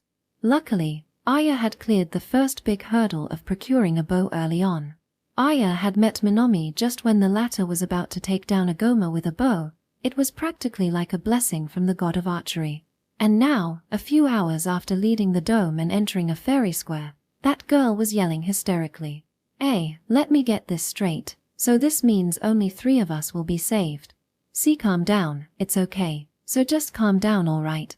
Even Minami, whose cheerful smile and relaxed attitude wouldn't crumble during dangerous dungeon battles, voiced those words tinged with impatience and unease. WWWH, what do we do? Quivering with all her plus-sized body, Futaba Maiko was all too quickly in tears. It wasn't uncalled for them to fall into so much disarray, since, when they checked on the updated information on the magic circle, they were made aware of that shocking rule. The transfer gate located at the deepest part of the dungeon would only allow a maximum of 3 people to enter. That is, there was a limit to the number of people who could escape. We don't know the veracity of this information, so let's not think too much about it. Only one of the 4, Kisaragi Ryuko, was calm and trying to put everyone at ease. Don't think about it, then the heck are we supposed to think? Apparently concentrate only had effect when using the bow. In other times, there would be no convenient calming of mind. As if demonstrating the validity of that statement, Aya furiously argued back. We have to get a lot more monster cores to use this transfer gate. It's been quite easy up till now, but who knows what's to come. So don't risk yourself with useless worries while fighting. But, then what we need to do right now is hope. Aya looked at the class rep, who said all that with a straight face, as if she was talking to a mental case. So you're just gonna give me those sugared up lines even now? They aren't just pretty words. Since we really do have a hope. Ryuko proclaimed those words with a gentle smile of an utter confidence. No, a conviction one could say. Taken slightly aback from that bold counter, Aya asked the standard follow, what would that be? Soma Yuto and Tendao Ryuichi. If it's those 2, they can definitely overcome this. Yes, even this crazy place. Not one of them could deny or laugh at her answer. Most likely, Not a single member Class 2-7 would disagree. Look, even we can fight those monsters with our vocations. I bet those two with this power would easily become real superheroes. Ryuko's words were not to be considered pitiable or faith-based absurdity. Anyone would think so if they knew those two. Anyone would believe. We're headed to the same place, so if we continue on like this, we'll absolutely convene with Soma-kun. And then he'll save you, and everyone else too. Soma-kun will save me. Perhaps she was imagining Soma Yuto's gallant figure as he leapt head first into danger. Aya's cheeks blushed cerise, and her face dissolved into rapture. Ryuko wouldn't condemn her for such a display. Around half the girls of Class 2-7 would show the same reaction. Like the boys who would fall for Soma Sakura's beauty at first glance, the girls would have a similar wanting for Soma Yuto. Say to Aya, she too was one of those who had secret feelings of wanting to be near him. Yes, believe me, Seitu-san. Soma-kun will come save us. Fa. Why you rewrite? Soma-kun's the type who can really do it. Aya quickly agrees, saving face as if she had only been logically convinced. Yup, well said, we'll be just fine with Soma-kun around. This is like a game world, so rather than superhero, he'd be like a warrior hero. Silver armor and a cape fit him perfectly. That had been proven on the stage play at the school cultural festival the previous year. The piece was Snow White. His role merely that of passing by at the end to give kiss, but his presence, more prince-like than any prince, almost made you forget the whole tragedy that was the brunt of the story. But rather than Soma-kun, Ryuko-chan's Prince Charming is more like Tendao-ku. Hey, stop that Minami. We're not like that, okay? Ryuko reacts just like Aya did a few moments ago, Minami giving her the usual wide, teasing grin. In these situations, even the cool class rep is an open book. Nihaha, I'll leave it at that then. Why? You little. Hey, oh, wait, no violence please. And no using magic I fear. Her pretty face dyed red, Ryuko one-sidedly catfighting her friend, was an image distant from the ever-reliable class rep. She looked more like a grade schooler. In that fashion, these girls had not made the information about the number restriction a big issue. That is, not yet. The four resumed their journey. It had been 10 minutes since, having rested with a nap, reinvigorating both their strength and vitality, at the fairy square, at which point their next encounter with monsters was upon them. What appeared was a pack of wild dogs with blazing red fur. At a size somewhere between a Shiba and a golden retriever, their rough panting and bloodshot eyes plainly displayed their savage nature. Sorry. 3 incoming. Minami shouts while slicing open a dog at the neck with the chef's knife in her right hand. For others had gotten around past her with the vigor of a fireball, but she had back-thrown the knife in her left hand, hitting one dead on the back. As a result, like Minami said, 3 of them were headed towards the 2 rearguards. Futaba-san, you're on. Sharp instructions from Ryuko. The rear was occupied by the Ice Mage, Kisaragi Ryuko, and Archer, Seitu Aya. The knight, Futaba Maiko, was to be together with Minami at the front. Was not something anyone expected of her, so she was put at the awkward position of midguard. Though she, as a knight, should be at the very forefront, tanking the enemy, she had been given the kind and considerate task of stopping even just one of the ones getting past Minami, a thief. Kia, where? As if ripping apart that kindness from her allies, Maiko put full power into dodging. Without having swung her meat cleaver even once, she simply dropped it and rolled across the ground. Her figure exactly resembling a beer barrel rolling down a slope. The hell are you doing? Her target set with concentrate. Aya burst her shot with aim together with her angry voice. The Goma brand arrow pierced the fang's born, drool slobbering, fast approaching dog deeply right between the eyes. 100% accuracy. And, one-hit kill. Ice Sujita. Ryuko's icicle was thicker and longer than an arrow, but certainly didn't fire any slower than the bow. Even without a specific skill, her aim was true, and beautifully struck through the dog's torso. The 2 rearguards took out 2 of the dogs instantly, but there were a total of 3 approaching. There was still 1 left. Very close. A second arrow or icicle wouldn't make it. The dog, as if assured of its kill, raised sparks as it clanked its jaws. Sure. Ice shield. Just then, a shield of ice soundlessly appeared, and the dog, having jumped in, mouth open wide for the kill, foolishly crashed headlong into it. Raising a miserable whine, the dog's body promptly dropped to the ground. Though I can't rapid-fire attack magic, defensive ones don't seem to have that limitation, looks like. Explaining this to Aya with a chill expression, Ryuko shot the dog with another ice Sagitta before it got back up. Ryuko-chan. Seitu-chan. You guys okay? At this point, the pack of red dogs was making hasty retreat. Minomi didn't give chase, and was running back, worried about her friends. Sigh. I'm seriously glad we got Kisaragi-san with us. Seitu-san, you beat enemies too, so you're not too shabby yourself. Hey, I've got the highest kill count. So praise me more, Ryuko-chan. You don't have to tell me, it's because you're giving it your all at front that we in the back can actually attack, Minomi. At the cheerily bantering three stared Futaba Maiko, in all her ugly, dirt-smeared glory. Rising sluggishly like a bovine after its afternoon siesta, she hoisted up her round frame. However, she didn't have the courage to take a single step in returning to the other three. Futaba-san, are you okay? Hurt any place? Ryuko called out to a Maiko, hesitating at the corner of the room, in a gentle voice. Yes, I'm sorry, I'll go get the cause now. No one was blaming Maiko for her unseemly display. Certainly, Seitu Aya was glaring at her with unobstructed scorn, but there were no hateful comments actually being made. But if anyone were to condemn her behavior, Maiko wouldn't have any valid refutation. She knew exactly how incompetent and useless she currently was. Everyone was fighting with their lives on the line, while Maiko was so scared, so utterly terrified when enemies approached her, that she knew no action but to run. In reality, she did run. Not giving a damn about her allies, just herself. Then, if you'd be so kind. You're in the cooking club, Futaba-san, so you seem to be familiar with dressing and the like. She's like, the right woman for the job. Nihaha, it's a bit too much for me. It was not enough to just defeat monsters. Unlike in games, there was nothing like experience points that showed a solid numerical measurement of growth, never mind the corpse disappearing in smoke to reveal gold coins or item drops. Even for a world of fantasy and magic, that was too much to ask. There was no point in not collecting the core planted inside the cadaver. If they reached the transfer gate and didn't have enough to actually power it, that would be a real problem. Sorry.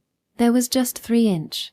Making full use of her set of knives, Maiko quickly finished dismantling the dogs' bodies and retrieving the cores with the proficiency of a seasoned chef. On top of her plump palms certainly rested 3 small cores like broken red marbles. The number of dogs they had beaten were 10. Maiko missing another 7 cores was not because she had failed to find them, but because they simply didn't exist. As for the fang rats they had first defeated, not one of them contained cores. Maiko, who had been dealing with all the monster bodies on their journey, could easily tell if they contained cores or not. After skinning them a bit, she could somewhat sense them by presence. Additionally, she could also feel out what spot they were located. That is to say, core retrieval was a no-brainer. Even without Maiko's culinary expertise, a novice could find it randomly poking around. For this reason, the real problem was the low rate at which they were collecting cores. It was a scary thought, but maybe it was useless collecting these tiny glass fragment-like cores in the first place. That was one of the worst cases. Can't be helped, they were pretty weak monsters after all. Ryuko received the 3 cores from Maiko with no complaint. Looking at it another way, there was no word of gratitude either. At the pace we're going, we'll level up any time now. Then it'll be a core smorgasbord. But I don't want to fight stronger monsters. Sigh. If they don't go down with 1 arrow. No. Minomi tries to console the depressed and anxious Aya with her airheaded smile and optimism. And while Ryuko looked over them with a smile, they made their departure from that area. Maiko, wallowing in shattering self-derision, followed the 3 from a step behind. It was when, another 3 battles after the red dog encounter, they were on their 4th struggle. What appeared were Goma. The location, a passage crowded in trees withered white. It was less dense and brighter than the forest dome where they teamed up with the Minomi party, but there were more than enough blind spots. cried Maiko. She stood at the very rear. Having been deemed completely useless in combat, she was naturally positioned in an only-to-be-protected rear, even farther back than the rearguard team of Ice Mage and Archer. However, that was the case only if the enemy appeared from in front. Even in games, there are attack patterns where the enemy comes from behind. And in real life, there was no way monsters wouldn't be able to take a similar course of action. Kia, armed with a large naked claw as a knife, a Goma jumped out from behind the white snags. When Maiko turned and saw that suddenly appearing Goma, with that figure, more repulsive than any demon, right at her face, she had completely forgotten to run and froze up. Gwobu by Ba. It came slashing with a strange war cry. A straight, wide, horizontal swipe. Maiko could clearly see the movements of that Goma. With the knight's abandon, she could achieve the miracle of evading that attack with room to spare. Maiko could precognitively see with a faint white glow the exact trajectory of that blade. She understood that the path of the blade was swiftly approaching her plump abdomen. She could fathom it. There was room for dodging, and even defending. Repel would allow her to use that meat cleaver she was holding to easily bounce back the coming strike. If she triggered it, the counter from Maiko's think arms would fling away the Goma's attack along with its lightweight body, launching it straight to the ground. Yet, the future with her taking that course of action would not come. Sole reason being, Futaba Maiko, and her own lack of courage. She cowered in fear. Her attacks, bound. Aya. Her middle was shred. A straight, level line. The Goma, though a stranger to the way of the sword, had struck its target just as planned. The blade of Fang cut deeply into Maiko's belly. The cloth of her sailor uniform possessing no defense against the edge. That her layer of fat wouldn't be enough to stop the blade was something Maiko, who had cut, dressed marbled meat countless times, knew all too well. Raising a deranged scream, more from the psychological shock from the attack than the violent pain, Maiko collapsed belly up. Ba, Gurua, Jebe. As the Goma swung up its knife, attempting to mount Maiko and deliver the killing blow, a chilling bolt of frost drove into its ugly, twisted face. Futaba-san. Luckily at that moment, the bout with the Goma platoon had reached its terminus, which was a fact Maiko was bound not to notice. At any rate, Ryuko, then Aya, and finally Minami too, quickly ran over to the injured Maiko. Huff, ha, ah, Ayataju. It hurts. Don't talk. I'll get first aid, Rai. How are you gonna do that? We have no bandages or disinfectant. Band-aids, I have though. Those won't do frick here. The girls fell into a tumultuous panic. But to Maiko, whose mind gone blank in shock, they sounded just like the sports club's people shouting their vigor-filled mantras as they practiced on the grounds outside. No, it's all right. We still have those herbs from the fairy square. Ryuko had calmly, yes even in this uproar, calmly singled out the ideal solution. What she retrieved from her bag was a mere handful of grass. With their particular heart-shaped leaves, they were of a form quite similar to that of the four-leaved clover. Herbs, you. That's everything we have, you know. Yes, but even one of these are very effective. The wound on Ryuko's left leg had all but disappeared. This was pulled off using only one of these four-leaved herbs. Thanks to the info from the magic circle, they knew the effects of this clover-like herb found at the fairy square. When they doubtfully tried it out, everyone had the thought that it must be a magic plant. Its usage, simplicity itself. Just grind up and apply to the affected area. That's what I mean. With a cut that deep, we'd need all of, no, maybe even all of it wouldn't be enough. Yes, you're absolutely right. We actually have. No guarantee it'll work. So why the hell are you trying to waste our precious medicine? Indeed, this herb was precious. They could gather a handful of these from the fairy square overgrown in flora. The place was chock full of three-leafed ones, only the four-leafed one being curative. Having gone scouring for them like they were back in kindergarten, the four girls understood that the chances of finding one were as slim as on Earth. It's not a waste, and if we don't, Futaba-san will. So what do you propose we do next time when it's one of us? Can you guarantee we'll find more of these at the next square? If someone gets there before us, I assure you they'll be hoarding every one of them. veins spreading in her eyes, discharging sputum. Aya kept on talking in a state of maximum frenzy. Nevertheless, her assertions indeed hinted at a slight soundness. Even Ryuko couldn't completely refute her. So Seitu-san, are you implying we leave Futaba-san to die? Ryuko raised the ultimate question. Isn't that question's a bit unfair? Kisaraja-san, you get it too, don't you, honestly? At Aya's reply in a warped smile, Ryuko impulsively averted her eyes. Why you wrong, No, I'm not.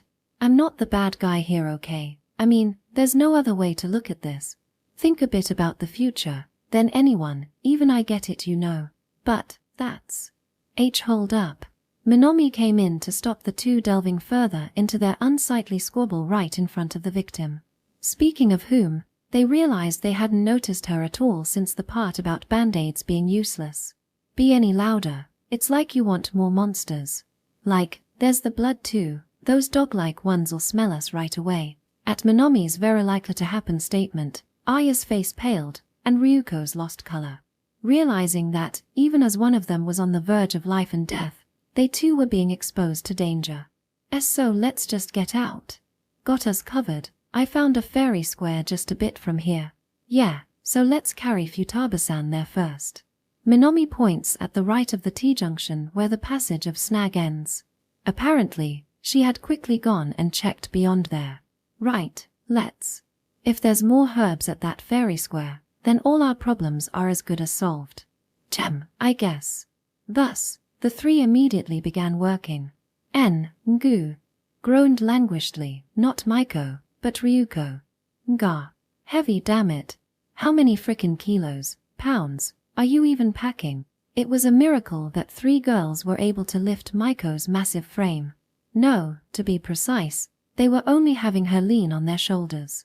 Feeling as if being crushed, they somehow or other managed to get Maiko walking. So as to suppress the bleeding even a little, Ryuko had wrapped her own jersey around her abdomen. Looking at the navy blue of the Shiromine Academy jersey steadily darkening from blood, its efficacy was doubtful. Huff. Ha. Finally, made it. Aya wheezes in ragged breaths. Ryuko was silent, and even the chippy Minomi had lost her words. Let's just find those herbs. Beads of sweat accumulated on her forehead. Ryuko voiced the demand, and the three made for the fairy square's herbage. Maiko laid to sleep right by the fountain. The three silently searched with her occasional gripes of pain as BGM. No good. The result, obvious from those two words. A single stalk. That was the totality of the harvest. Ha ha. Ahaha. It's over. With a tired expression, Aya says, indolently seated on the lawn with her legs thrown out. Hey, it's over, you. On the verge of crying, Minomi nervously looks back and forth between Aya and Ryuko. Don't make me say it, okay? Hey, class rep, what do we do? Ryuko had deeply furrowed her brows, choosing silence. How long had she hung her head in shame? Likely not even a minute, but yet, her painful silence felt eternal. Futaba-san.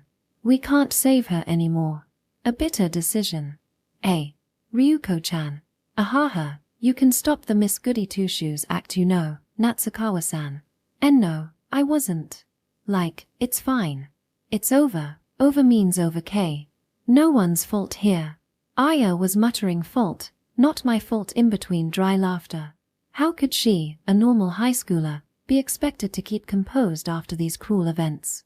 Nothing wrong with wanting to escape reality. These curative herbs are extremely valuable to us right now. What if I got injured enough to be unable to use magic? What if Seitu-san got her arm cut so bad she couldn't draw her bow? Most of all, Minomi, you who's been fighting monsters at the front, you're the one most likely to receive a wound. Ryuko had been watching from behind and knows exactly how well Minomi kept avoiding all sorts of attacks with her unparalleled athleticism, physical prowess, and abandon. But it wasn't good to be hubristic upon this evasion ability. Even if they weren't against a powerful monster, it was easy to imagine her surrounded by more Goma than she could cope with. But I'm fine, see. That's not the point, Minomi. If something happens to you, Seitu-san and I, who are ranged attackers, will surely go down right after. Honestly, we should have decided how to use the herbs long ago. As if to escape the suffering, Ryuko averted her eyes from Minami, and of course, Maiko too, just staring at the grass. At the end of her gaze, a conveniently placed four-leaved clover was not there at all. So you see, we have to let Futaba-san go now. So that we can survive. Wasn't it obvious? That useless pig was bound to be thrown away. Stop it, Seitu-san, you can't say it like that. So what way can I say it, Your Highness? Will you forgive me if I cry and apologize to Butter-Bar? Isn't that like, a little bit hypocritical? Whatever she did, you can't call yourself a person if you say that. You can't just give up on a human life just because it's more efficient or if they're useless. No, sorry. Like, I shouldn't spit on the dead her. Ryuko's face was sour enough to make her teeth grind. She had been stumped. Aya was right. No matter how many morals you held on to, having decided to let Maiko die, all of them would become utter hypocrisy. All three of them would have to carry that weight. Hey, can't we leave already? If you wanna watch over her till she dies, that's a bit too much for me, alright? It wasn't fun for any of them. One could tell at a glance that Aya, and of course Ryuko and Minami too, all of them wanted to get away from this place of guilt. You're right. There weren't any herbs here, so there could have been previous visitors. If some selfish trash gets to the transfer gate first, they're pretty much not gonna wait around. If that 3-person limit thing is true, we'll really be in at the deep end. They could trust in Soma Yuto's strength. Still, whether they could or couldn't make it to the goal first was indeed a bit doubtful. The girls had seen many times along the way, places where the dungeon was caved in, passages that you couldn't take. With a bit of bad luck, they could need to go on long day tours to arrive at the transfer gate. Worst case, they could also be completely blockaded from their destination. If there was student luckier than Yuto, yet utterly self-centered, they would undoubtedly rush to the exit with no regard to others. Also, hey, there's exactly 3 of us now. Casting aside Butter-Bar was just a matter of sooner or later, right? Just stop, Seitu-san. You don't need to spell it out. I got the full picture. If you do, then fine. I'd be happy if I didn't die cause of some hard feelings. But you too seem all right. Since we made a decision everyone's okay with, right? And then Aya soberly stood up. After patting off the grass on her skirt, she walked towards Maiko at a casual pace. And from the bag lying beside her, she took out a squarish black case. Seitu-san, that's something she won't be needing anymore. And much better than using those Goma knives. The case being handed straight to Minami was, of course, Maiko's beloved knife set. Those sharp blades would be a godsend for a thief. Perfect for carrying and storage, too good to pass up. Naturally, the meat cleaver equipped on Maiko would also be collected. Minami was already borrowing a chef's knife, having a spare carried no loss. Moreover, Ryuko and Aya could both carry one for self-defense. No worries, I'll give it over later. Being considerate to Minami's feelings, who was tearing up and hesitating to receive it, Aya forcefully shoved the knife set into her own bag. It was quite the size, but a school bag devoid of the deadweights known as textbooks and reference books could manage the room. Guess we're about done here. And this time, Aya really did head on straight out of the fairy square. Ryuko and Minami, be as downcast as they may, followed after her. Wait. Help me. Though feeble, that clinging voice definitely reached the ears of those two. I'm sorry, Futaba-san. Sorry. I'm so sorry. Leaving her with just that, the two left. Not once turning back. Futaba Maiko was thus abandoned. A fitting end for the useless pig. Was not a sentiment she herself would ever truly accept. Her consciousness fading, what remained in Maiko's heart was simply fear. Neither regret at her own actions, nor resentment towards the 3 who left her. Just scared, frightened, and cold. She felt like she could just sink into that sea of cold, but... Futaba-san, are you all right? Descended the voice of her savior. Section. Audiobook by Masquerade at Masquerade Audiobooks. Chapter 13, Shaman and Pig. Aha. I couldn't do anything but make that random, buffoonish sound. Yeah. Futaba-san nods while shedding large drops of tears. You're strong, enduring all that. Are not the thoughtless words of praise I felt like giving her. Aha, I see. Haha, so even that class rep has the heart to throw people aside. I surprised myself with how low, how dark the emotions residing in that mumble were. Yeah, I knew it wouldn't be a fun story. And certainly, I understand what those girls decided was somewhat reasonable. Limited recovery items, combat ability, threshold on survivors. Futaba Maiko who wasn't committing a thing. There couldn't be a better candidate to cast aside at that first juncture. I was neither hot-blooded compatriot of justice, nor was I a charitable man of the cloth. So in a similar situation, I'd make the same decision. I could end up, unlike the class rep and Natsukawa-san who hesitated till the very end, spewing uglier, more egotistic than even Seitu Aya. Those girls did nothing wrong. Like hell they didn't. Yet, from deep inside my heart, rises a tremendous hatred. Come face to face with a victim of this abdication, an unrelenting contempt, a painful rage sweeps over me. Because the Futaba-san in front of is that pitiable. Is not the reason. It's because she's just like me. Hopelessly incompetent, a useless good-for-nothing.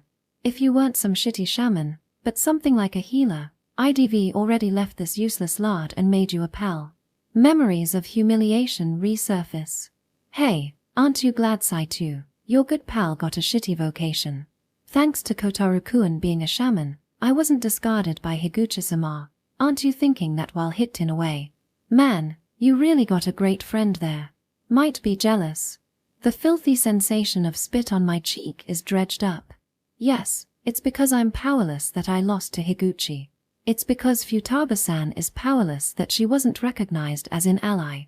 Both were the same, a natural result of our own inability. But no way was I such an upright person, or some kind of defeatist so as to submissively accept that result. No way in hell. I don't know about others, but if it's me, no way I wouldn't rage, wouldn't loathe, wouldn't curse. Futaba-san, let's team up. I gave it to her straight, no roundabout, tempting narration. Not a hint of trying to lead her into wanting it like some scam. I wasn't in the mood for hogwash opening remarks. No, I basically just felt like saying it. What? Blinking her round overflowing eyes, Futaba-san stares at me. Normally, I'd be lacking the handsome points to meet a girl's eyes, but with the influx of malevolent emotions right now, I could look straight back at those circular irides. Futaba-san, I don't think you want to die yet. Yeah. And of course you aren't thinking it's so miserable being betrayed and want to commit suicide. And never. That's good. She still has the energy to instantly deny suicide. If she was chronically depressed or something, I'd have another boatload of trouble doing, cheer up and counseling. If she has the will to live, I'd more than welcome her aboard. Well, not like I have the luxury to pick and choose my allies. Then, team up with me. This dungeon's quite too much for me to capture solo. But I can't do anything. So scared, I can't fight. I'll definitely be a pain for you, Momokawa-kun. That's fine, I can't fight either. I'd even bet my vocation is the weakest in the whole class. It's really quite pathetic, but here I shall boldly proclaim. For I doth be the true weakest. Momokawa-kun's vocation? It's shaman. Forget offensives. I don't have any defense or evasion either. Top it off, not a thing for getaways either. Yeah, you're damn right, Higuchi. A shaman can literally do fuck all, a real shit vocation, for now. I beat the armor bear, but that was basically me using up a lifetime's worth of luck. But, Momokawa-kun, you saved me. The herbs were just that good. If you know the recipe, anyone can make it.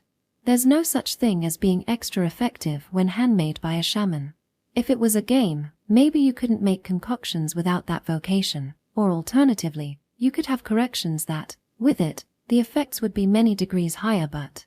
Sorry, none of that here. My shaman powers basically amount to intuition pharmacy. If the knowledge of effects and recipes got out, they'd stop being only mine. On the other hand, a healer would use their skill itself for recovery effects, a power uniquely available through them. Worst case scenario, they'd get me to cough up all I knew about herbs, and just off me. Then I guess it's actually better I not tell anyone the types of herbs, and how to make meds from them. Even if I'm teaming up with Futaba-san.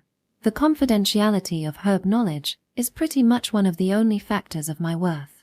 Wow, I'm pretty much trash for thinking these things literally in the middle of inviting her. Well, self-reproach aside. Right now, I need to concentrate fully on capturing Futaba-san. I really am the weakest, and in this dungeon, the most useless out of anyone. Cause of that, I almost got killed once. Really? So you mean? Momokawa-kun, you also? Receiving Futaba-san's gentle, considerate, and wholesomely sympathetic gaze, I silently nod. I mean, me wanting to join Higuchi's merry bunch is a 11 out of 10, fuck no. You can bow down, Dejiza, and beg me to join your party all you want. I'll bash Y with a red shroom, motherfucker. I don't think there's anyone who'll be needing me anytime soon. What about you, Futaba-san? If we catch up to class rep's bunch, you think they'll want to take you back? That's. I don't. Well duh. How barefaced do you have to be to just act like nothing happened and run back to the party that fired you? Matter of fact, if you did, they'd make you leave by force this time. That slightly crazy Seitu Aya might even come at you with aim.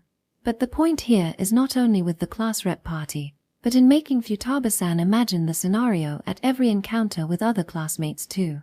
She should have noticed. If that class rep, if even Kisaragi Ryuko abandoned her, no one in their right mind would take in her incompetent self. Well, someone like Somakuen might have made a more appropriate reply. Hey, if you'd been left to die, and your heart was practically on the verge of shattering, anyone would take you in, or something. Not really, I wouldn't know. The chances of us getting protected by people with strong vocations are next to nil. The class rep might have refuted it, but I'd bet there's more people who take that info about the 3-person limit with more than a grain of salt. Even if they aren't fully convinced, they'd be acting under that premise being true.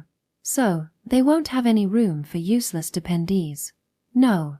But you're right. It's tough pill to swallow, but seems Futaba-san is sensible enough to accept that harsh reality. Could even be that she's only buttering up to me, pretending to listen to my boring explanation come lip service. Well, I don't care either way. No one wants to group themselves with a shaman, is an absolute truth I can say with unbending confidence. I've spoken not a single falsehood. So, weaklings as we are, we should try to work with that presupposition. I'm not too crazy about letting myself die. Futaba-san, didn't you say you felt the same? Yeah, that's right. Definitely not, I thought. I was really gonna die that time.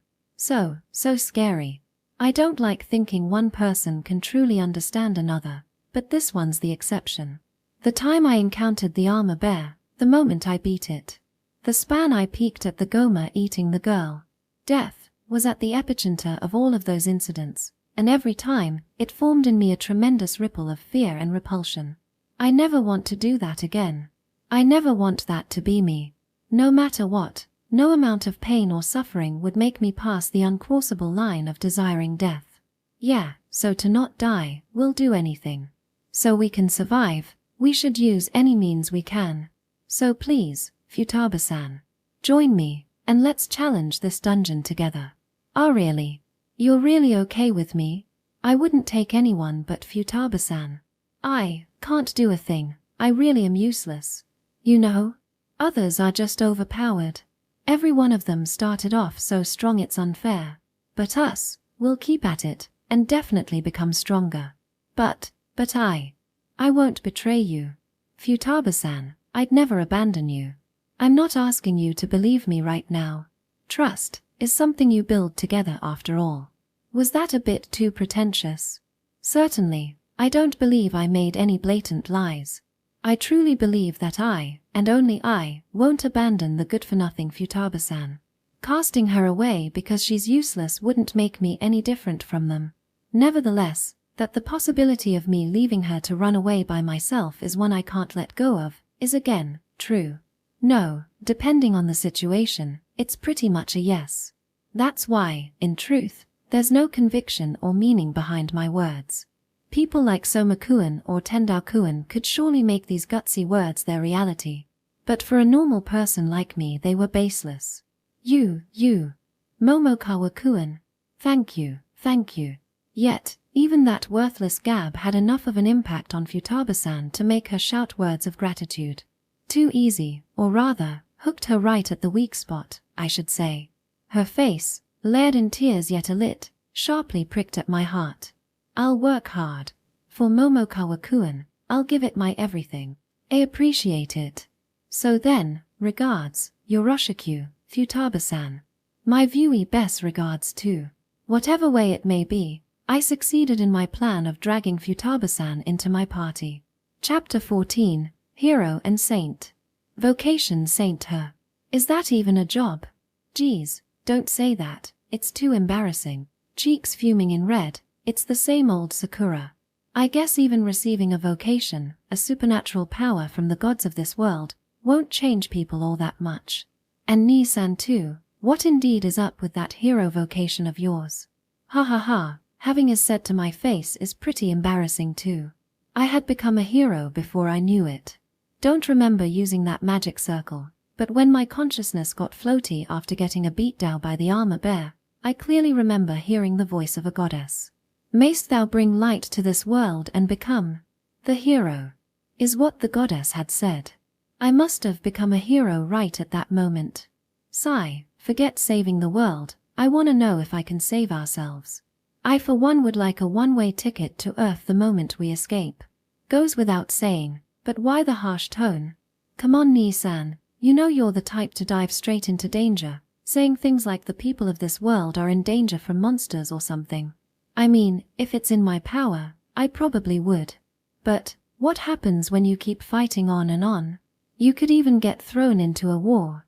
That and bashing heads with punks back in Japan are on a completely different dimension. I do realize.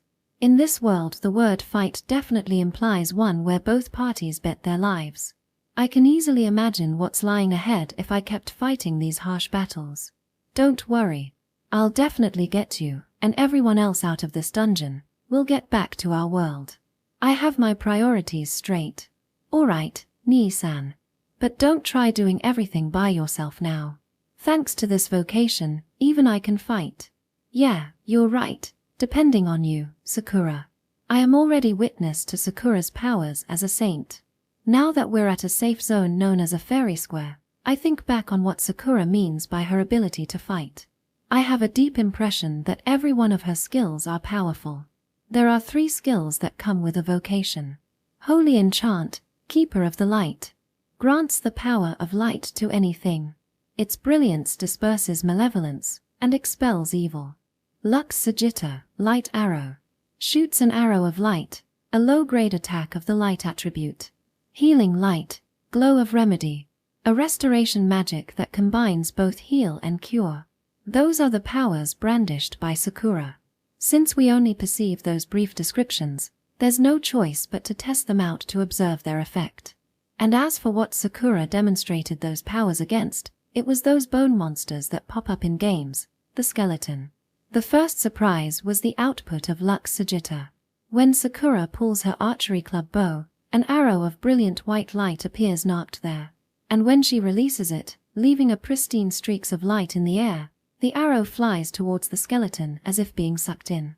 Upon connection, the dazzling light bursts, leaving behind only the remains of crushed, dismantled bone. It's not like the bones of skeleton are brittle. Having fought them myself, I can confirm their robustness. They are at least as tough as those of human origin. They wouldn't crack under trivial force. Making those bones explode into bits says a lot about that output. I don't really want to imagine getting hit by that dead on. Next on the list is Holy Enchant. When Sakura let her hand hold my Bokitu wooden sword, it flashed with a faint white glimmer, a few seconds later, and the enchantment was set. The Bokitu consequently held a holy radiance. Bashing a skeleton with it during this shining state causes its bony corpus to quickly crumble like sand. Seems like skeletons, as undead, were super susceptible to the light attribute like in games, But I wonder if these kinds of weaknesses and corrections are being adjusted for in this world. Even without the advantage against undead, I quickly understood after a few swings that this Bokuto under Holy Enchant was much sturdier than usual. It wouldn't give even if I banged it against a wall hard enough to definitely break in normal conditions. There's a time limit on the effects, but it's not an issue if only used when required. As a result, I could suffice with my single Bokuto. No need to help myself to the clubs carried by the skeletons. Finally, on Healing Light, since we haven't had any noticeable injuries, it hasn't been put to the test. The grievous injuries from the armor bear's assault were completely healed when I'd awoken as a hero, and I've been without a scratch since. Still, looking at these awe-inspiring feats of magic, we could expect the healing magic to be great too. And since we're traversing a dangerous dungeon that's crawling with monsters, this kind of recovery option is all the more indispensable. In a way, this healing magic can be considered much more valuable than attack power. I'd hope we could break free from here not needing to use it, but considering that there's not only the small fry skeletons, but powerful foes like the armor bear, I know it won't be that easy. Sigh, this fairy walnut, it isn't bad per se, but it's kind of dispiriting that we'll have only these to go on from now. Don't be so picky. I think we're blessed enough to find a stable source of nutrition in this kind of survival scenario. Maybe for you, Nui-san, you'd be used to this from your extended trips to the mountain with Jisama, grandfather. No, well even Jisan wouldn't take me training to this kind of monster-infested dungeon. Well, that Jisan might gladly dive into dungeon capturing, but I don't see myself as that battle-hungry to begin with.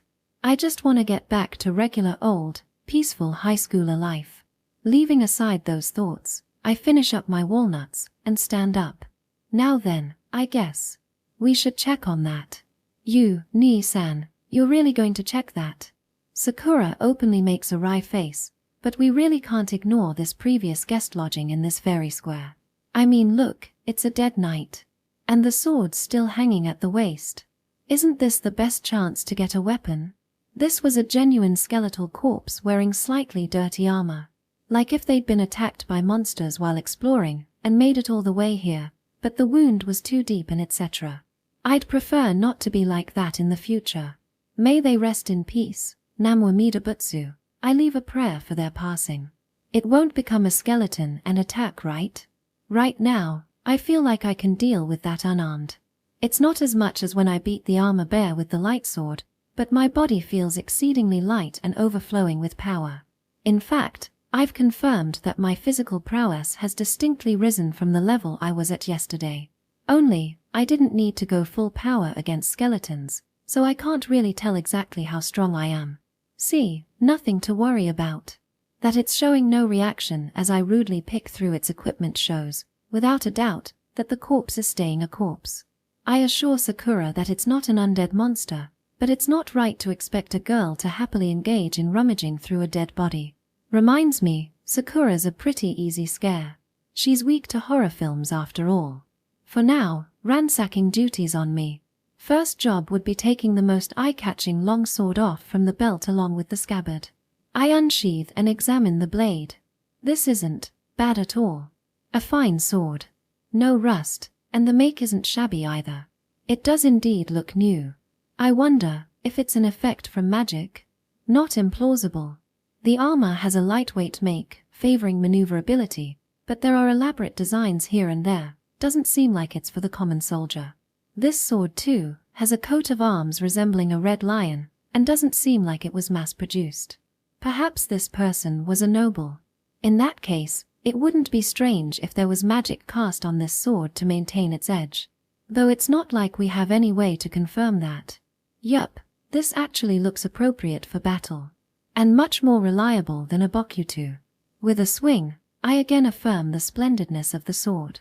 Would have been the best if it was a katana, but I really can't be that fussy about it in another world. I should consider it lucky their norm wasn't some weird-shaped sword like a shotel. Sorry Knight-san, but I'll be gratefully using this. Mostly, done with the scavenging, I once again place a hand on the skeleton of the knight and say a prayer, following which, I equip the longsword to my waist. The weapons I appropriated from the knight are this longsword and a dagger they also possessed. The dagger was also well preserved, not a bit of rusting. Of course, it also had the same red lion coat of arms on it. Sakura, you hold on to the dagger, for self-defense. No, Won't it be more useful if Nii-san takes it? Lux Sagitta is pretty dangerous at close range. Also, haven't you taken lessons in handling a knife at least? Well, a bit, yes. Though not as hard as with me, Sakura has been more or less put through the ropes by Ji-san since childhood. Not only self-defense techniques to deal with hoodlums carrying knives, but even the ways of taking those knives and stabbing back has been drilled into her. That Ji-san said Sakura's a girl, and it's much easier to justify it as self-defense, so she should stab them to death without worry, really makes him a shitty old fart. Though, Sakura seriously asking him to teach her how to stab till they're on the verge of death, is pretty something too. Well, let's head out then. Sooner we find our classmates, the better. And with our equipment ready, we left the fairy square. What appeared in the area right after were the pitch-black, short, humanoid monsters called Goma. Carrying rusted knives or axes, clubs as if they'd stolen them from skeletons, or spears made of animal bone, these were crude yet indeed armed, dangerous monsters. Even scarier was the fact that these things had a craving for human meat. On the off chance they beat us, they'd probably literally eat us alive. The appearance is reminiscent of the representative mob monster in RPGs, the goblin, but that's no excuse to let our guard down. Nii-san, wasn't that just a bit too much? No wait, I can explain, Sakura, please hear me out. Right now, spread around me was a scene so bloody and gruesome, you'd want to ask if some crazed mass murderer passed by. When we exited the passage that we left the fairy square from, we came upon a slightly large path where 5 Goma attacked. Of course, we easily got the upper hand and beat them, but the killing was so brutal, even I'm a bit taken aback. The corpses were scattered and shred so bad, it's hard to tell if there were 5 of them. At some point, priority went from how I'd attack to where I'd put my feet to avoid the blood spatter. Please, explain away. I was just trying out some skills. The disaster before me was nothing but the result of me testing the effects of my skills. If I hadn't done that, I'd have properly finished them with clean and efficient strikes of the knight's long sword. I see, that's why Nii-san's movements started changing from normal. So, after using them, your impressions? It's got ridiculous power. Though it seems they're called martial arts when released by a sword. The skills I learned after defeating the armor bear were in total 6. Learned skills. Thrust boosts piercing potential. A sharp blow impales the enemy. Slash boosts tearing potential. A sharp blow cuts the enemy. High walk boosts speed. Run like the wind. Acquired skills. Force boost boosts strength. Force akin to the armor bear. Iron guard, iron hide. Boosts defense. Guard akin to the armor bear. Tri/3 strike combo attack. Mutilate the enemy akin to the armor bear's claws. Learned skills are ones that apply to my own growth. In gaming terms, they're skills that I automatically learn as I level up. Acquired skills would be ones that originate from defeated enemies. This probably doesn't take the other party's skill as is, but takes that as a base and converts it into a form that a human like me can use. They had gone through the necessary corrections. The armor bear's strength is a result of its own muscles, and its tough defense comes from that thick metallic shell. Of course, being able to maim the opponent with a swing of its arm is only thanks to the numerous sharp claws on its paws. If I was literally going to have the same powers as my foe, I'd have the same appearance as the armor bear by now. The power's ridiculous, but there's some build-up time needed, and right after launching, there's a slight gap in my defense.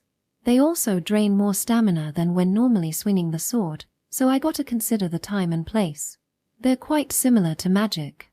But these powers we get from the vocation, we become more adept the more we use them, it seems, so I guess you can't be too sparing? Yeah, if I can't get used to using these martial arts, they won't be useful when it actually counts. So for now, I'll be practicing. But I'll refrain from bursting apart Goma with Tri/. Nii-san, you kind of look like you're having fun. It may sound careless, but I wanted to get stronger. And now, we've come to another world, and I was given this great power you can even visually confirm. My excitement being high is probably because of my lack of mental training. Sorry, I wasn't saying that cynically. I really do know how deeply Nii-san feels about wanting strength. But what if this great power changes you, is something I'm a bit uneasy about. Damn, Sakura really had me there. Seems I got high-tensioned enough to arouse this kind of worry. Really need to get a hold of myself. Maybe some Zen meditation later? I'm perfectly fine. Me getting as strong as I can is only because I want to protect you, Sakura, and everyone else too. I don't know why God made me a hero or how much stronger I can become, but I wouldn't stray from using that strength correctly, ever. There's no use just having power. How you use it is the vital part. This doctrine has been pummeled into me by Ji-san since I was a kid. You could say, it's carved onto my bones by now. I understand that. I meant to be aware of it since forever now. But now that I have the power to easily kill a human-shaped thing, I feel like I gained a whole new apprehension of that teaching. Or maybe I'll know it even better from now on. It would become something that keeps me in check. Just being protected, it's really vexing, you know. So, I will get stronger with you. I'll try and get even a little stronger, so I can support you, Nii-san. You will. Yeah, of course you will. Thanks, Sakura. Counting on you. Anytime, Nii-san. This excellent sister of mine thinking dearly of her brother really does warm my heart. But this heartwarming feeling doesn't match scenery of me in the middle of a slaughterfest at all. Atmosphere is pretty important. Anyway, after a breather, we continued on the passage with no end in sight. On the way, we got into a large domed space filled with vegetation like a botanical garden, where we encountered more goma and packs of wild, reddish dogs. They were in packs, but there was no special powers or magic as a result of them being grouped, so with Sakura's support fire and Highwalk's maneuverability, we easily eliminated them. Up till now, the monsters were small fry. But there's no telling when a big shot with the armor bear would appear, so we made sure to be on maximum alert while advancing through the dungeon. It was when we'd been in this place long enough to notice that the safe, relief stations known as fairy squares, were scattered at quite reasonable intervals. It was when we arrived at another one of those fairy squares. No way, Soma-kun? There, we found the previous guests. It's true. Soma-kun and Sakura-chan. I'm not in a dream, right? Familiar faces, there were two girls. Class rep and Natsukawa-san. What a relief, you're both all rig. You are. Soma-kun. What? Hold on, Natsukawa-san. Suddenly hugging me in tears, I can't do anything but get flustered. I'm just normal friends with Natsukawa-san, nothing on the level of embracing each upon reuniting. And now'd be when Sakura misunderstands and looks at me coldly. Is what I though, but Sakura was facing class rep with a weighty expression. Ryuko, I hope to say I'm glad you're alright. But that doesn't really seem to be the case. Yeah, Sakura and Yuto-kun, we're really saved now that you're here. Thanks. Apparently their situation was worse than I thought. Natsukawa-san too, it doesn't seem like she's crying from simple anxiety. I could see her having been mentally cornered at a severe level. For now, I returned the sobbing Natsukawa-san's embrace to calm her down. And asking what happened would be towards class rep who has an awfully tired and pale face, yet was still holding together. Class rep, what exactly happened to you guys? A friend, another one died. Just a while ago. It was an event I hadn't imagined. No, that's wrong, I purposefully didn't think about it. The powerful vocation, the weak monsters that could only crowd together. So everyone else was fine too. Naively, I made myself think like that. That kind of thinking was not hope, but merely a convenient desire, is proven fact, right here, right now. Thus, I was finally made aware that among my classmates, there was a casualty. Chapter 15, Martial Art. Now that we're a team, let's get this dungeon over with. Is not what we did. Our location remains at the Fairy Square. For now, let's get a grasp of what we're capable of. I've already heard about Futaba-san's 3 novice skills as one receiving the vocation of knight, but I think it's beneficial to do a practical test. No matter how much power you receive, Being able to use it when it counts is what really matters. And no, the class rep getting it done when suddenly facing the enemy right then and there isn't normal. If I hadn't practiced the Canto 4 Red Fever at least once, I could have fumbled it when finishing off the armor bear. In many things, practice does make perfect. Yes, I'll be in your care, though I may be inexperienced. In that manner, Futaba-san buoyantly lowers her head, seeming ever more amiable. I'm worried she could deceived by some vile shaman somewhere. To start off, I want you to try out Foresight and Repel, Futaba-san. Skills invoked by intention, otherwise said, active skills, are the usual category for defense moves like Repel. I have the feeling she hasn't invoked it even once.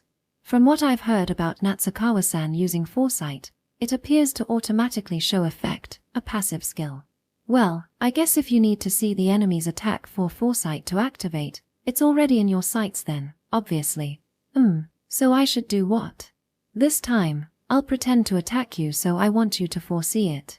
Pretend to attack. Sounds kinda really scary. Relax, I won't be throwing curses from the get-go. I mean, even if I did use Red Fever, I pretty much know what to expect. With her blessed body being strong to injuries and ailments, she may not even feel the insignificant rise in temperature. Yeah, I kinda wanna try that out, but more importantly, I was wondering, is your belly alright? If it hasn't closed up, we can rest a bit longer. Oh, it's fine now. Doesn't hurt at all. Momokawa-kuen's ointment worked super well. Seriously? No way, is it fully healed? Seems so. Growing slightly doubtful at my look of disbelief, Futaba-san turns around on the spot. Then, quietly rolling up the hem of her sailor uniform, she secretly makes sure. Yup, it really is healed. Wait, let me have a look. Her overtly affirmative answer. Healed, meaning no scarring, or even any scabs. Isn't that a bit too hard to believe? Kia. As she was raising that lovely cry discordant with her build, I already had a box seat view of Futaba-san's rich, white middle. Wow, it really is. It was a sight befitting my involuntary exclamation. The deep, horizontal gash right below her navel had closed up without a trace. I can't see a scratch, there remains but a slight tinge of unwashed blood, and a bit of dry scabbing on its way to peeling off. What astounding recovery. Was my sloppily compounded ointment really that high efficiency? Certainly, the Shamdelians, false dandelion, did seal the lacerations I got from the armor bear pretty fast, but the scabs haven't completely ripened even now.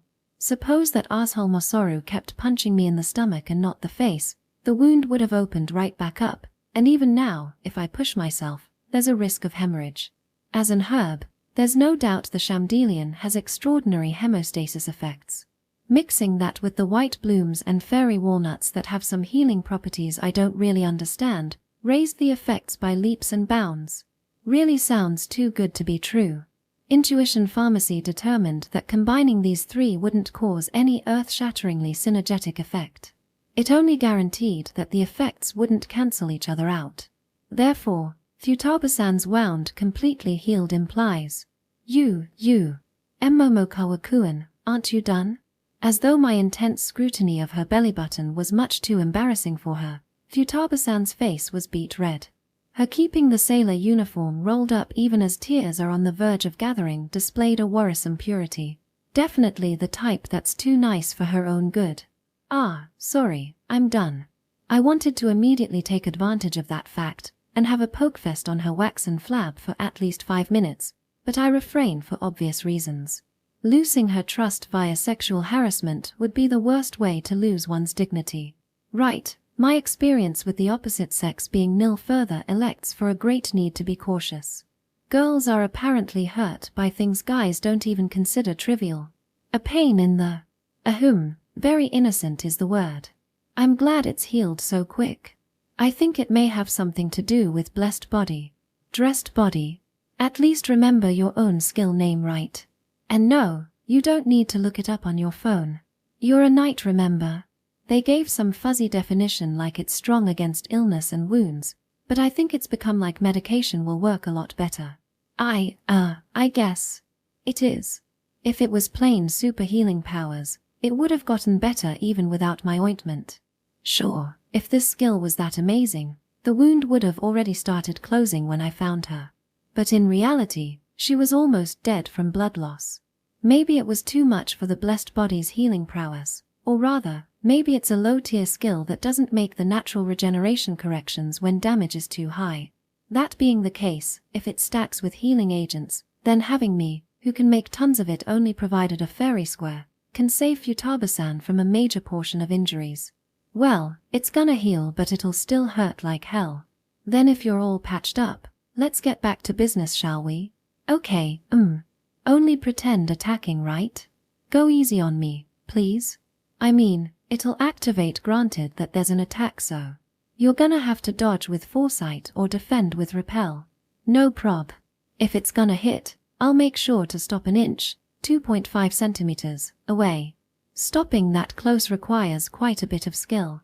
I have not a smidge of confidence in precisely stopping my fist or a shinai, practice sword, once at their fulcrum. I indeed don't, but said that anyway. It's fine, you can trust on the vocation. K, so I need a branch or something. Nice, let's use this. From a fairy walnut tree growing at a corner of the square, I locate a decent-sized branch and reach for it. With a firm grin, I brace myself and pull. Cool. Tough. It's much more solid than I imagined.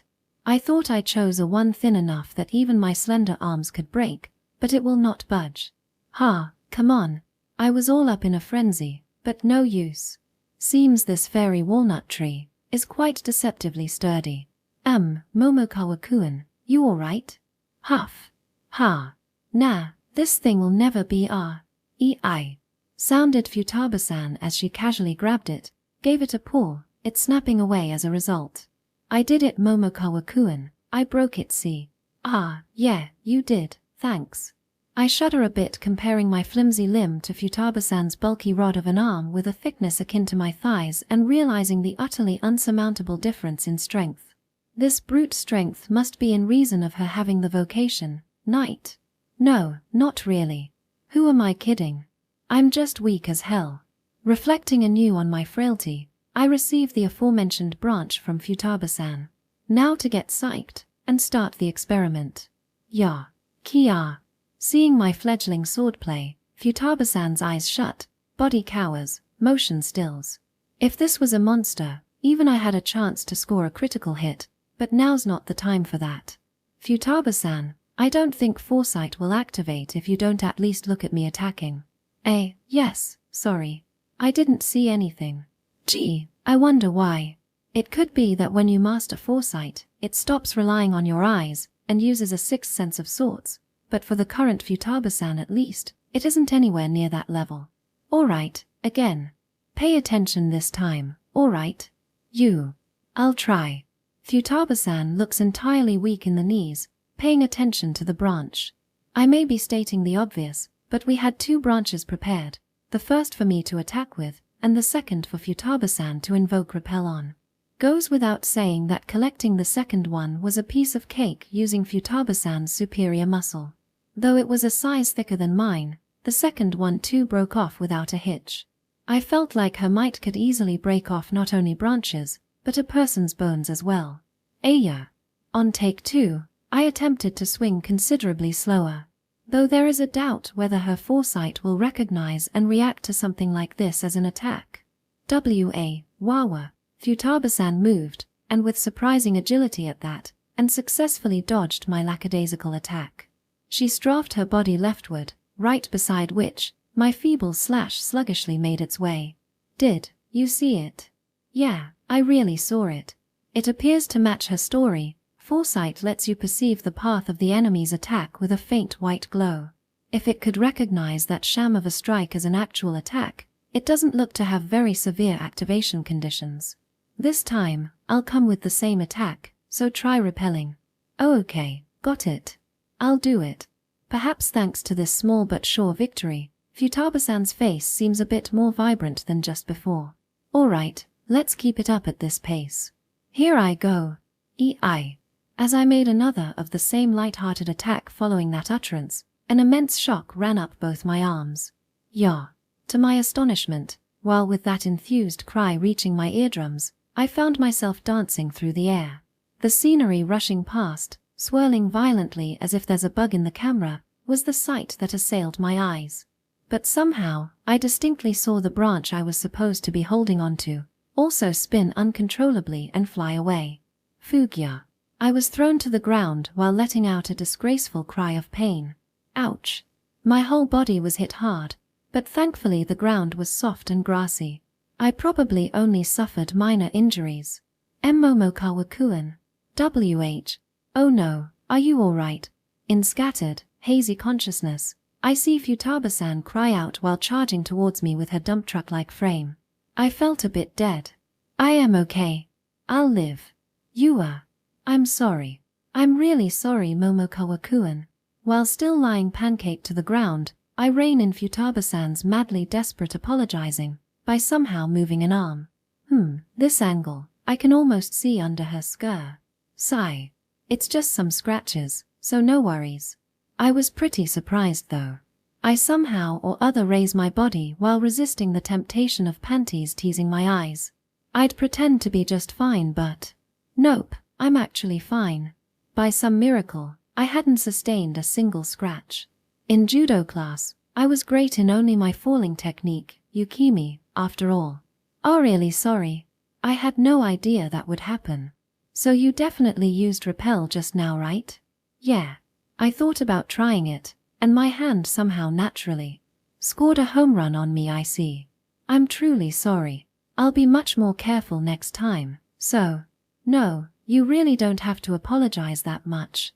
In fact, it was a big success. Certainly, Futaba Maiko has now, at this time, for the first time, invoked her martial art. It's now obvious that even a wuss like her can do it if she can only muster the will. But what I'm most grateful for is that force. So this is the power of the vocation, Knight. Futaba-san, you'll definitely get stronger. A strength that I can never hope to achieve is within her reach. I feel like I've finally found a ray of hope towards this dungeon capture. So let's go for it. Yeah. Alright. I'll work my best. Momokawa-kun. Chapter 16. Let's try killing part. 1. Having of course rested, resupplied in herbs, in addition to getting our equipment in order, we finally decided to tackle this thing called dungeon capture. That being said, it'd be hard to declare if we were truly in top condition. Having the knives stolen really stings. Every single piece of Futaba-san's knife set was robbed by Seitu Aya. Not even single paring knife remains. Among edged items, we only possess my box cutter and a pair of scissors that Futaba-san had. As weapons, they convey not much reliability at all. Still, no use in mulling over it. For now, we collected the toughest branch Futaba-san could break, and using the cutter, shaved off the tip into an impromptu spear. It's barely better than being empty-handed, but it's enough to stab a Goma to death. Though I guess, one would be the limit. As for the meds, I got a good harvest, so that's at least good. Actually, the variety of flora of the fairy square we left just now was slightly different from that of the last one. We got our hands on a fair amount of this one berry that, when ingested, gives an increase in strength, or rather, a direct attack boost, for a temporary period. Obviously, it won't be at rates of 2x or 3x, it's something like a slight up from normal, just barely a power-up. Again, definitely better than nothing. I'm calling it a power seed, and at a glance, it's really quite similar to the spreading you. A tiny, red, bead-like outer layer with a black central pit. The trees fruiting such power seeds could be found blended in with the fairy walnut trees. According to Intuition Pharmacy, it's made so that when ingested, it utilizes a bit of magic and a fair amount of energy from the body and converts it into strength. Eat too much, and it'll exhaust all energy from the body, and you'll collapse from malnutrition. Well, I guess that's a pretty typical kind of after effect from power-up-like items. I've tested it out, and on my own body, looks like 10 at a time won't cause any trouble. And when it comes to a battle, I've predetermined to pop one just beforehand. Though, if we got caught in an ambush, there'd be no way to make time for that. With more caution than ever, I take steps forward within this stone passage that doesn't seem to change. The formation is, me at front, and Futaba-san behind. There's a lot to say about a shaman at the vanguard, but she was walking so agitated that we weren't moving at all. Ah, Futaba-san, stop. A few dozen minutes after departure, we arrive at the first change. This is. Twisted, ominous trees engulfed in green leaves congregated en masse in this domed space. So this is that forested dome. It's where Futaba-san and the class rep encountered the troop of Goma. It's likely not that exact place, but since it's so similar, there's a big chance it's become a hunting ground where Goma operate. Naturally, there's the chance of other monsters also lurking. With our power right now, we can't even handle a swarm of fang rats. I'd like to get some battle experience, but we have to be very careful in choosing the enemy. Actually, is there a monster we can beat? What do we do, Momokawa-kun? I don't wanna go. Futaba-san's eyes complain. My clouded gaze doesn't hold any sympathy though. Looks like we can't progress without going through here. It's pretty much unavoidable. I don't want to pass through this kind of dangerous area either. I'd refuse to every time given the chance. I really would, but the magic compass was pointing straight at the other end. I even made sure to check Futaba-san's one, but no use, both still pointed straight there without the slightest flinch. Running their full speed. Sounds like a bad idea. We'll just have to walk along the walls. If we go by Futaba-san's story, there's a chance that this forested dome is laid down with traps. When Natsukawa Minomi came to save the class rep from the attacking Goma, she had used a pitfall. Since it activated from an arrow hitting a tree branch, I'd imagine there was like a sensor-like thing placed on some tree that detects shocks or tremors. Being a thief, Natsukawa-san might have an idea about its odds and ends. But I have not a clue, and Futaba-san didn't hear much more about it either. That means I can't carelessly go around collecting poison mushrooms and herbs either. I think it's very likely we'll find something of that genre in this forested dome, but yeah, desperate times. I'll just think about quietly passing through. With our backs to the wall, we probably won't get done in from behind. Also, don't let your guard down a single bit. You could accidentally trigger a trap. Why yeah, got it. Eyebrows knit full on in a shape, Futaba-san had an almost about to cry face, but still prepared herself up and nodded to my words. Well then, I'll get psyched too. Let's cross this forested dome with everything we got. We aren't getting there, it's surprisingly big. Left-hand side along the ashen walls, we proceed, sliding along. Our attention focused less forwards, and more towards deep into the dim forest spread wide at our right. Any time now, those filthy Goma might jump out from behind the thicket. The suspense is killing me. Futaba-san, all right? No problem. She replies with an agitated voice that doesn't seem all right at all. I haven't been checking on her behind me, but there's no chance of us getting separated. Reason being, she has grabbed onto the hem of my Gakuren uniform with all her might. You really think you can use your spear like that? I thought to warn her, but seeing her hand paled and trembling, I decided not. 'Cause if there was someone in front of me, I'd want grab onto them too. Truly birds of a feather. As a coward myself, I can't laugh at her cowardice, and just as I immersed in those self-deprecating thoughts. Stop, Futaba-san. What's wrong, Momokawa-kun? Quiet. I use my hand that was shaking in tension to calm the intensely flustered Futaba-san and concentrate on the moving shadow that abruptly caught my eye. A monster, there's a monster. Futaba-san swallows her breath. She gets full points just by not screaming right now. Luckily, looks like the other side hasn't noticed us. For the time being, I hid myself behind a thick tree nearby and decided to cautiously observe this monster we found. What I saw was a lone dog. Dirty to the point of looking brown, it was a mid-sized canine with a red coat. It was quite thin. I could tell at a glance that it hadn't found any food in a while. Loosely dangling its vigorous tongue and tail, the dog was trudging along, wandering between the trees. That dog. I've seen one before.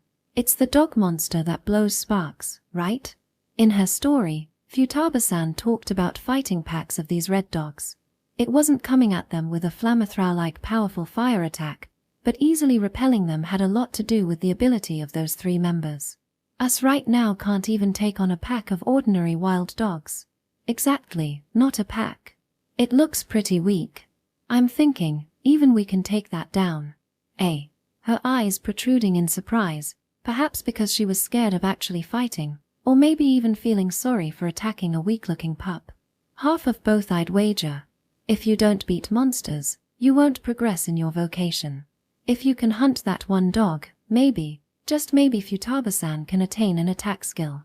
You got this chance to beat an enemy risk-free, don't throw it away. Seems a bit late to be explaining, but I'm letting her hear it all the more. Futaba-san is scared as always, but she seriously gives her all, listening and adhering to my explanations. She isn't just a mess of feelings and tears, she's got her admirable side too. Don't worry, I'll do support with my curses. There's only one, so we can definitely beat it. Why yeah. Got it, Momokawa-kun. I'll do it. So she's finally going for it. Futaba-san stiffened her brows and nodded to me with a brave expression. So first, you can let go of my clothes. Sorry. Looking embarrassed, she quickly withdraws her hand from the hem of my gakuren. She was grabbing super tight, so it's gotten wrinkled. Okay, first, I'll stop it with my curse. I think I can seal the red dog's movement with that, so in that time, you go in and stab. I'll give the signal. I pass by the faithfully nodding Futaba-san and concentrate on the dog weakly walking by. It has already passed by us. I can see its butt, an orange-colored, lowered tail, dangling pitifully there. Any further, and it'll be out of range. I can only do it now. Entwine its escape, with weaving hair. The aria I recite is one attained after beating the armor bear, a new curse. And this long-awaited new move is Black Hair Bind. From the tree's shadow, I aim my fourth curse at the dog's butt, and it immediately shows effect. It appears quietly from the shadows near the dog's feet as it frailly continued its trail. Deep black, thin fibers. Yes, these were indeed hair. A handful, a bundle of these hairs softly rose from the shadows, twining onto the red dog's hind legs. Sensing the change, the dog howls loud, pouncing and struggling with its large body, but the black hair's grasp showed no sign of tearing or looseness. Nice, looks like it's got a bit of endurance. Black Hair Bind, true to its name, beautifully bound the enemy's escape. Plunge into permanent swelter, and curse the body. Red fever. And, though the effect is doubtful but just in case, aiming to weaken it even a bit more, I throw in my good old first curse, red fever. As if surprised by the sudden light fever coursing through its body, the red dog lets out a miserable whine. This is the maximum possible support from me. Now Futaba-san. Stab it from the back. Okay. Yeah.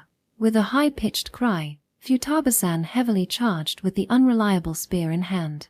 I can't call her running fast even as a compliment, but Black Hair Bind won't be letting go of the red dog in the measly 10 meters, 33 feet, she has to cross in getting there. This curse lasts a certain amount of time after activation. Most likely, there's an amount of mana it's charged with and it's made to manifest until that mana is consumed. However, if I concentrate on that invocation continuously, I can supply more mana, and use my power to control the binding strength. As both its hind legs are bound, the red dog can't turn back and exercise its fangs or claws. If, following my instructions to the dot, she uses the spear's reach to thrust from the back, we can do a completely safe and one-sided attack. With me setting the stage this well, even Futaba-san can deliver a killing blow. Huff. Ha. I'll do it. Her breath short from dashing at full power for a short period, Futaba-san timorously raised the spear overhead. That's right, now you only have to strongly jab it in, you can kill the red dog.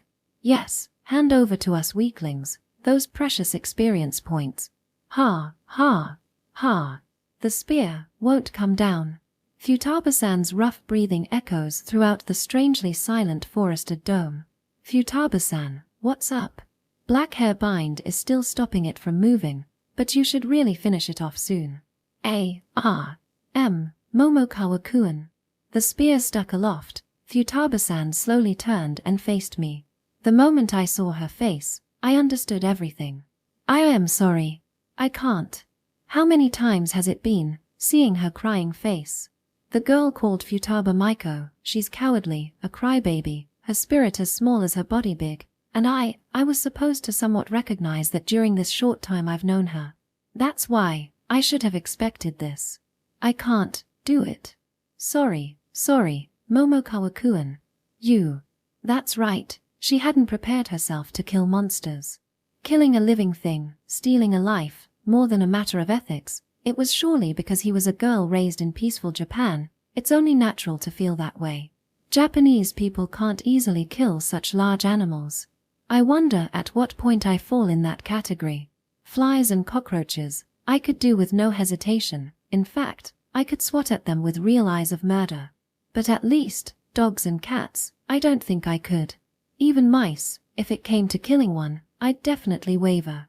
I imagine the limit for a typical Japanese would be at clearly harmful bugs and marine life procured as food.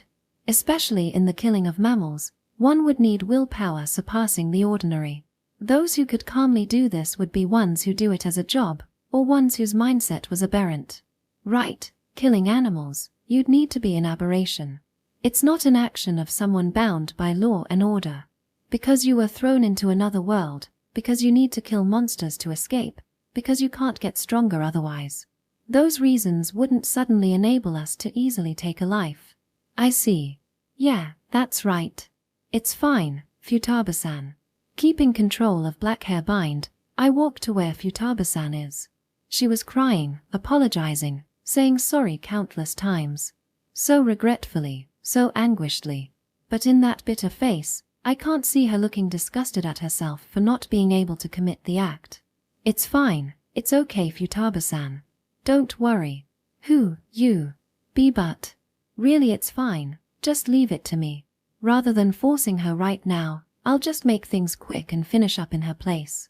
It's dangerous to be bumming around this place after all. So I try to somehow calm the unsettled Futaba-san while holding my spear abreast, and send her behind me. Sigh. Having come to raising the weapon myself, I feel quite the resistance. I feel like I can't blame Futaba-san who said she couldn't do it. Given the chance, I wouldn't either. Less sorry, and more sick, is what I feel. But for me right now, it's not something I can't do. Killing the armor bear was nothing but a fluke, strong luck, but I can have confidence. No, I can have grudge. I aim this grudge towards all things called monsters that seek my life. From the swung down spear. I mean, it's just a sharpened branch but still, I definitely felt a feedback. A shrill cry from the dog, and a small one from Futaba-san beat into my ears. The tip was pierced into the dog's back, but shallow. The dirty red coat was being coated in abundant fresh blood, but it's not enough. Yeah. So I stabbed many times that frail back. Till its life kept residing in its body, neither did my hands stop. Stimulated by murderous impulse, I couldn't stop myself at all. Huff. Is it dead? At some point, the red dog had stopped leaking groans of pain. It lay there on the ground.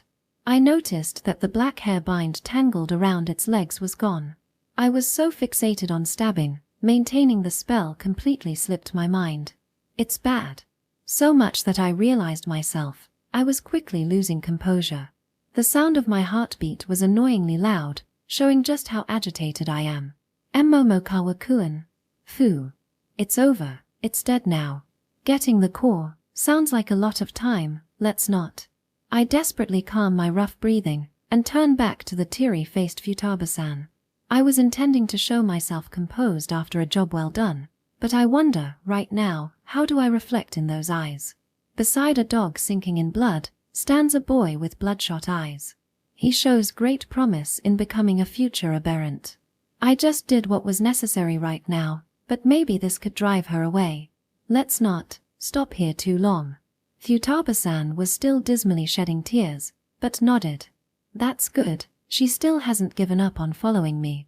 So, leaving behind the shredded, repeatedly stabbed corpse of a dog, we get out of the forested dome. We hadn't collected a core, or any new powers, but did gain an indescribable weariness and exhaustion. Sigh. It's hard. I don't feel good about the future. Chapter 17, Let's Try Killing Part Point 2. After that, We saw packs of fang rats pass through the ends of the passages twice. In a woodland area, we saw a troop of goma walk past while making a racket for some reason. After the skinny red dog, we advanced through the dungeon without a single other fight. Thus, precisely following the directions of the magic compass, we arrived at a stairway. Similar to the one where I first entered this dungeon, it was a spiraled descent. And as I thought maybe, there indeed was a fairy square upon reaching the bottom. Let's stop here for today. We should get a little sleep. Okay, let's. Me and Futaba-san, we were both tired. Even if I didn't make the proposal to rest, I'm certain we'd both be out like logs. I'll just stop thinking too much for now. Controlling our exhaustion, Futaba-san and I ate a poor meal of fairy walnuts with cold water, and descended towards a siesta. Sleeping with a girl under the same roof would be a rom-com-like scenario that I truly couldn't care less for, and I lied down freely, spreading my arms and legs over the soft grass. Futaba-san too, right now she wouldn't be stupidly conscious of the opposite sex, and should be weary, yes, mentally weary, and going to sleep at an appropriate distance away. You. As I turn my face to peek, what appears is a side turned large, round back trembling. She's doing her best to suppress it, but the crying is obvious. For what cause? Is she shedding tears this time? I had no desire to think about it, and per consequent, none to console her either. I want to cry too. The surprising difficulty of killing monsters. Futaba-san who can't attack. Packs of them where it's instant death at encounter. Every one of these is more than enough to chip away at my spirit. None of them were at the level of stress a short, otaku, geek, high schooler could hope to endure. It's okay, I'm still okay. Murmuring as if it was a prayer, I tightly shut my eyes. I still don't wanna die. Like hell I'll die here. Survival instinct. That's what moves me, the only, yet absolute thing that drives me. I'll definitely get out of this place alive. And I'll absolutely make it back to my previous world. Sometime during my endless contemplations, I had fallen asleep. I don't know for how long, and I don't feel like checking. Feeling the languish of awakening, rubbing at my eyes, I raise my body. Futaba-san's still sleeping. They say that sleep brings up a child well, the thought buzzes through my mind. But having the body grow while the heart stays immature makes that completely useless. If you could become courageous just by dozing off, I'd be a hero already. At the least, a level 58 one. No, that's wrong. It's not her fault. Seeing Futaba-san's utter uselessness, unable to kill even a starving, and on top of that, restrained pup, my inner feeling for her becoming the same as those three who abandoned her, is something I can't deny. I've been hitting my limits too, I just can't let her off. I'm not that big of a man to laugh away these things as nothing, I know that for a fact. Just as I expected things from the strength of a knight granted to Futaba-san, I was all the more disappointed and full of complaints at her failures like this. Still, I won't resent her. I won't get angry or blame her. Ever. I don't give a shit about my feelings. If feelings aren't working, try logic. So think Momokawa Kotaru. Before finally speaking out that disgruntled resentment, think up a plan. Alright, first on the list of problems are those novice skills. The biggest flaw isn't with the individual that is Futaba Maiko, but with the shitty system of this anything-goes magic-filled other world that produced the thing called a vocation, which is a disappointment that keeps on giving. I already have an endless list of complaints from being a shaman with nil attack skills, but let's leave that aside for now. What's important are the three novice skills that Futaba-san currently possesses: Foresight, Repel, and Blessed Body. That she has no attack skills, i.e. martial arts, is not the issue. The issue would be her lack of skills that focus the mind in battle, psyche skills. Up till this very morning, well, we may have changed by now, but anyway, we were just normal high schoolers. Just because we received magical powers, there's no way we can suddenly go fight fearsome monsters. Nevertheless, be it the Higuchi party I encountered, or the class rep team that abandoned Futaba-san, they were more or less able to fight off those monsters. As for why these students could conveniently go to battle, the secret lies in powers that affect their psyche. Concentrate can draw the bow without faltering of mind. If I recall, there was a name and description like that. Right, this was indeed one of Seitu Aya's novice skills in archery. She had neither the composed disposition of the class rep nor the bravado of Natsukawa-san. She was a model of completely average high school girl, and though I hadn't spoken to her even once, her demeanor in class leads me to that judgment. Even someone like her was standing shoulder to shoulder with the other two, fighting with gusto. If you think about it, in front of a Goma or Red Dog, Seitu-san is very likely to scream out in fear, or even turn stiff in shock, reactions leading straight to death. For her contribution to the fight, there'd be scant different to Futaba-san. Her betraying those expectations, properly carrying out long-distance offensives with her bow, was nothing but from that concentrate, that magic power that allowed her to smoothly carry out battle. What I think is that this power not only offers concentration when firing an arrow, but also mitigates the resistance felt when that arrow hits an animal. Perhaps it's that, after the battle, the guilt comes rushing in. Still, using this power, she'd be able to coolly fire the bow anytime new skirmishes started. The guilt X resistance from taking a life gone, there wouldn't be any shaking from fear and anxiety either. Ever calm of mind, akin to the masters of Japanese archery. Do that for a while, and she'd get used to killing monsters pretty soon. Humans can adapt. Right now, Seitu-san may even be able to casually headshot monsters like those FPS addicts. Anyway, after first getting a hold of this psyche skill, even complete amateurs in battle can avoid the worst of pitfalls known as panic to a 100%. If Futaba-san had an ability to fearlessly face any foe, the mindset of a knight, a chivalrous spirit per se, then she could use those log-like arms to bash down on any Goma or Red Dog. Yeah, if she was that awesome, she wouldn't have been abandoned by those three in the first place, and wouldn't have met me and become an ally either. Somehow, gotta get her a psyche skill. In the end, we're back at the premise of developing the vocation through combat. The category of skill we want did change, but the means to get it remains the same. And, it's because that's not working out, that I'm going though all this trouble. Came right back in a circle, goddammit. Okay, next time, let's avoid the Red Dog, and get a Fang Rat, then. Or maybe I can somehow trick her into killing it. A feeling where I'm simulating an RPG and trying to nurture a super weak character, expecting great things for later. Getting the enemy's HP down to 1 and letting the weak character deliver the kill and get the EXP.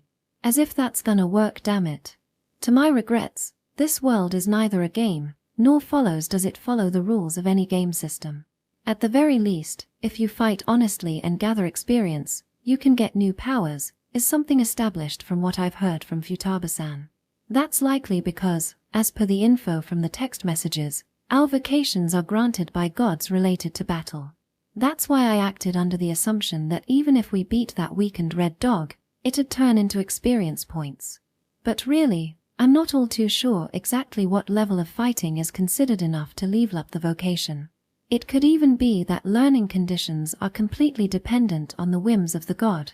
If that's the case, then the one who granted Futaba-san her vocation, the god of knights, it was apparently a woman's voice, so maybe goddess. Anyway, this god of female knights may not recognize her beating monsters with underhanded methods.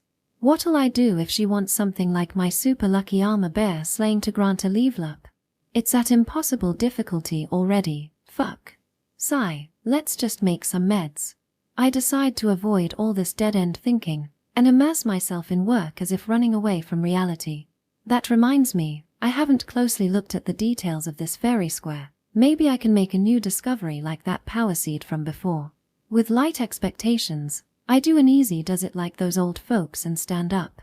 Chapter 18. Let's try the killing part. Point 3. Not much change from upstairs her. Yeah, Futaba-san curtly replies. Her face being clouded to the utmost, I can tell without looking back. We advance through a now all too familiar stone passage in that slightly strained and awkward atmosphere. Having rested and slept, not really feeling like diving into this hopeless dungeon, we decided to head in nonetheless. Futaba-san's depressed state had shown no changes after having woken up.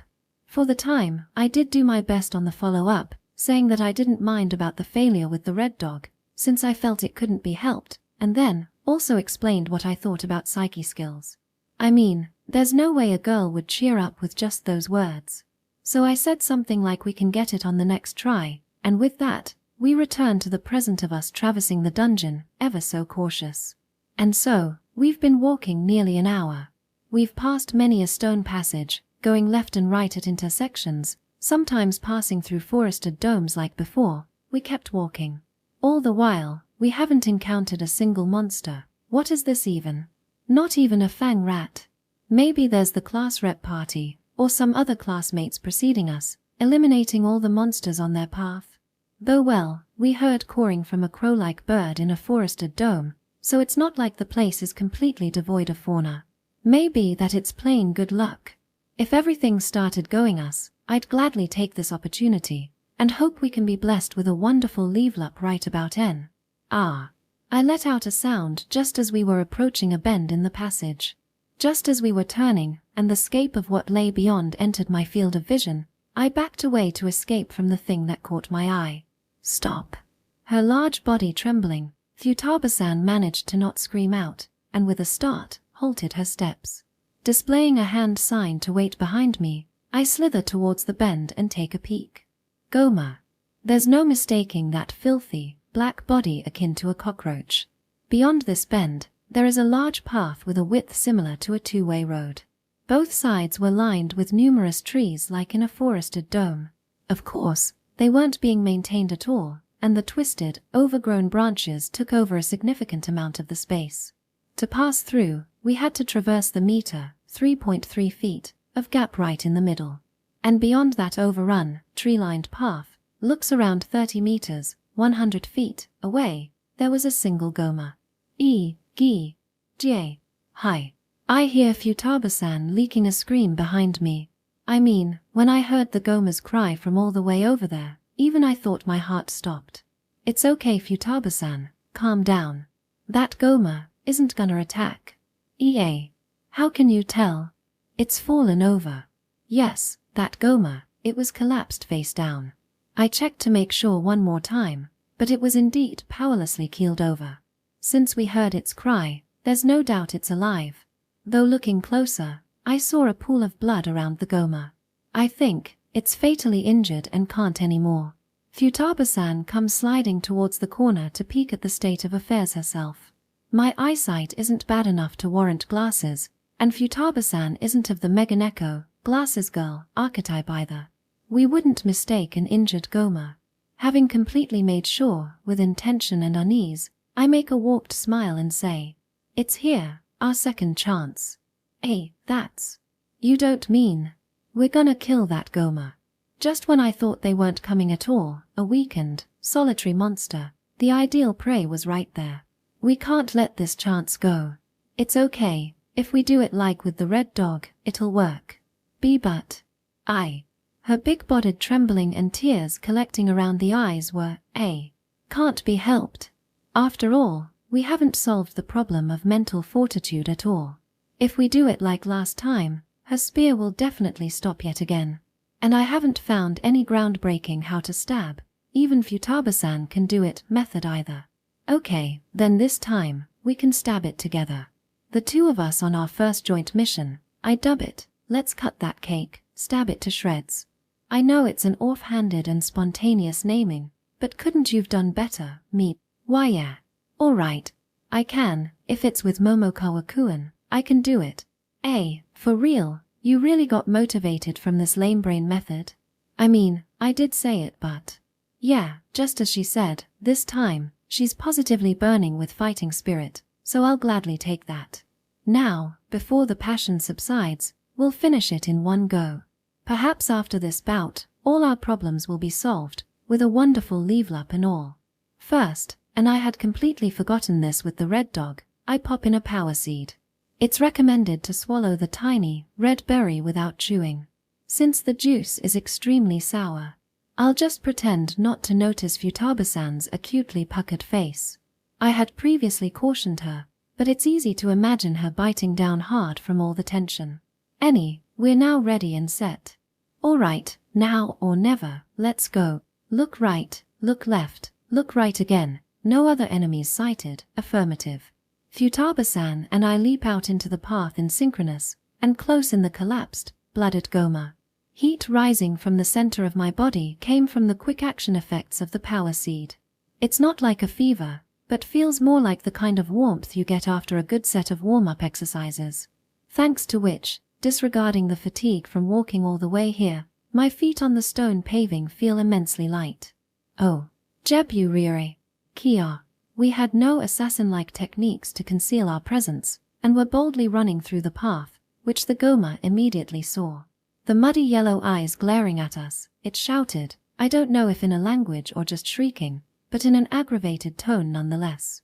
Futaba-san's own cry was perhaps from seeing the menacing reaction from the Goma. Or maybe, a branch had caught on her grand body, multiples of my size. Whatever the case, the unmoving Goma could do nothing but cry out, and without any way to obstruct our advance, we quickly got in range for the spear to reach. Black hair bind. I had already finished the aria on the way here. And come now, invoked the binding curse. Maybe because I've done it once already, I could form the image much more clearly and the invocation process went smooth. Black hair bind tentacles of black hair tangles onto the enemy. A maiden's hair is her life. The description coming to my head is this kind of useless thing, so it's leagues better to field test it to gain mastery. The already brief description amended with further incomprehensible flavor text makes it even more annoying. Leaving aside the quibbling, as if proving the cast successful, black hair bind manifested with even greater effect than with the red dog. From the pool of blood around the Goma, the bundles of hair sprung forth, entangling its whole body. Focusing on the arms, the Goma was made fixed to the ground. The dirty black-brown body was tightly wrapped in glossy black hair. Both the constrictive strength and the quantity of hair tentacles had augmented. It's likely not a level-up but original specs of the curse being brought out. Thinking from the opposite view, it won't get any better than this. But yeah, at present, this is definitely the curse with the most immediate effect. Anyway, with that, binding complete. Next, we stab. I guess this time I won't use red fever. After all, using it or not, won't really change a thing. Futaba-san, just making sure, you can't do it alone. You. Sekan-TTT. While my spear is already raised overhead, edging to strike, Futaba-san was hugging hers with her log-like arms in a girly pose, trembling stalk still. Hot damn, that portion of the subtly thick branch spear is completely buried between her chest. Can't see it at all. Dunjie. Whoa, sorry Goma-san. Ain't no time to be starin'. Okay, now, slowly, calmly, grab onto mine. By which I mean grab my spear. And without expressly offering that correction, I went from the overhead pose to one where I look like I've about to dig the ground with a shovel. With one spear to be held by two people, I'm thinking this position is the best way to smoothly deliver a piercing blow to our grounded enemy. Okay, Gyu. I wonder if there's any purpose in her voicing out her grabbing sound effect. Maybe it strengthens her resolve, or she's just going with the flow. It doesn't really bother me. With a face on the verge of crying, Futaba-san tightly grasped my spear. With one hand. Right now would be a good time to let go of yours. Wayuri exactly right. The spear made a dry clanging as it was thrown away. Once again, we use both hands. My twigs and Futaba-san's logs, a total of 4 hands grab onto the single spear. Fuyu, you gup you are your you. I hear the Goma's rough breathing and indecipherable whinges. But, it feels like it strangely went quiet. Futaba-san and I are grabbing the spear together and holding that position. We had quite an awkward stance because of the difference in height, but there'd be no problem stabbing this dying Goma. We just need one final push. Right now, the push, the resolution to lunge the spear. Ha, foo. I peek at her face to find tears already dropping. And dropping even larger drops of sweat. She had the pained face of a marathon runner right before the goal. Her waterfall-like perspiration isn't solely due to the power seed most likely. Futaba-san, eyes, close them. Okay. The target wasn't even 10 cm, 4 inch, from the roughly carved spear tip. Accuracy would be 100% even with both eyes shut. So to alleviate even a bit of the stress, she conceal her vision. Futaba-san, a bit less power please. Yeah. For the past while, Futaba-san was shaking and stiff, grabbing the spear so hard, I couldn't even make it budge with all my strength. We can't go on like this. Right now, Futaba-san didn't need the courage or guts to kill a monster by her own hands. She only needs to know that the spear used to kill the Goma also had her hands on it, just that fact. For now, that much is fine. It could become a trigger to let her think she can do it herself next time. Keep holding it, just like that. After a bit of time, I feel Futaba-san finally easing her strength. With a light back and forth, Futaba-san's arms swayed together. She truly was only holding it. Good, with that, the final piece of groundwork is done. On my end, while I see the Goma as a monster, its humanoid form stirs a resistance greater than with the red dog. But that is only a feeling. In me, a hesitation in killing monsters, that kind of delicate spirit, doesn't exist anymore. Here we go, Futaba-san. Yeah, Momokawa-kun. Sorry. Her kindness pricks at my heart. Don't apologize, damn it. It's fine already. I mean, my actions can only serve to taint you too. I'll protect you. If I said that, it'd pretty much make me the manliest man around, right? But yeah, that's impossible for me. Personality-wise, and power-wise. So, this is just fine. Yeah. In the strike I landed while shaking off the light self-derision, contrary to my thoughts, the recoil was light. Mogia. A scream of such outrageous volume, I thought it traveled through the whole dungeon. As if the stone passages that already bounced sound well, were all focused solely on the death throes that this one immobile Goma mustered with the last of its all.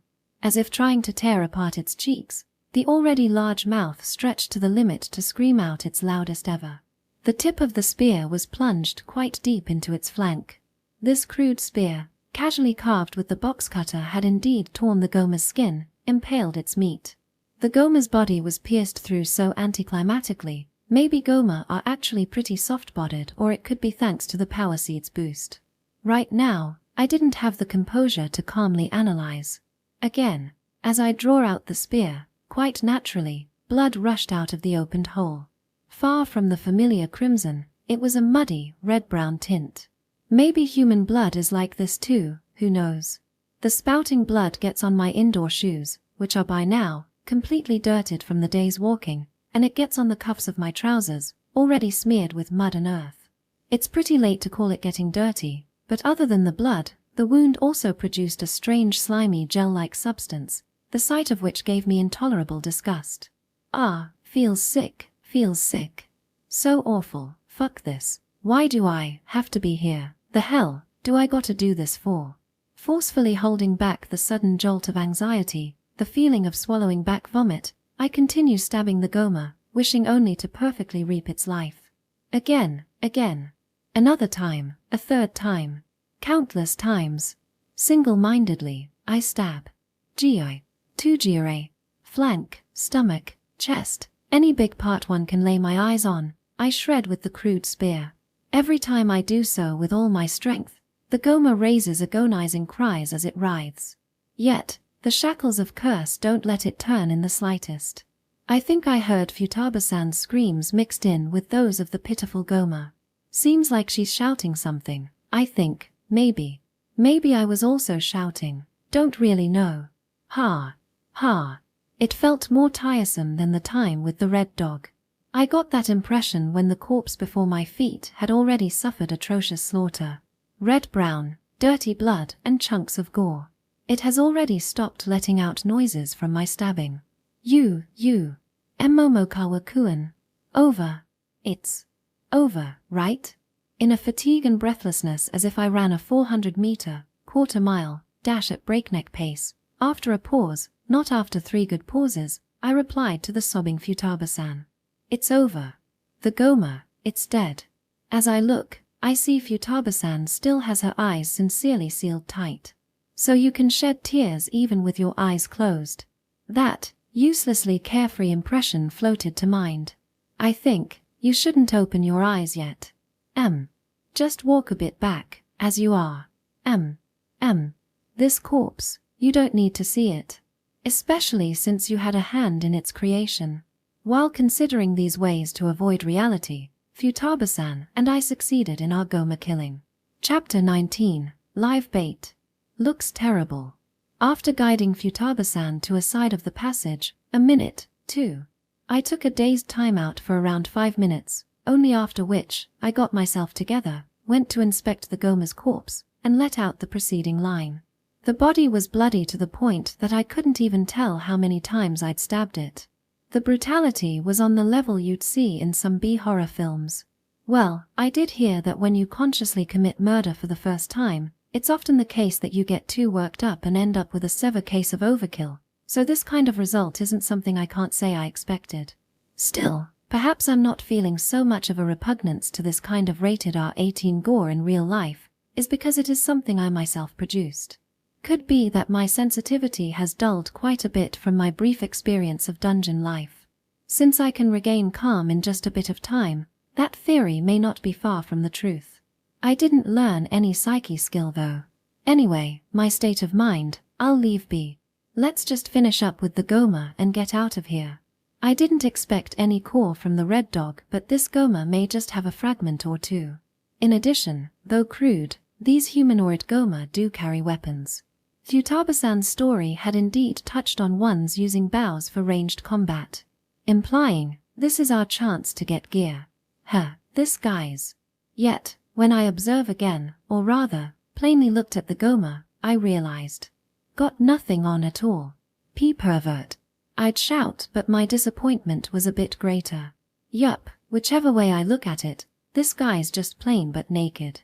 Actually, this is the first time I've seen a Goma from so close. First time I witnessed the creature was a scene where I was peeking at them gorging on a girl from slightly far away.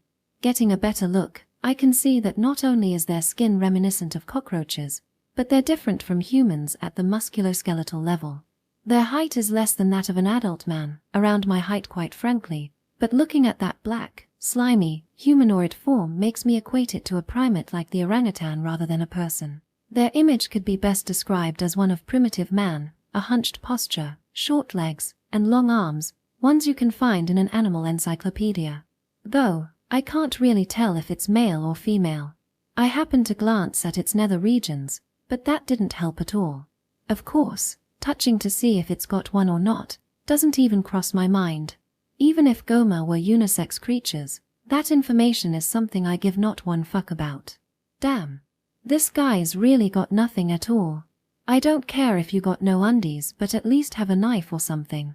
This dungeon's chock full of vile monsters you hear. Why'd you gotta prance around in your birthday suit, dumbass? No, well, maybe normal Goma are like monkeys and live naked in the wild. Maybe those ones dining on that girl were a special class amongst Goma like hunter or warrior, those who go out to hunt monsters and are given the privilege of clothing and weapons. Shit. Just stop thinking about Goma ecology already. Rather than info, I need some physical loot here. Chem. Come on, something, anything. I stare intensely at the Goma's remains with bloodshot eyes, when I realize. There's way too many wounds. No, you're the one who did that, remember. I'd like to self-retort, but that's not it. Certainly, I had stabbed it countless times, but area I did that on was only one. Basically, in my high-tension, frenzied state, I could only manage to hit the biggest part, i.e. the trunk of its body. I was not at all in the frame of mind to go for the head or any kind of vitals. Meaning, injuries from my spear didn't exist on its face or limbs. Nonetheless, this cut here. Maybe a knife. The Goma's arms and legs had deep wounds even amateurs could distinguish. These wounds were rough yet certainly ran in a line. They'd in no way be from claws of something like an armor bear. Dare I say, from dulled knives, yes, those same rusted knives carried by Goma, like it was forcefully stabbed at the same places by those very knives. The precise positions of those wounds would be on the calves of both legs and the upper part of the left arm. For some reason, the right arm was left alone. Just what was it that attacked it? In this other world, monsters with severe wounds suddenly popping up in dungeons, meant to become mobs to kill for delicious bonus EXP, would obviously be really too good to be true. At least for me, apart from the whole magic thing, Everything appears to follow the physical laws just like on Earth. Thus, since it's injured, there is necessarily a cause to be found. Considering it's a dungeon, the most likely cases would be unforeseen accident or attacked by monsters. There's an exception at present where us humans are also fighting monsters. And if this Goma had been in combat with a student, there's no reason to leave it be after some damage to the limbs. This situation was just as if the purpose was to immobilize the Goma, aiming to injure but not kill, as if that was the attacker's true objective. But then, for what intent? The questions keep rising. I feel like the protagonist of a mystery. What secrets lie in the body, through the art of deduction?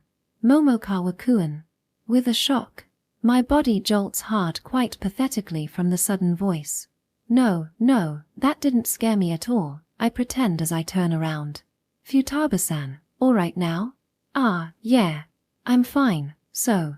That pale complexion doesn't look fine at all, but I won't push the point. She must be working hard in her own way. So, what's up? Yeah, the core, we should get it, right? From her fidgety way of asking, I quickly got her point. Oh yeah, Futaba-san, you did say you're used to handling cores. Yeah. In Futaba-san's previous dungeon adventures, her only usefulness in the class rep party was that of extracting cores.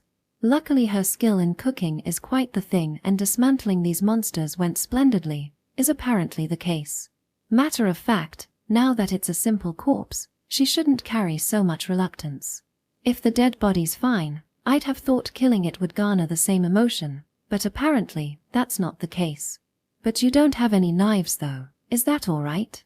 I mean, we only got the cutter. It's alright, I think. I've handled some Goma before, and the core isn't too deep inside, I think I can do it. Oh, such reassuring words. I guess it's that thing where everyone has their strong points. Alright, it's all yours. Okay, leave it to me, no problem. And when I went to hand my box cutter to the slightly less pallid Futaba-san, shoving my hand into my Gakuren uniform pocket, searching for 3 seconds, grabbing the required plastic article, and offering it as if here, a gift, right then. Ah, Momokawa-kun, this Goma, it's holding something? No way. This naked fella?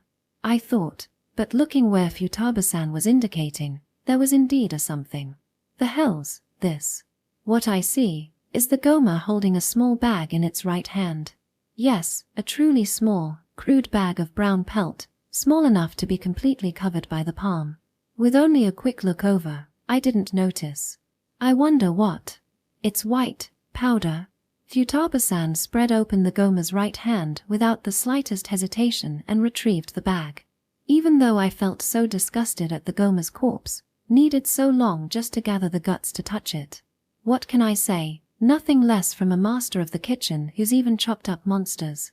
As I raise my opinion of Futaba-san by another point, I stare at the mystery bag of white powder in her hand. This is. At a glance, it seemed like wheat flour, or potato starch. It couldn't be described as anything other than pure white powder. I also noticed that the Goma's blood-stained right hand has bits of this powder on it here and there. Before wondering what, white powder, the first thing to pop in mind were those illegal substances. Let's see here.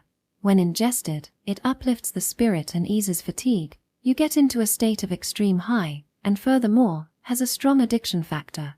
Wait, this is a drug. D drugs. Via Intuition Pharmacy, I learned the characteristics of this white powder, this Goma-made drug. If this Goma was on a trip from this narcotic, and decided to run around bare naked in the dungeon, then that's all good. If this one's got an extra dose of stupid compared to the average unintelligent Goma, then that's all there is to it. However, even that most likely scenario doesn't hold given the fact that those wounds exist on the Goma's limbs. Right, this one's had its limbs cut by something, making it unable to move, and then given this bag of drugs, I can't think of any other scenario. Therefore, the culprit must be. What do I do with this, Momokawa-kun? Futaba-san holds out the bag of narcotics, panicking as if she's got a time bomb in her hands. Calm down, it's fine as long as you don't breathe it in. But. Okay, fine, I'll hold on to it for you. Reaching out my hands, My movements stop. In front of me is Futaba-san, the glimpse of those things behind her. Seeing those I turn stiff. What's wrong, Momokawa-kun? Seeing me suddenly stop. Seeing my face probably paling in fear, Futaba-san asks uneasily. It's unfortunate, but right now, I can't say it's fine. No words of relief, nor those of comfort would escape my mouth. What I voice would only be the cruelest of realities. It's bad. We fell for it. And turning around to follow where I'm looking, Futaba-san screaming so loud as if the stone passage would break, was the natural result. I mean, I even feel like screaming with her. Reason being, right there were. Damn it all. The Goma got us surrounded. Chapter 20, Goma Trap. Implying, this injured Goma was made bait to lure in prey. Not letting live or die, cutting the limbs to forbid movement. Moreover, leaving it some narcotics, it would become a lively bait that lets out a boisterous shout. The individual itself would use the drug to ease its pain. The right arm left untouched only for it to apply said drug. Maybe this way of cruelly making bait of its own comrades is a tradition of Goma, or it could be that the students kept hunting the monsters of this floor so well, it became an emergency situation that required such drastic measures, but anyway, at the current time, they've gone and done it. And there happened to exist an idiot that would fall for this blatantly obvious trap. Right, that would be me. Goddammit, I should have suspected something the moment I saw that fallen Goma. Encountering a conveniently weakened prey like that stray red dog twice, that kind of coincidence never happens. WH, WWW, what do we do now, Momokawa-kun? That's what I wanna say, I can't say. No time to say. At this time, we were at a T-junction-like area, and Goma were piling in from all three of those directions. Taking to account the time we took killing that Goma, taking a break from the shock, and then inspecting the corpse till just now, it'd be ample time to block our path. Each path is crowded with around 10 of them. I can see ones carrying worn-out boughs scattered among them, but they aren't shooting. I guess they don't feel the need to. As if excited by the fact that they've successfully surrounded us, the Goma were increasingly excited, going gay in their hoarse cries, having quite a blast as if their game was already in the bag. Gee gotta. Just break through somehow. Can't think of anything better, don't think it'll go well either. My voice as I made the suggestion is literally shaking right now. Still, we have to do it. The path going straight had dead trees spread on both sides, it's the way we came in. This path is wider than the two going left and right, but the twisted, crazy overgrown trees will make escape harsh. Having said that, the other two paths are even more impossible. Their widths narrow, the way is totally blockaded by a fence of Goma. I can't see a single gap to sneak past from. We'll go straight. Right down the mid. No, a little to the left, the one with the bone club. I'll stop it with black hair bind, so we'll push it aside and break through. Gee, got it. Pretty good for an instant plan, I'd say. If we had an attack skill right now, breaching through wouldn't even be an issue. No, now's not the time for that. Now, go. Entwine its escape, with weaving hair. Getting the aria done first, I run at once. Futaba-san's following right behind. Thinking in terms of physical charging power, she'd be way over me, but it'd be a problem if she froze up right before contact. Can't say I'm overly confident in my own tackle strength, but right now, I have to run up front. Okay, distance to Goma, less than 20 meters, 65 feet. The blood-stained spear in my hands feel unnecessarily heavy. Ah, that reminds me, Futaba-san had thrown hers away. We could have rushed in, both a spear in hand, and maybe the enemy would even falter a bit. But can't really do that anymore. The Goma in front of us weren't particularly showing any fear or worry at us charging in, they weren't looking panicked at all. In fact, when they only pointed their weapons towards us saying "Gu Guai," it felt as if they said, "Look at that fatty and pipsqueak pointlessly resisting, sneering at us." I fucking get it already. This is just a struggle in vain, I know.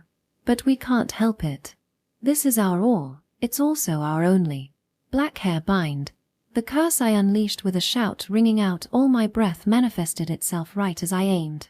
The target being the club-wielding Goma was grabbed by the legs with the tentacles of hair suddenly sprouting from the ground, and fell forward. It seems that one was particularly stupid. Without doing any actions to ease its fall, it bashed face first into the hard stone floor. Gug. Now, not letting the opening from that pathetic fall pass by, we went full die hard and aimed for the home stretch. But yet, faster than I could slide my body through, the Goma next to it came into cover. They're stupid, but maybe they understand we're aiming there. Could also be that they're simply chasing me like a newbie soccer player only chasing the ball. In any case, we're quickly approaching collision. That in mind, I'll just have to give them another one. Yeah. Taking the spear in my hands, I thrust towards the Goma with a knife blocking in path. I don't have the power to sparingly take down a Goma 1v1, and in fact, there's a higher risk of me losing, but this time, I'll have to win. It's a crude weapon made simply by sharpening a branch, but it does indeed have the length to deem it a spear. There's that saying about needing 3 times a kendo dan, so this reach that I possess will become my absolute advantage.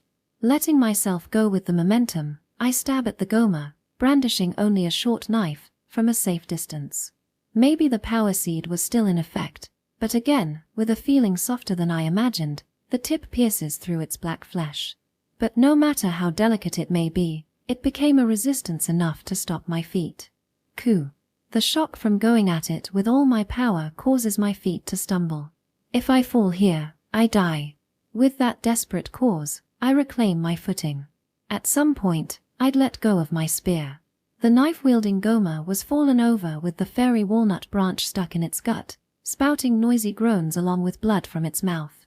It wasn't instant death, but it's only a matter of time. And with it having blocked my advance, a small but definitive lost time was created.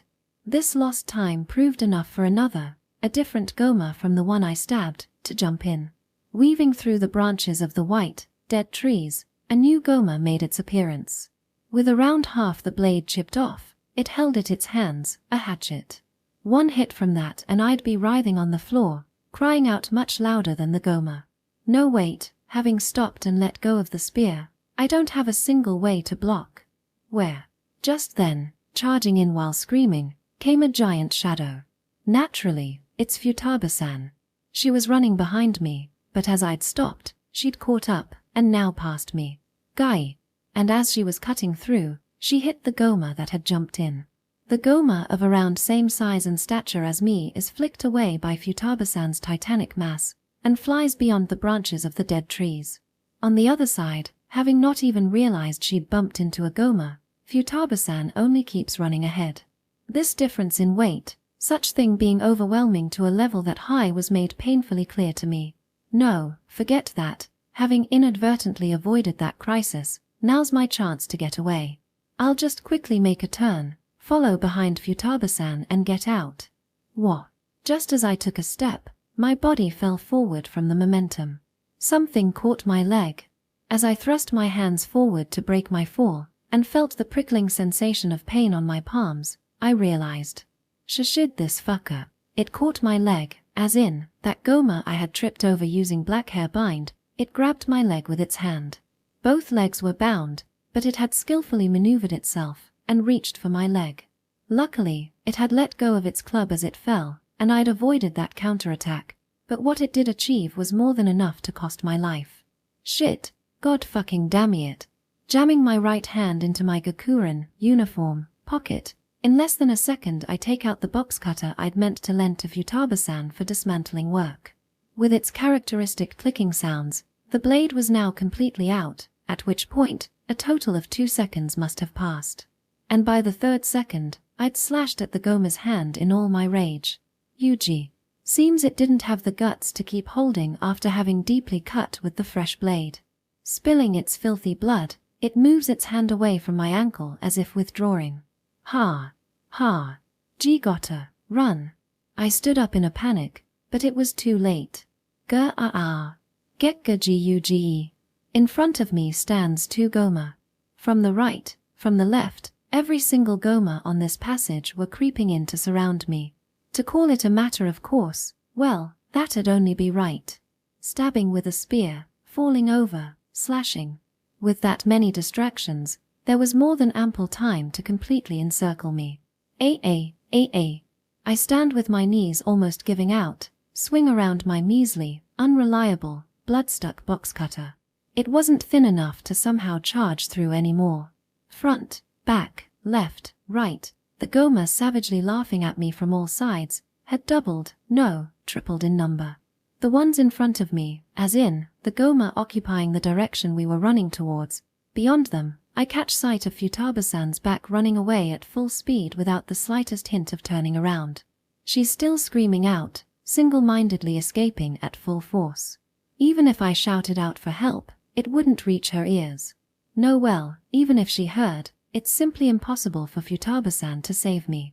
No betrayal or abandonment. Strangely, I didn't even feel any resent. That being said, neither was there a gallant feeling of, at least let her be safe or something like that. What occupied my heart was an empty resignation. Give it up. Ah, well, can't be helped. This was only natural. I accepted reality as is. I mean, it's obvious. I haven't done anything for her. No, I guess I saved her life, but that's it. I still haven't built her up with the strength and mind to bravely take on monsters. And let's say in the 1,000,000-to-1, the 1,000,000,000-to-1 chance that Futaba-san does come back to help. Even say she gains the courage to valiantly fight to save me. There would still be no miracle. With that skill set of hers, she can't do a thing against this many Goma. To conclude, I can't rely on being saved at all. And what I can't rely on even more, that would my own strength. Not a thing for offense, defense, or retreat. With a shit skill set that constitutes the shaman, I can't do a thing being thus greatly outnumbered. Ah, yeah. I'll accept it. Right now, I'm checked. And mated.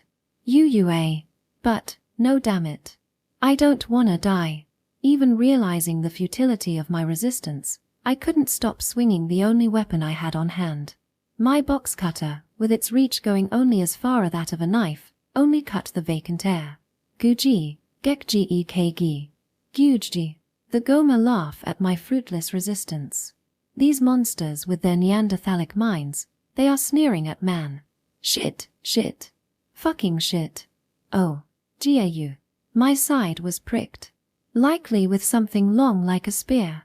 I didn't see it coming, but in my state of absolute fear and despair, my field of view had greatly constricted. Everywhere aside from straight ahead, I was simply blind. Even this wide-open target got away with only a flesh wound because of pain return. I see a Goma groaning, holding its right side exactly where it hit me. That right? You cut me. You get cut, right back. Ahaha, how's that? Awesome, that's my curse. Kill me and you die. Any of you bastards, feel like dying. Ga. Right when I had so exclaimed, this time, a different Goma cried out. My leg was cut. Left thigh. The wound was shallow, but the pain burned all the same. AR. Oh, shit, ouch. When I touched the wound with my left hand in an attempt to suppress it, I directly felt the dripping of blood. It's much less serious than one from the armor bear, but experiencing that disastrous experience in no way meant I developed some resistance to light wounds. In fact, my fear of bleeding to death even increased. Yet, this flowing blood didn't really feel like mine. Maybe the fear is paralyzing my thoughts, leading to this fuzzy sense of reality. Ayo. At some point, while raising pathetic cries of pain, I had dropped my box cutter, my sole weapon. This time the attack came from a club. Aiming for my forearm, the strike relieved me of my weapon. I looked, and found the assailing Goma holding its forearm, its club making an annoying clanging as it had been dropped. Pain return is working just fine. Serves you, I can't really bring myself to say. What flowed into my mind just now was the event that I considered my most humiliating in my short 17 years of life. It was a line from that scene. Saitu, beat Momokawa's shit in for a bit. How's my idea? Genius, ain't it? I see his full-on smug face in my mind saying that. Yeah, right, you're right, Higuchi. That greatest weakness of pain return you found, I'm in the middle of it having tested out right now. Back then, the one to attack me was that bastard Mosoru who was in the position of Higuchi's slave. So he absolutely wouldn't go as far as killing. However, right now, the attackers numbered close to 30. One punch per Goma, and while they're just a bit hurt, I'm in tatters. I don't know if these Goma realized the principle of pain return. Whether they get it or not doesn't matter much, as they've already actualized a plan of attack against me. Ah, hell. I could be dragging in the one that delivers the finisher, but at that point, what meaning is there, really? These guys use their own as bait. Having one more die, they won't even bat an eye.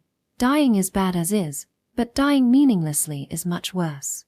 At least let me curse the one that did me in. Ah, with their next attack, that feeling too shattered like glass, into a myriad of pieces. It was a fragile dream. Real death, such a thing is much more miserable, irrational, abrupt, swift. Fight back. How foolish. Thoughts that would only emerge from worthless self-respect. You could even say it's that I'm unwilling to accept my utter powerlessness. When exposed to insurmountable violence, your pride has no choice but to collapse like a house of cards, or more like a house of feathers. At the point I was kicked from behind, falling towards the floor, I realized all this. You are Stu. A disgusting black foot that would make even one stuck bear into the gutters feel clean, belonging to a Goma. Those kind of revolting foot appears at the tip of my nose. The time I finished thinking that, a kick had already landed at the base of my chin. A dizzying shock. Is this called seeing stars? Staggered and in pain, my body that was falling forward innately turned around. A dark ceiling. The white light panel that seemed like it could go out any moment felt like it was a metaphor for my remaining lifespan. But as if complaining to me to stop being so fucking sentimental, my vision again fills in black. There were spots of white scattered sand. It was the sole of a Goma's foot. Hi. Even before I could instinctively move my arms to cover, the stomping commences. Straight on the nose. Stopped breathing for a moment. An intense yet dull pain spread from the center of my face along with blood from my nose. Nose must have broke, at least a fracture. This would be my first broken bone, and also the first time blood flowed from both my nostrils. Right now I must have the ugliest face I've ever had. It's much worse than when Mosoru beat me up. My spirit isn't much better either. I mean, I've already. Stu. Stop. Next, a kick to the guts which I withstood, only to vomit.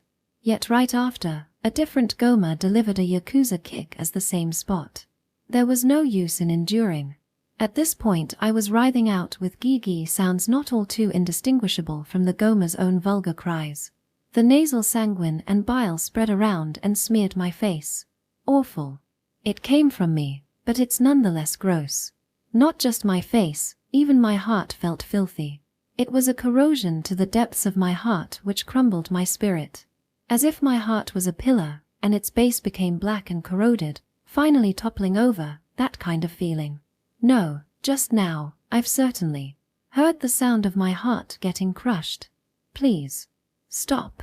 I begged for dear life. Quite miserable, foolish words. But I said them the same.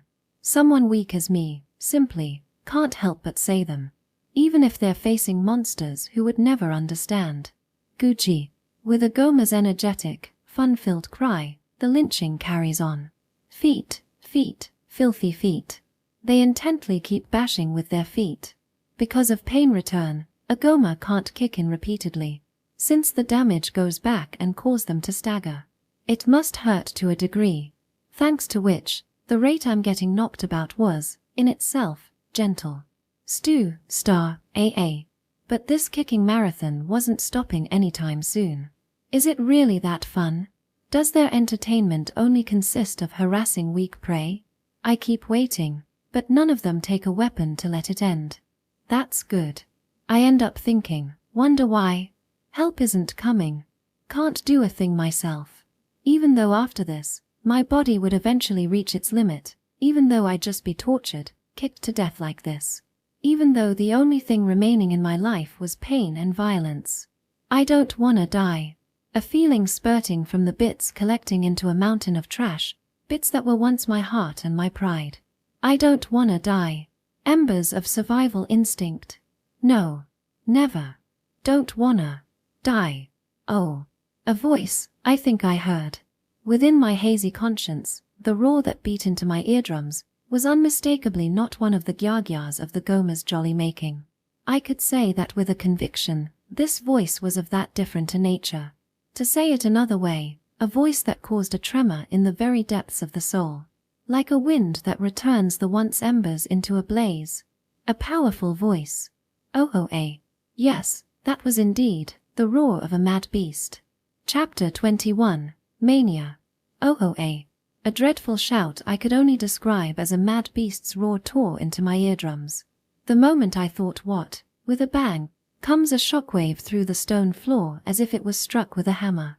With the intensity of the reverberations, my hazy conscience came crystal clear. With a rejuvenated vividity, what entered my field of vision was the sandy stone floor. I guess, obviously I'd be looking at nothing but earth since I'd fallen over. So turning away from the floor, what now landed on my eyes were but the unsightly black feet of Goma. And also, somehow, a terribly familiar pair of sneakers. White with red lines, these shoes were the same design as the ones I had on, Shiromine Academy's second year, 11th grade, indoor shoes. The fierce impact assailing the floor wasn't the head of a steel hammer but apparently, the rubber soles of these shoes. All put together, right now was the reality that, in front of me stands some classmate of mine. Well no, not really some classmate, there could be but one. Futaba-san. I intended to say her name normally, but it came out quite cracked and the volume was off. My throat was stuck. Which can't really be helped accounting for the nasty taste of ferrous blood spreading all over the inside of the mouth. Once again retaining the pain all over my body, I look up to confirm the owner of those indoor shoes. Futaba Maiko. From height, to girth, to bust, to hip, boasting a size greater than the standard in all those aspects, there be but one in the whole of Class 27. And a girl who had become my ally, the one and only. That her presence wasn't some convenient illusion I'm seeing at death's door, is evidenced by the pain in my body. Above all, that presence of hers standing dauntingly before me, felt increasingly overwhelming. And, that's exactly why, I can't believe it. That Futaba-san came back. That she jumped right into this horde. And mostly, that she was the one who released that tremendous roar. My building a team with Futaba-san has been for quite the short time, a shallow relation. But I have an adequate grasp of her frailness, her naivete, her kindness. It's because I know all that I can't believe it. And I could only convince myself that this is reality, that the one standing before me is Futaba Maiko herself, was by perceiving her to have undergone an abnormality. An eerie breath. As she exhaled I undoubtedly saw coming from her mouth, along with her breath, a red mist-like something.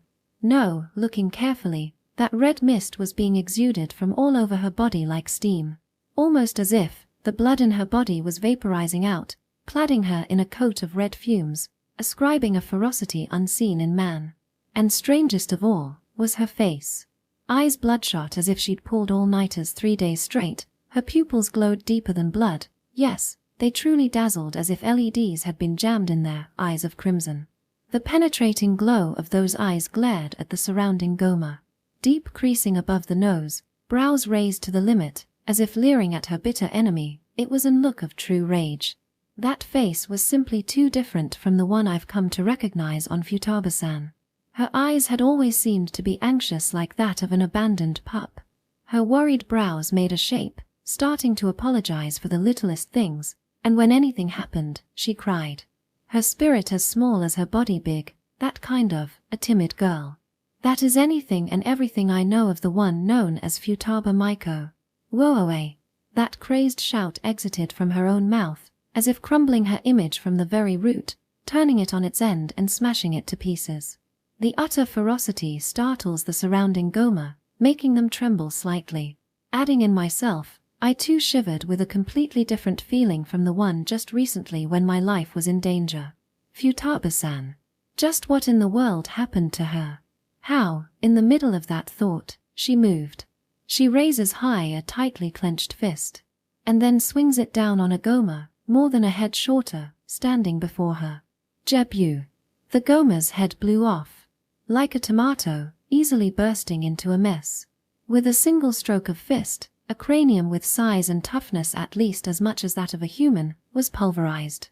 That strike is already beyond a fist. I'm doubting whether even a strong man with a steel sledgehammer can output that kind of force. Jujie. The ones raising a beastly cry this time were Goma. Brandishing their weapons, all the ones in front simultaneously leapt towards Futaba-san's large frame that was releasing a red aura. Facing that with a glare of seething anger, and taking a wide stance, Futaba-san. Ga. A clothesline. With her right arm, she mows down the enemy. In just that, the Goma dance in the air like leaves hoisted up by a gust of air. Not just the ones attacking, even the ones nearby biding their time to attack next were carried along as extras. The ones taking the brunt of her arm had their arms and body broken down as if they'd taken a full swing from a major league cleanup hitter. What lay ahead as they flew from the impact was a net-like mesh of branches. The lucky ones would avoid colliding head-on with the wall, small branches cushioning their arrival, but may they happen upon a branch even slightly too thick, they'd instantly become fresh skewers. A spectacle I could describe as a Mozu's morning sacrifice came to be all too quickly. Gugu. Yuji. The Goma were now clearly wavering. There weren't any more coming to Futaba-san. Intelligence aside, this must be their survival instinct working. Having seen how they were shut down with immense power right upon approach, there's no way they wouldn't get it. That being said, their sense of greed wouldn't allow them to give up on the delicious prey that is humans. As a result, the Goma froze up. That being at present a most foolish action. So after that point, it became nothing but a one-sided massacre. Vua. With an ear-numbing cry, Futaba-san charges into the troop of Goma. I suddenly remember a tragic incident that happened a while back where a car drove into a line of commuting grade schoolers. I'm sure there too the situation was just as gruesome. The Goma are of the similar height as me, of small build. Those small bodies waltzed into the air, one after the other. The others run over. The unlucky who had fallen down where Futaba-san was stepping, they were made a mess from her 100 kilos, 220 pounds, of pure stompage. In her each step, a Goma's head, or guts, or limbs, all were mercilessly crushed underfoot. This underfoot splatter wasn't something intentionally committed by Futaba-san. It was simply a matter of a Goma having fallen at a place where she would step. So the ones she was looking at, aiming at, were still the ones in front of her, the ones holding weapons. Gyu, ee.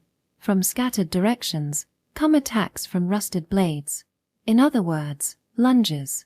Futaba-san, who looks like she's gone insane with rage, took practically no evasive action. As her body was big, so was their target. When attacked, it would inevitably hit. There would be injuries and even bleeding. Goa. But that had no effect on her. I'd heard of Indian warriors who would keep on attacking even after receiving low-caliber bullets. Right now, Futaba-san felt just like one of those. Not even minding the blades thrust at her, she continues swinging her one-hit kill arms. The Goma are successively blasted away, bashed down, bursted underfoot. Among them are those grabbed by the foot and swung around. The weight of a single Goma, deducing from its looks and from the damage I took when they kicked me, I'd wager they're anywhere from 40 to 60 kilos, 90 to 130 pounds. At the least, Futaba-san could single-handedly swing around a thinnish girl in junior high without breaking a sweat. Firmly gripping a Goma's ankle, she swings it wide. Movements much more natural than when she was raising the spear of Fairy Walnut Tree. Immediately after, she bashes it down to the floor.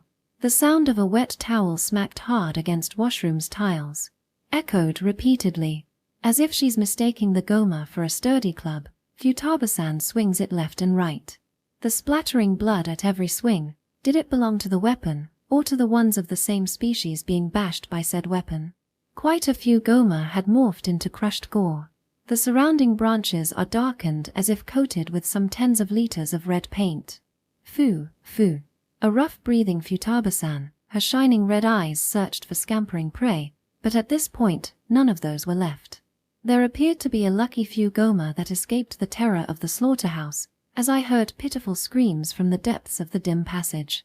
That was the only proof of any living Goma, and the ones remaining at the scene retained form only as a sea of dirty blood and chunks of meat. You. Releasing dense red smoke, Futaba-san draws large breaths. But these deep breaths don't seem to have any effect in calming her. With hoarse breaths like a hungry beast, her shoulders heave up and down. She was maintaining that state when, as if suddenly remembering, she turned around. Slowly, towards me. You are. Momoka. Ku. She was still spilling red breath and remained in her stern visage, but right then, she did indeed try to call out my name. Futaba-san. Half the reason my returning her call was shaky was because of the damage from the Goma lynching. The utter depth of emotion I felt towards my savior, that is she, dispersing the Goma and coming to my aid, consisted not of the other half. That half was unfiltered fear, unending unease, devastating despair. With those feelings of defeat, my cracking voice and battered body shook. Momo, Koa, Kuan. She calls out to me more distinctly than just before. Her blazing red pupils shoot straight at me, as if other things don't even register in her eyes. Without distraction or diversion, her gaze that falls on me and only me was unbearably scary. I mean, come on. She really isn't okay in the head right now. Momo. K-A-A-A. Hi. Like a spirit holding a deep grudge, yet with the rawness of a zombie, she groaned out my name. When she did that and even took a step, I shouldn't be blamed for taking the natural course of action and frankly screaming. A person who's clearly lost her head. I felt like I was facing one of those monstrous killers that appear in American horror flicks. And at the present situation, it's already a fact that Futaba-san carries monstrous powers enough to crush multitudes of Goma. At her single whim, her single demonstration of power, I too would become one with the sea of blood surrounding us. Uwa. Like an elephant charging at full strength, Futaba-san started running towards me, stomping over the blood and meat, creating a duet of objectionable sounds. With intention, plus instinct, plus intuition, plus every other sense and feeling I had screaming out my quickly approaching certain death, I push over the limits of my body and move it. I succeeded in moving on the spur of the moment. Even with the jolts of sharp pain and hums of dull pain running their course, somehow, miraculously, with the momentum of having leapt up, I shake off the pain and run. When she caught up, MOA, with that exclamation, and having been hugged, tackled from the front, my own scream is erased. Despite her soft, white skin, her beefy, log-like arms grab onto my slender body, putting me in a tight hold which could almost break me. I'm caught. Oh, it hurts. As those sensations floated to mind, I was again pushed down onto the bloody stone floor. Futaba-san had leapt at me with all her might. With my less than 50 kilos, 110 pounds, I had no means to weaken her momentum as she crashed in. Goes without saying, but no way was I capable of lifting it either. The shock from falling runs sharply across my back, but that some becomes a minor issue. Above me right now lay a weight of the 100 kilograms class. This bulk, this pressure, I wouldn't go wrong deeming it a new form of torture. A feeling as if all the air in my lungs was instantly driven out. I forget to breathe for a moment. But luckily, my head at least was given the grace of avoiding Futaba-san's enshrouding. Similar to where a parent is holding up a child, which I guess happened because we'd fallen over. If that warm, soft, yet immensely heavy mass of sensuality I feel downwards from my neck were to reach all the way to my face, I'd surely have lost consciousness from oxygen deficiency long ago. I do not have a masochism great enough to want to literally drown in a sea of flesh. Futaba-san. Stop. Breathing with more intensity than I've ever did in my life, I shout out to the maximum of my potential. Even if this Futaba-san has somehow lost sanity, reason, composure, soundness of thought, and all the other important stuff, if I can just remind her that I'm a friendly, then surely. Bua. As if she was making fun of my convenient plans. No, as if she was using every fiber of her being to absolutely deny them. Futaba-san only answers me in the same manner as a beast.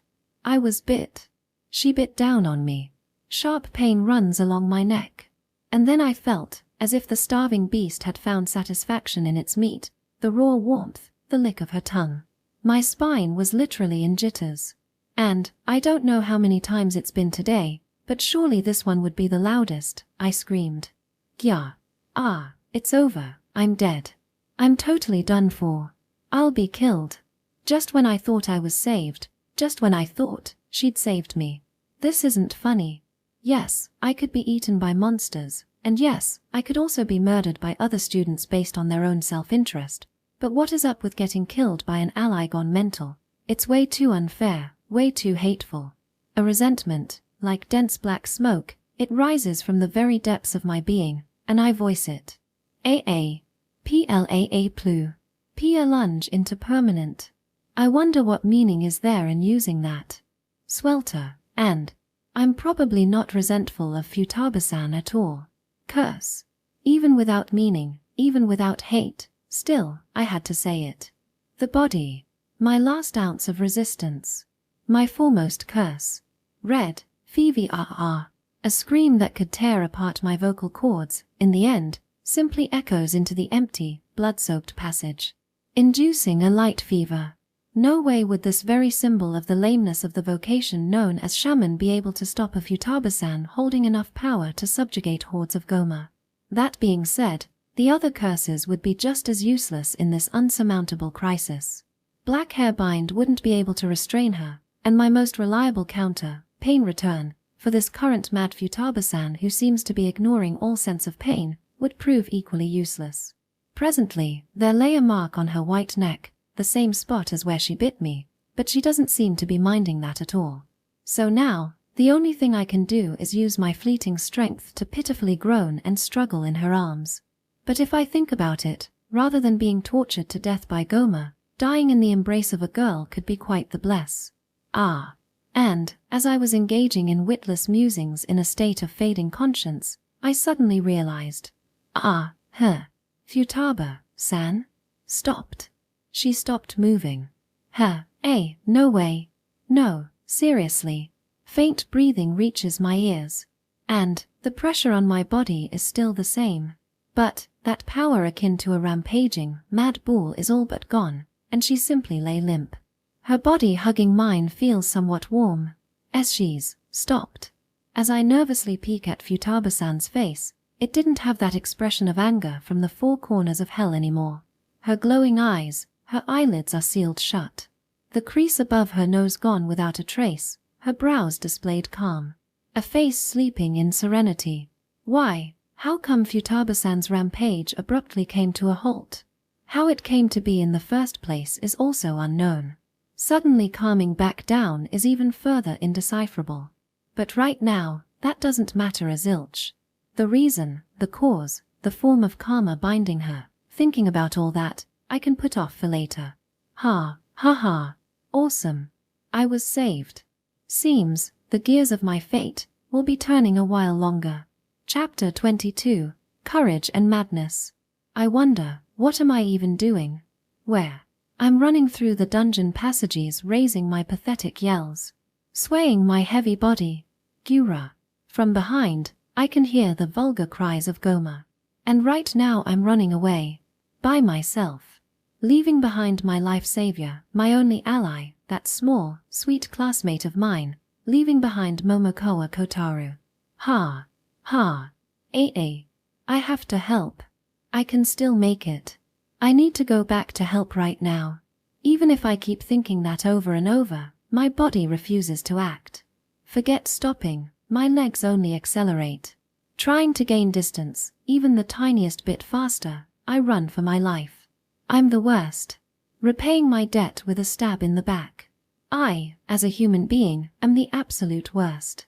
Deserting Momokawa-kun, not acting the least bit to go help, running away as fast as I possibly can. The me who kept running even now, she was a pile of unsalvageable trash. My chest is bursting in worry for him. My heart is crushed in self-loathing. The endless stream of tears escaping from my eyes isn't only from fear. Yet, my body gives priority only to its own survival instinct. My reasoning mind looking back at my actions seemed to be clearly cut off from my instincts driving my body forward. What ruled over the faculties controlling my body was simply and only pure terror. That my pathetic will would be unable to overcome this foreboding was a fact made painfully obvious from my experiences up to now. That's right. In the end, I was only a wimpy pig. Kisaraja-san, Natsukawa-san, Seitu-san, them abandoning me was only natural. Even the kind Momokawa-kun is undoubtedly resenting me for one-sidedly deserting him. Maybe as a shaman, Momokawa-kun can curse this deplorable me. If so, I'd prefer he curse me to death.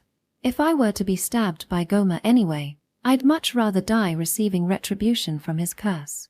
My conscience swimming in a torrent of guilt is brought back to reality. For an instant, my body underwent a floating sensation. And right after, came a shock. Ouch. I had stumbled on something, and thunderously fell down. Was it a stone, some rubble, or perhaps tree roots that tripped my legs? I don't know, but neither do I care.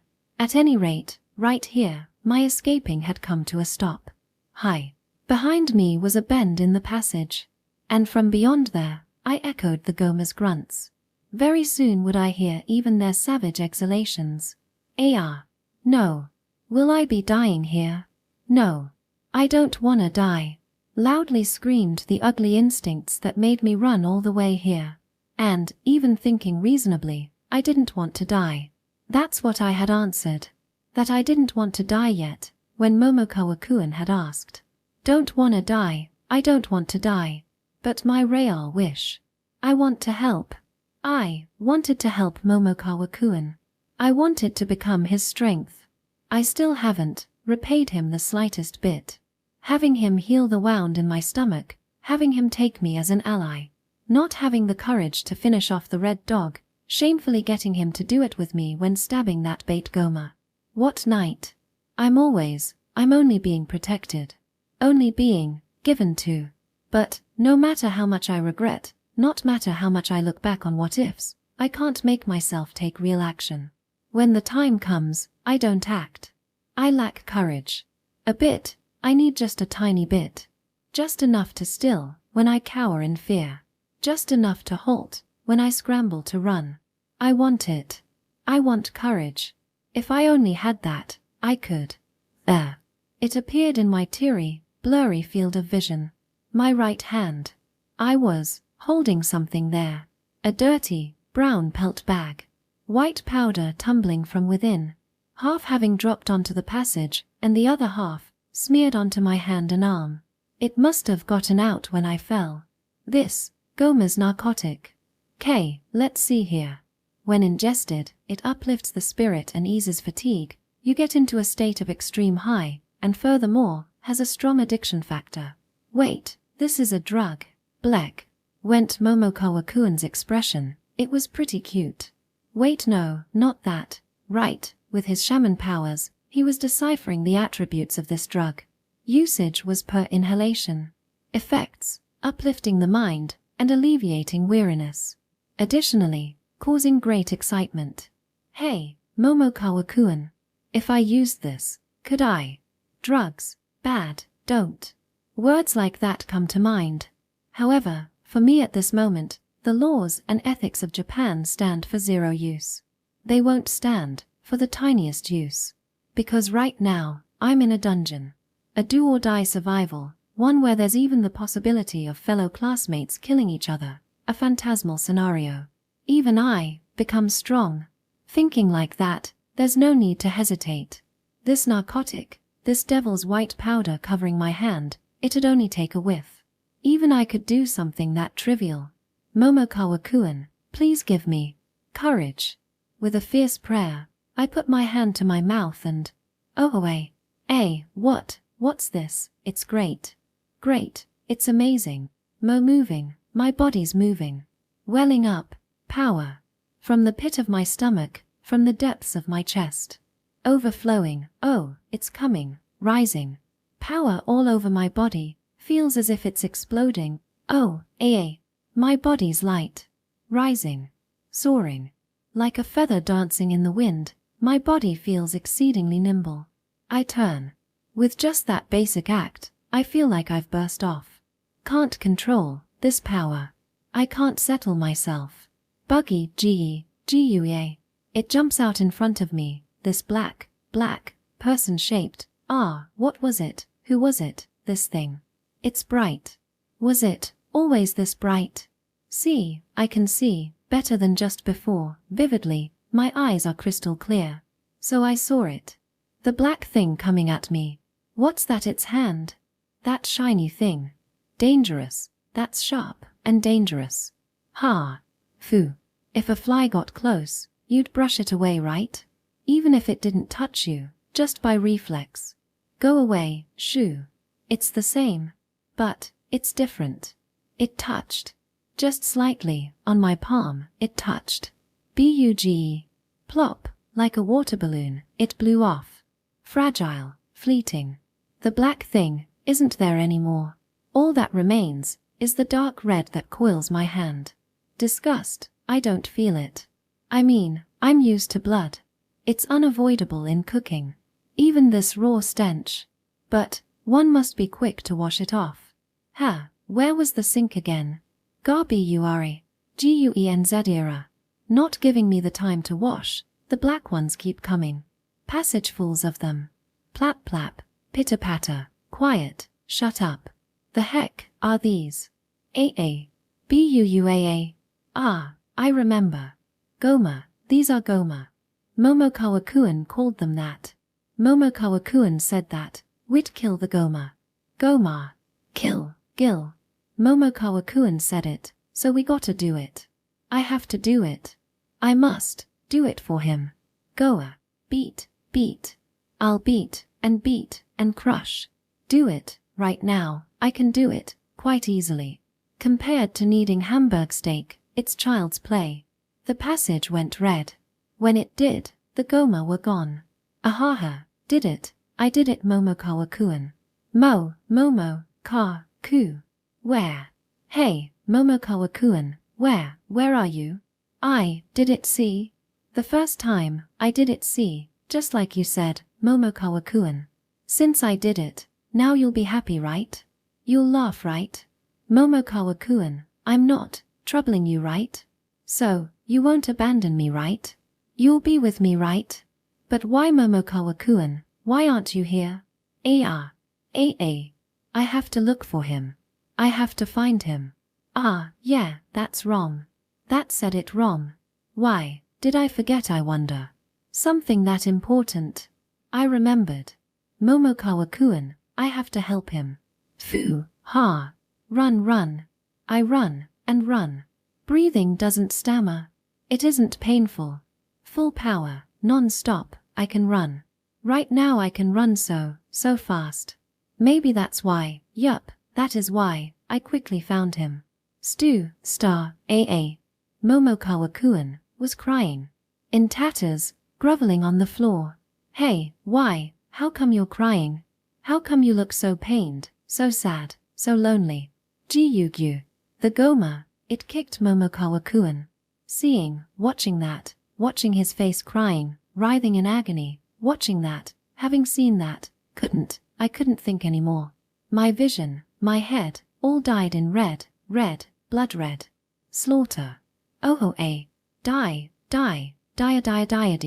Everyone die, everything die. Everything that made Momokawa-kun cry will die. Kill, I will kill. 1, 2, 3, everyone, everybody, everything, all of them, slaughter. Goa, die, killed. Completely, every black I saw, I changed to red. Where are they? The ones making Momokawa-kun cry, making him suffer. I won't forgive them, I'll never forgive them. Making Momokawa-kun, my Momokawa-kun. Foo. At some point, everyone was gone. Someone had made them all red and scattered them on the floor. Thank goodness. With that, there's no one left who'd do mean things to Momokawa-kun. All of them died. All, I'd killed them all. Momoka-ku. Futaba, san. Momokawa-kun, he's still crying. Still, shaking. What's the matter, scared? Of what? Of whom? It's okay. Momo-kawa-kun. It's all okay now, Momokawa-kun. I'm here you know. It's only me here. So it's fine, right? I can comfort you, right? Momo. K-A-A-A. Hi. He's frightened. Poor Momokawa-kun, he's so sweet. I want to comfort him, hold him. I don't want to talk. I just want him. Uwa. Caught you. Yay, wow, small, you're so little, Momokawa-kun. Take off my hands, I could lose him. Take away my eyes, and the same. But, it's okay. I'll never, ever let you go. I won't run anymore. So you too, Momokawa-kun, don't run away. Together forever, you. Taba-san. Stop. I see it. Just now, I saw it. From the collar of his gakuren, Momokawa-kun's white neck. So slender, so ephemeral, so yummy. Bua. Yummy. You're delicious, Momokawa-kun. I've never eaten anything so scrumptious in my whole life. Momokawa-kun's flavor. Gya. More, I need more. The first bite was amazing, that first bite, it starves me for more. Not enough, more, give me more. All of Momokawa-kun, give it to me. Red, Phoebe me. Your. Everything. You want it, then grasp it with your own power. At the edge of my dimming consciousness, I heard a voice. Futaba Maiko, from now, your vocation will be. I wonder who. Definitely isn't Momokawa-kun. His voice is cute too, but not like a sensual woman's tone. And around there, I lost conscience. Berserker. Chapter 23, Shaman and Berserker. Morning, Futaba-san. Waking up, felt strangely refreshing. With vivid awareness and a clear mind, I snap open my eyes to find Momokawa-kun's sweet, stray cat-like face. Half dazed in fascination at his gentle smile, I try to return the greeting. When, it all comes back. What's this? It's great. Power all over my body. Disgust. Beat. Momokawa-kun, where? Slaughter.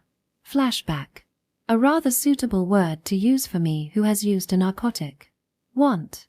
Yummy. Give me more. All of Momokawa-kun, give it to me. It came back.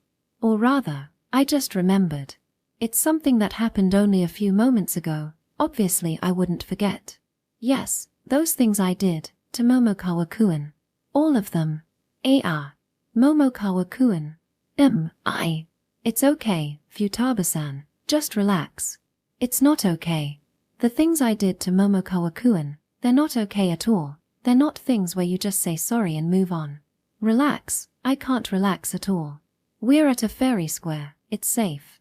Also, the drug symptoms are all gone by now. Futaba-san, that Goma's narcotic, you used it right?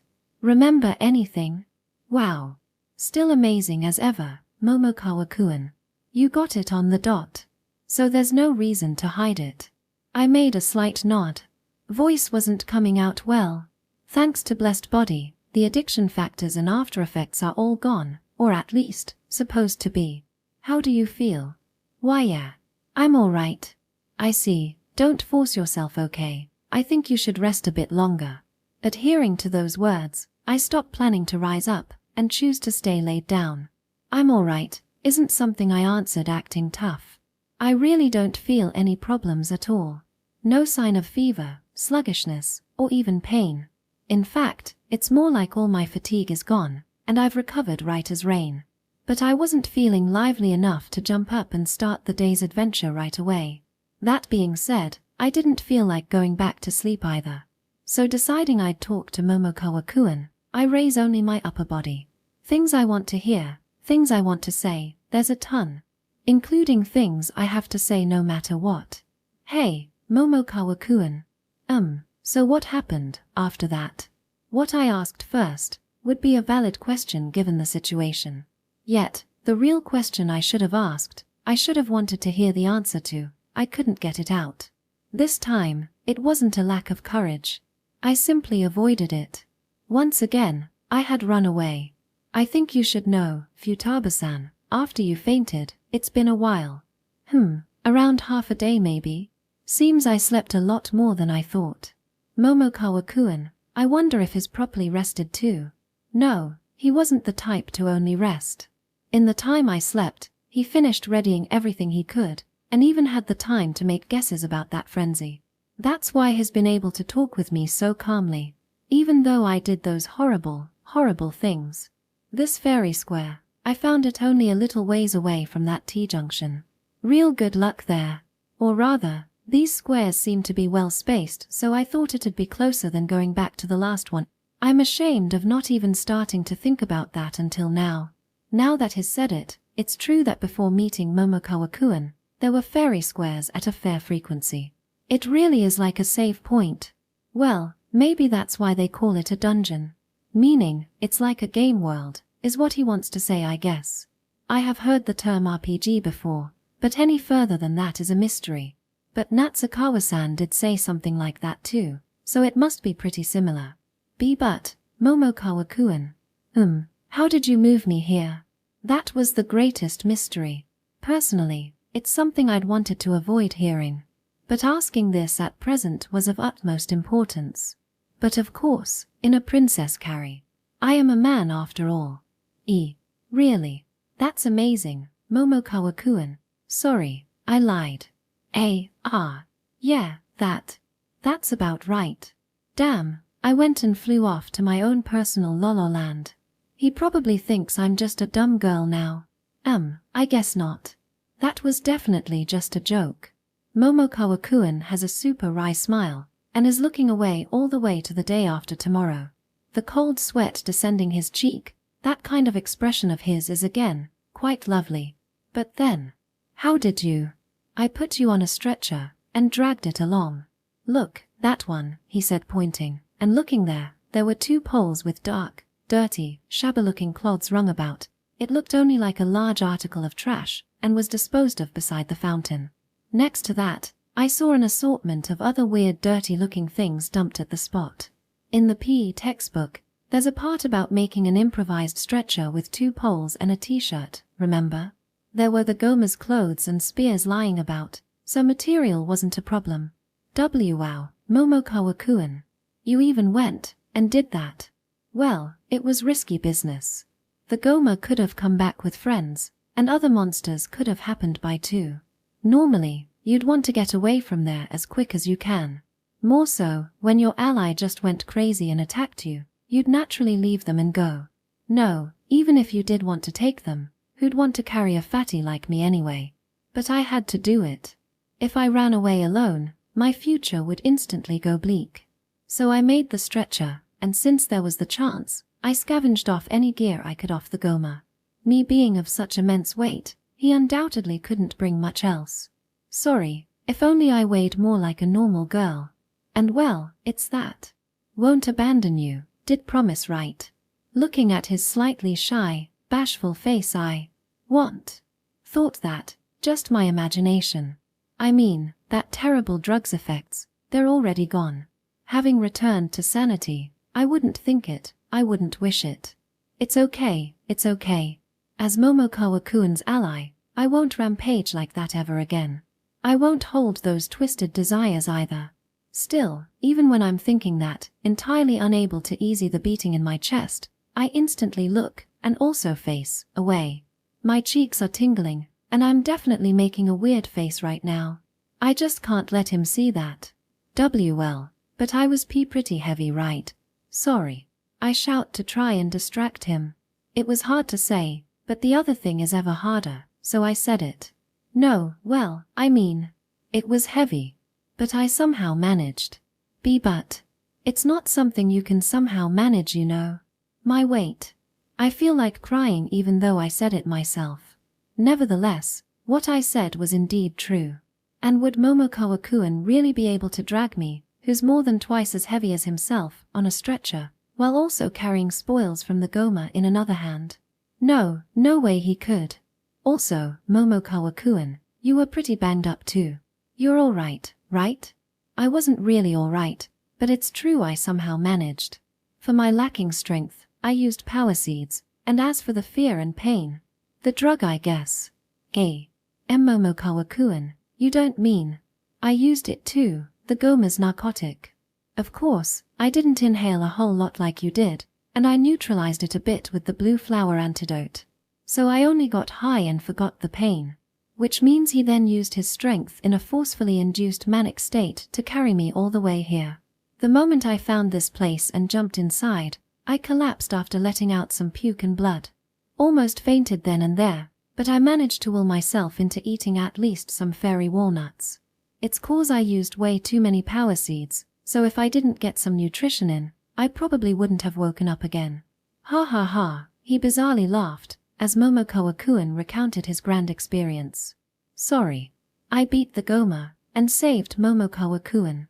I'm stupid for just thinking that. In the end, it was me who got saved yet again. Forget repaying my debt, I'm making more problems. And at that, disastrous problems that put him at the edge of life and death. Momokawa-kun. I'm sorry. But truthfully, there was something else I had to apologize for. Why are you apologizing, Futaba-san? It's obvious. The primary cause was me going crazy and assaulting Momokawa-kun. It's about that. The utter guilt of having done that. No, not that. It's not guilt. What I was really afraid of was if he'd abandoned me.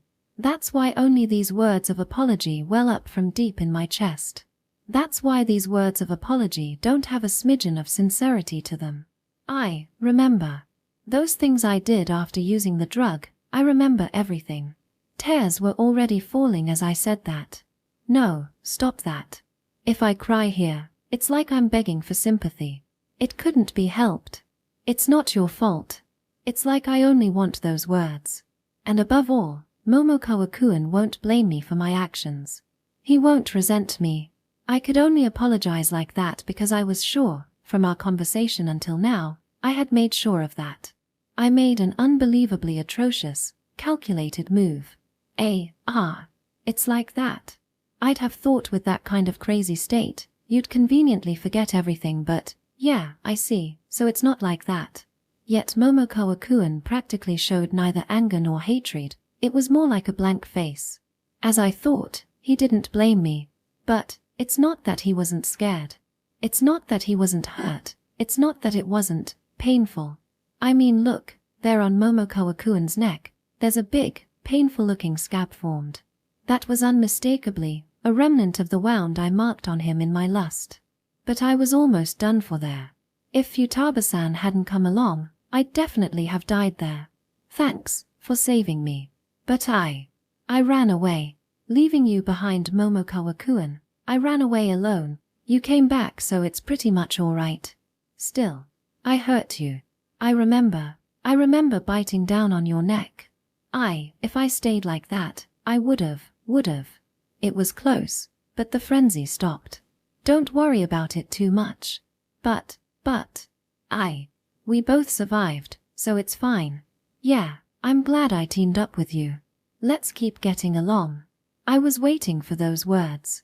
I am the worst. Frenzy. That's what Momokawa-kun said. Because of that drug, I lost myself, unable to distinguish friend from foe, I rampaged. Momokawa-kun probably thinks that to be true, and is satisfied with that. And I'm also thinking that's the case, so in the end, I'd adamantly indulge in Momokawa-kun's kind words. I can still stay together with Momokawa-kun. I'd end up believing that. It's the second time I'm relying on his goodwill. The kind Momokawa-kun would accept a third time too, I'd end up thinking. But I know, even this stupid me knows, that as a person, you shouldn't expect this kind of thing in the first place. This time, I must become useful to Momokawa-kun. I must protect him. Momokawa-kun, you know I won't be scared anymore, and I'll fight. Because courage, I've already received. From Momokawa-kun, from God, both of them. I've become a berserker. What? Chapter 24, Gathering Friends. So, Seitu-san is really.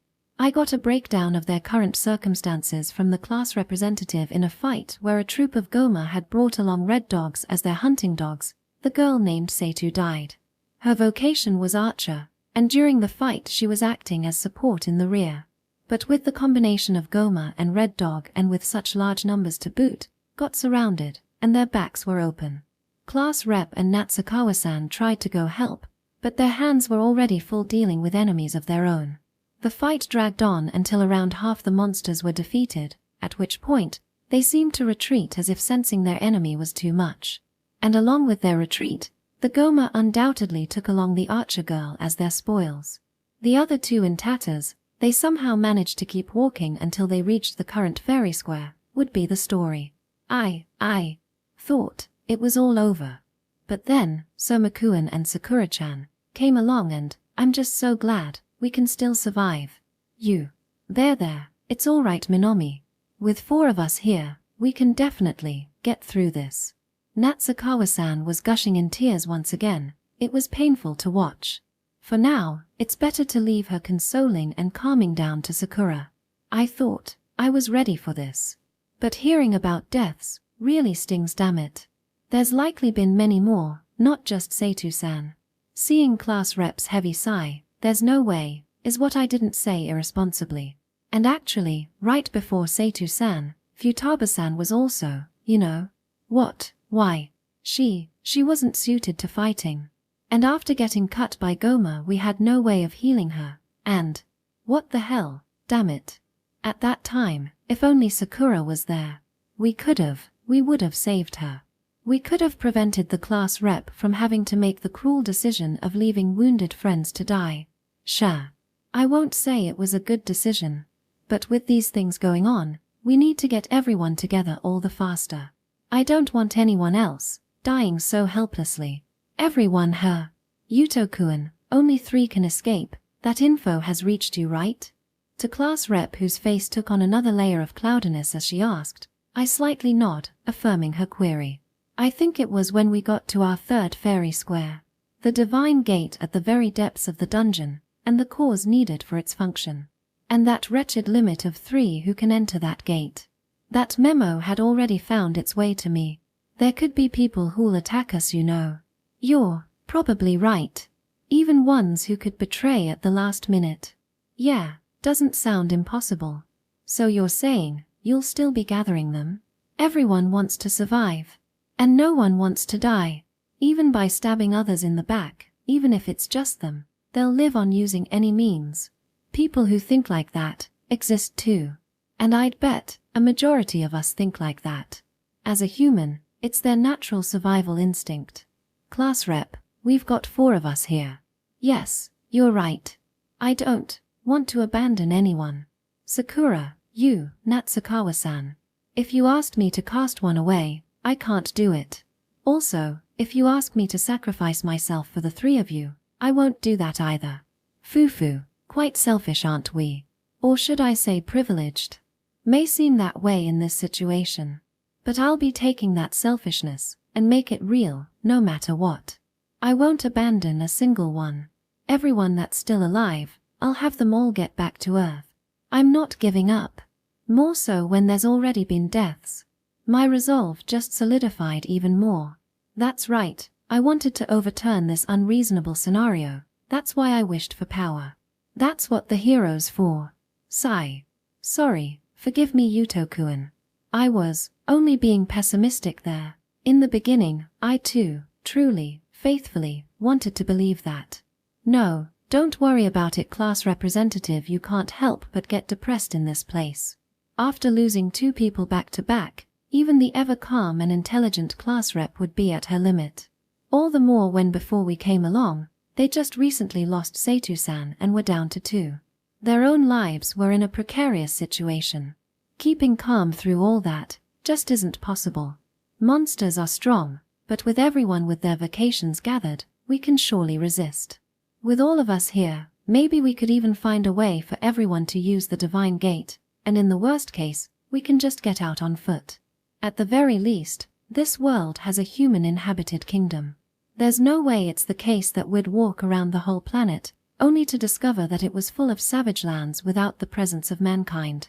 Keep walking, and we'll eventually land on some human habitation. When Yuto-kun says it, it sounds you can even do the impossible. We got our vacations right. I think we can do a lot. Not just my combat-only powers, there could be someone specialized for survival too. If we can get someone like that, our ability to cope would become much higher than trying out stuff ourselves. Well, we'll manage. And one of these days, we should meet up with Ryuichi too. Oh, hold it right there. Where did his name come from? I mean, if it doesn't come up now, when will it, is the feeling. Geez, laughing at me? How rude. Ahaha, sorry, my bad. Well, I was thinking it'd be great to get him soon too. That guy's pretty much the only one I can leave my back to in all those fights. Sigh, it's not like you don't get into a fair bit of trouble yourself, I hear. Truly unfortunate, I happen to be a victim myself. I wonder about that. Seems like my character is in jeopardy of being dubbed a battle maniac, but yeah, I'm glad that class rep's a bit more lively now. By the way, what sort of vocation do you have, Yuto-kun? Looks like it wasn't too hard for you getting here. Is it perhaps quite strong? Ah, my vocation. Right, don't laugh, okay? Rest assured, she affirms in a cool smile. Alright, I'll be taking your word for it then. My vocation, it's hero. Ahahaha. He's really a hero. See, class rep Yulia. After the four of us had regrouped, following a bit of rest, we head back into the dungeon with the purpose of finding the other students. Though I say find, for the time being, we're only following where the magic compass points. The others should be advancing according to this too, so we're bound to meet up at some point. I guess, they aren't wasting time. Natsukawa-san, are you all set? Yep, no problem. Somakuen's fighting beside me now, so it's super reassuring.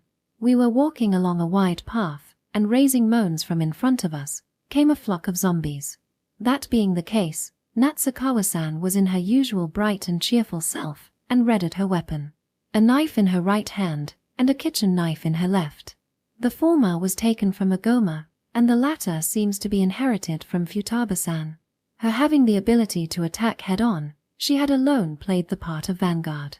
I don't care what vocation there is, a single girl having to battle monsters all by herself is seriously harsh. I'll protect her, is not something I have enough strength to claim at this time. I can't win, I can't protect them with just me. So right now, please lend me strength, everyone. Leave your back to me, Natsukawa-san, I'll definitely protect it. Nihaha, thanks, Somakuen. She's blushing and avoiding my gaze for some reason, but it looks like a happy shyness, so I'll take it as her coming to trust me a little.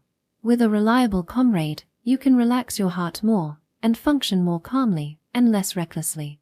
Great, now I just have to perform well, and let Natsukawa-san feel she can rely on me. Let's do that.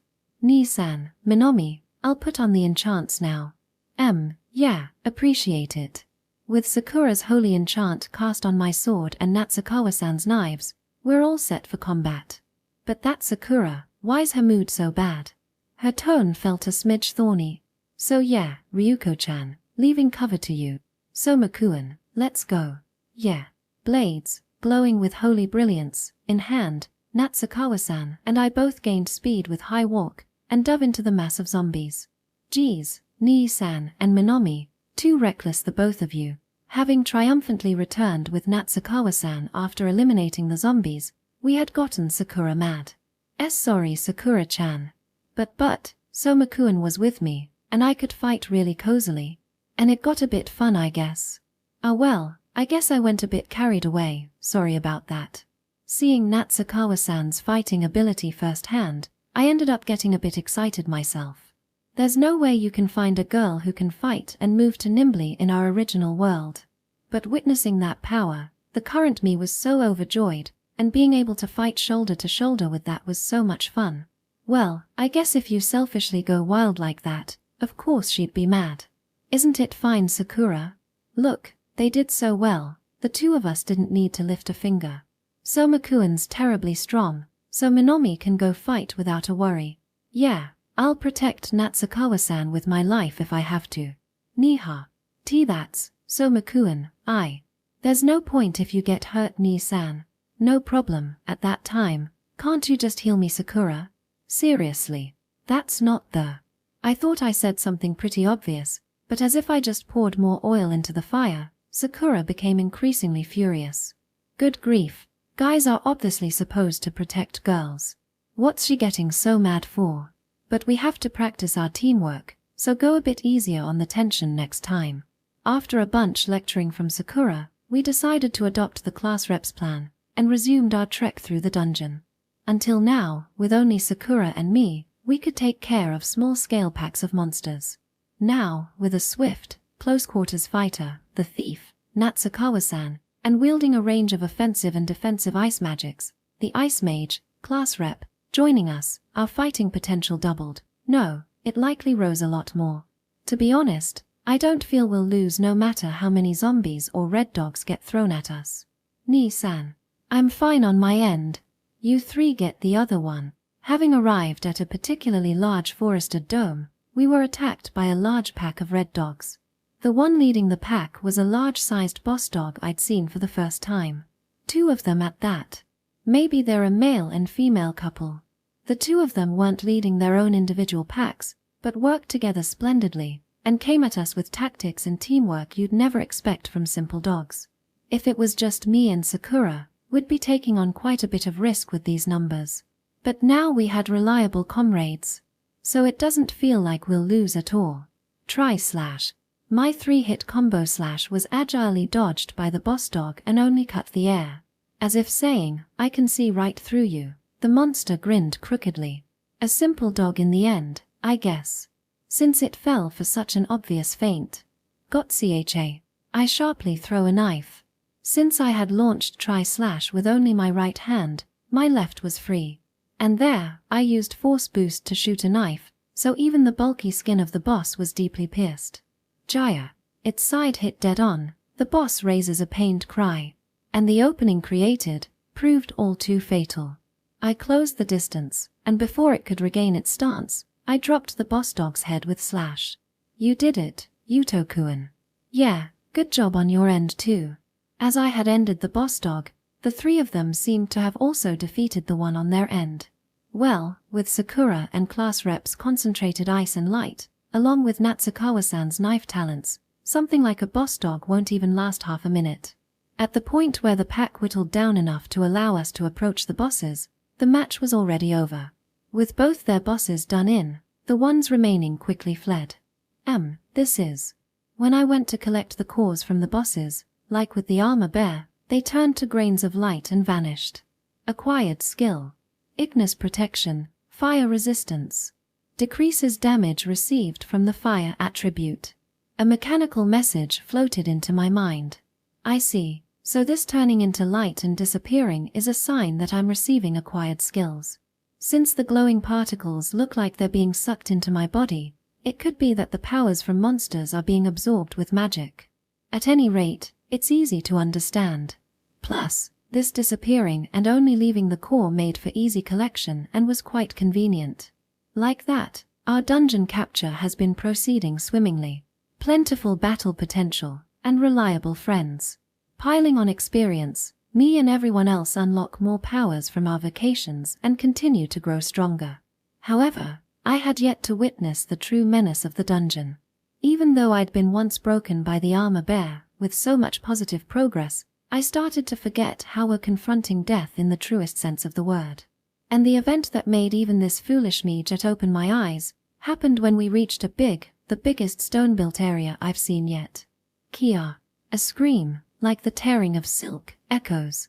There's a fellow classmate there being attacked, we could tell without anyone saying a thing. We dash full speed into the room where the scream came from. Please, make it. Out of my way. There, we found a horde of Goma, the largest one I've ever encountered. With their same dirty figures, crude weapons, these black, goblin-like demons of gluttony. But their numbers don't even faze our current strength. I cut into the horde without hesitation. Natsukawa-san was right behind, and cover fire came flying from Sakura and class representatives stepping over the slain corpses of Goma. We cut open the path, and made it to the center of their siege in no time. And there we saw. Soma-kun. It's Soma-kun. What? Soma. 2 familiar girls. One, a frail girl smaller than even Natsukawa-san, who gave the impression of a small animal you'd want to protect. The other, valiantly dual-wielding a rusted pair of long and short swords, an imposing girl with a long ponytail being something like her defining appearance. Both my classmates. And both my friends. Takanasha-san and Asuna. Thank God, as far as I see, both of them still look fine. The smaller one is Takanashi Kotori. The one with the swords, Kenzuki Asuna. Maybe Takanasha-san lost her weapon, as she was just standing there shivering. As for Asuna, she stood in front as if protecting her. We're saved. Soma, and looks like there's others too. Yeah, we got Sakura and class rep with us. I'm here too. Ah. Minome-chan. Arriving slightly later, Natsukawa-san went and stood mirrored to Asuna covering Takanasha-san from the other side. With this, we have me and Asuna in front, and Natsukawa-san in the rear, all protecting Takanasha-san. I'm scared to think what would have happened if we were only a step late. Asuna, anyway for now, will be cleaning up this horde. No, the horde isn't much of an issue. Soma, don't panic, but look over there. Cold sweat dripping down her cheek, I follow Asuna's darkened expression. There were Goma there, standing armed like the ones around us. No, not them, further back, there's something. The hell is that? It was a fairly large shadow. The shadow, no, that thing had the same jet black skin as the Goma. But as if the species was completely different, it was big. Clearly taller than me, at around 2 meters. And not only tall, its body can be said to be muscle itself. It wore a robust armor of muscle akin to bodybuilders. But those muddy yellow eyes, and that dirty, blood-smeared wide mouth on its face, forces you to see it as nothing but a Goma. G-U-G, Gitch. It looked at me, and it laughed. And laughing, with that mouth, it was biting on something, some red meat. No, it was munching on a human arm. What? That's Kusaka. What? That torn-off arm that's become Goma feed, you're telling me it belongs to Hiroki. Kusaka Hiroki, he was my friend. No, you could even say a best friend. I've known him since 2nd year, 8th grade, middle school, and he's the guy I've known second longest after Ryuichi. I relied on him a lot. He always tried to cover for me when I ended up ditching out of habit. Of course, even in the dungeon capturing, he'll surely help out. He'll ally with us, I'll depend on him, we'd be comrades. That was supposed to happen. No way. Sorry, Soma. I wasn't strong enough, Kusaka, I couldn't save him. No, Asuna, you have nothing to apologize for. I mean, Hiroki, that guy loved you. Surrounded by all these enemies, there's no way Hiroki won't help fight with you. It was supposed to be his chance. It was your chance to show off to Asuna, damn it. Asuna had declared she wouldn't recognize any man who wasn't strong. It was supposed to be his greatest chance to get close to her. But then, why, what the hell? What's with this tragic end? No way. There's no damn way.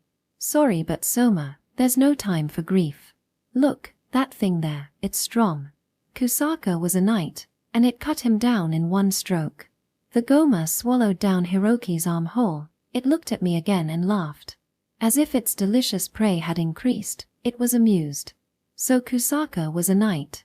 I don't know what kind of skill set that came with, but it was undoubtedly one centered on fighting. And it took down that Kusaka in one shot. This guy should be immensely strong. No, its power must be from that weapon it's holding. Asuna, that sword is a demon sword, you could say. And that blade, it's surrounded in that red fuzziness. I don't think I'm just seeing things there. In its right hand, the Goma held a single sword. Aodachi with quite a long blade.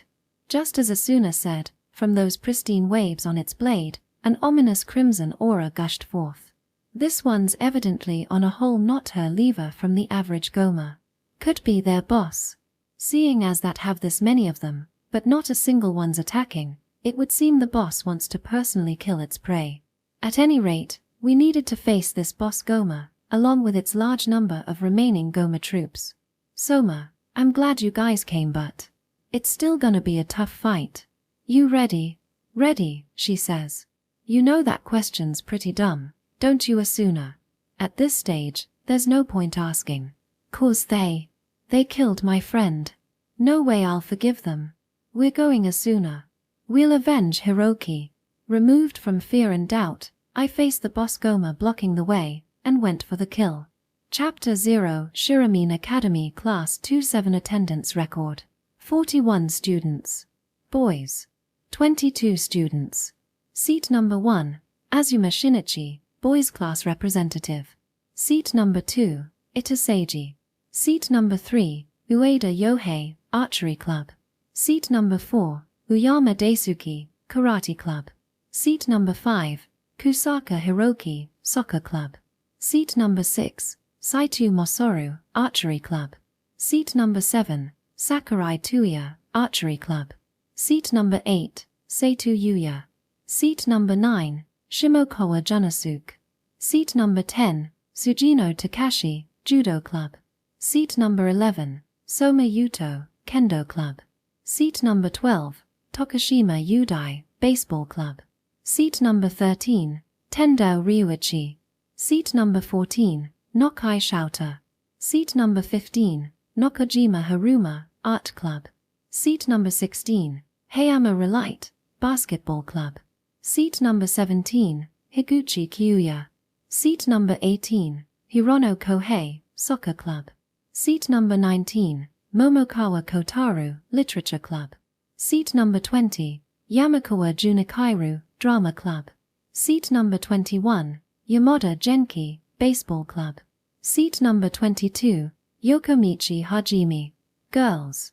19 students. Seat number 31 Reina Adelheid Ayas.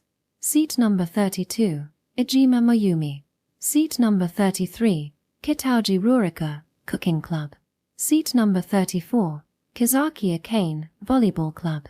Seat number 35 Kisaraji Ryuko, Girls Class Representative. Seat number 36 Kenzuki Asuna, Kendo Club. Seat number 37 Seitu Aya.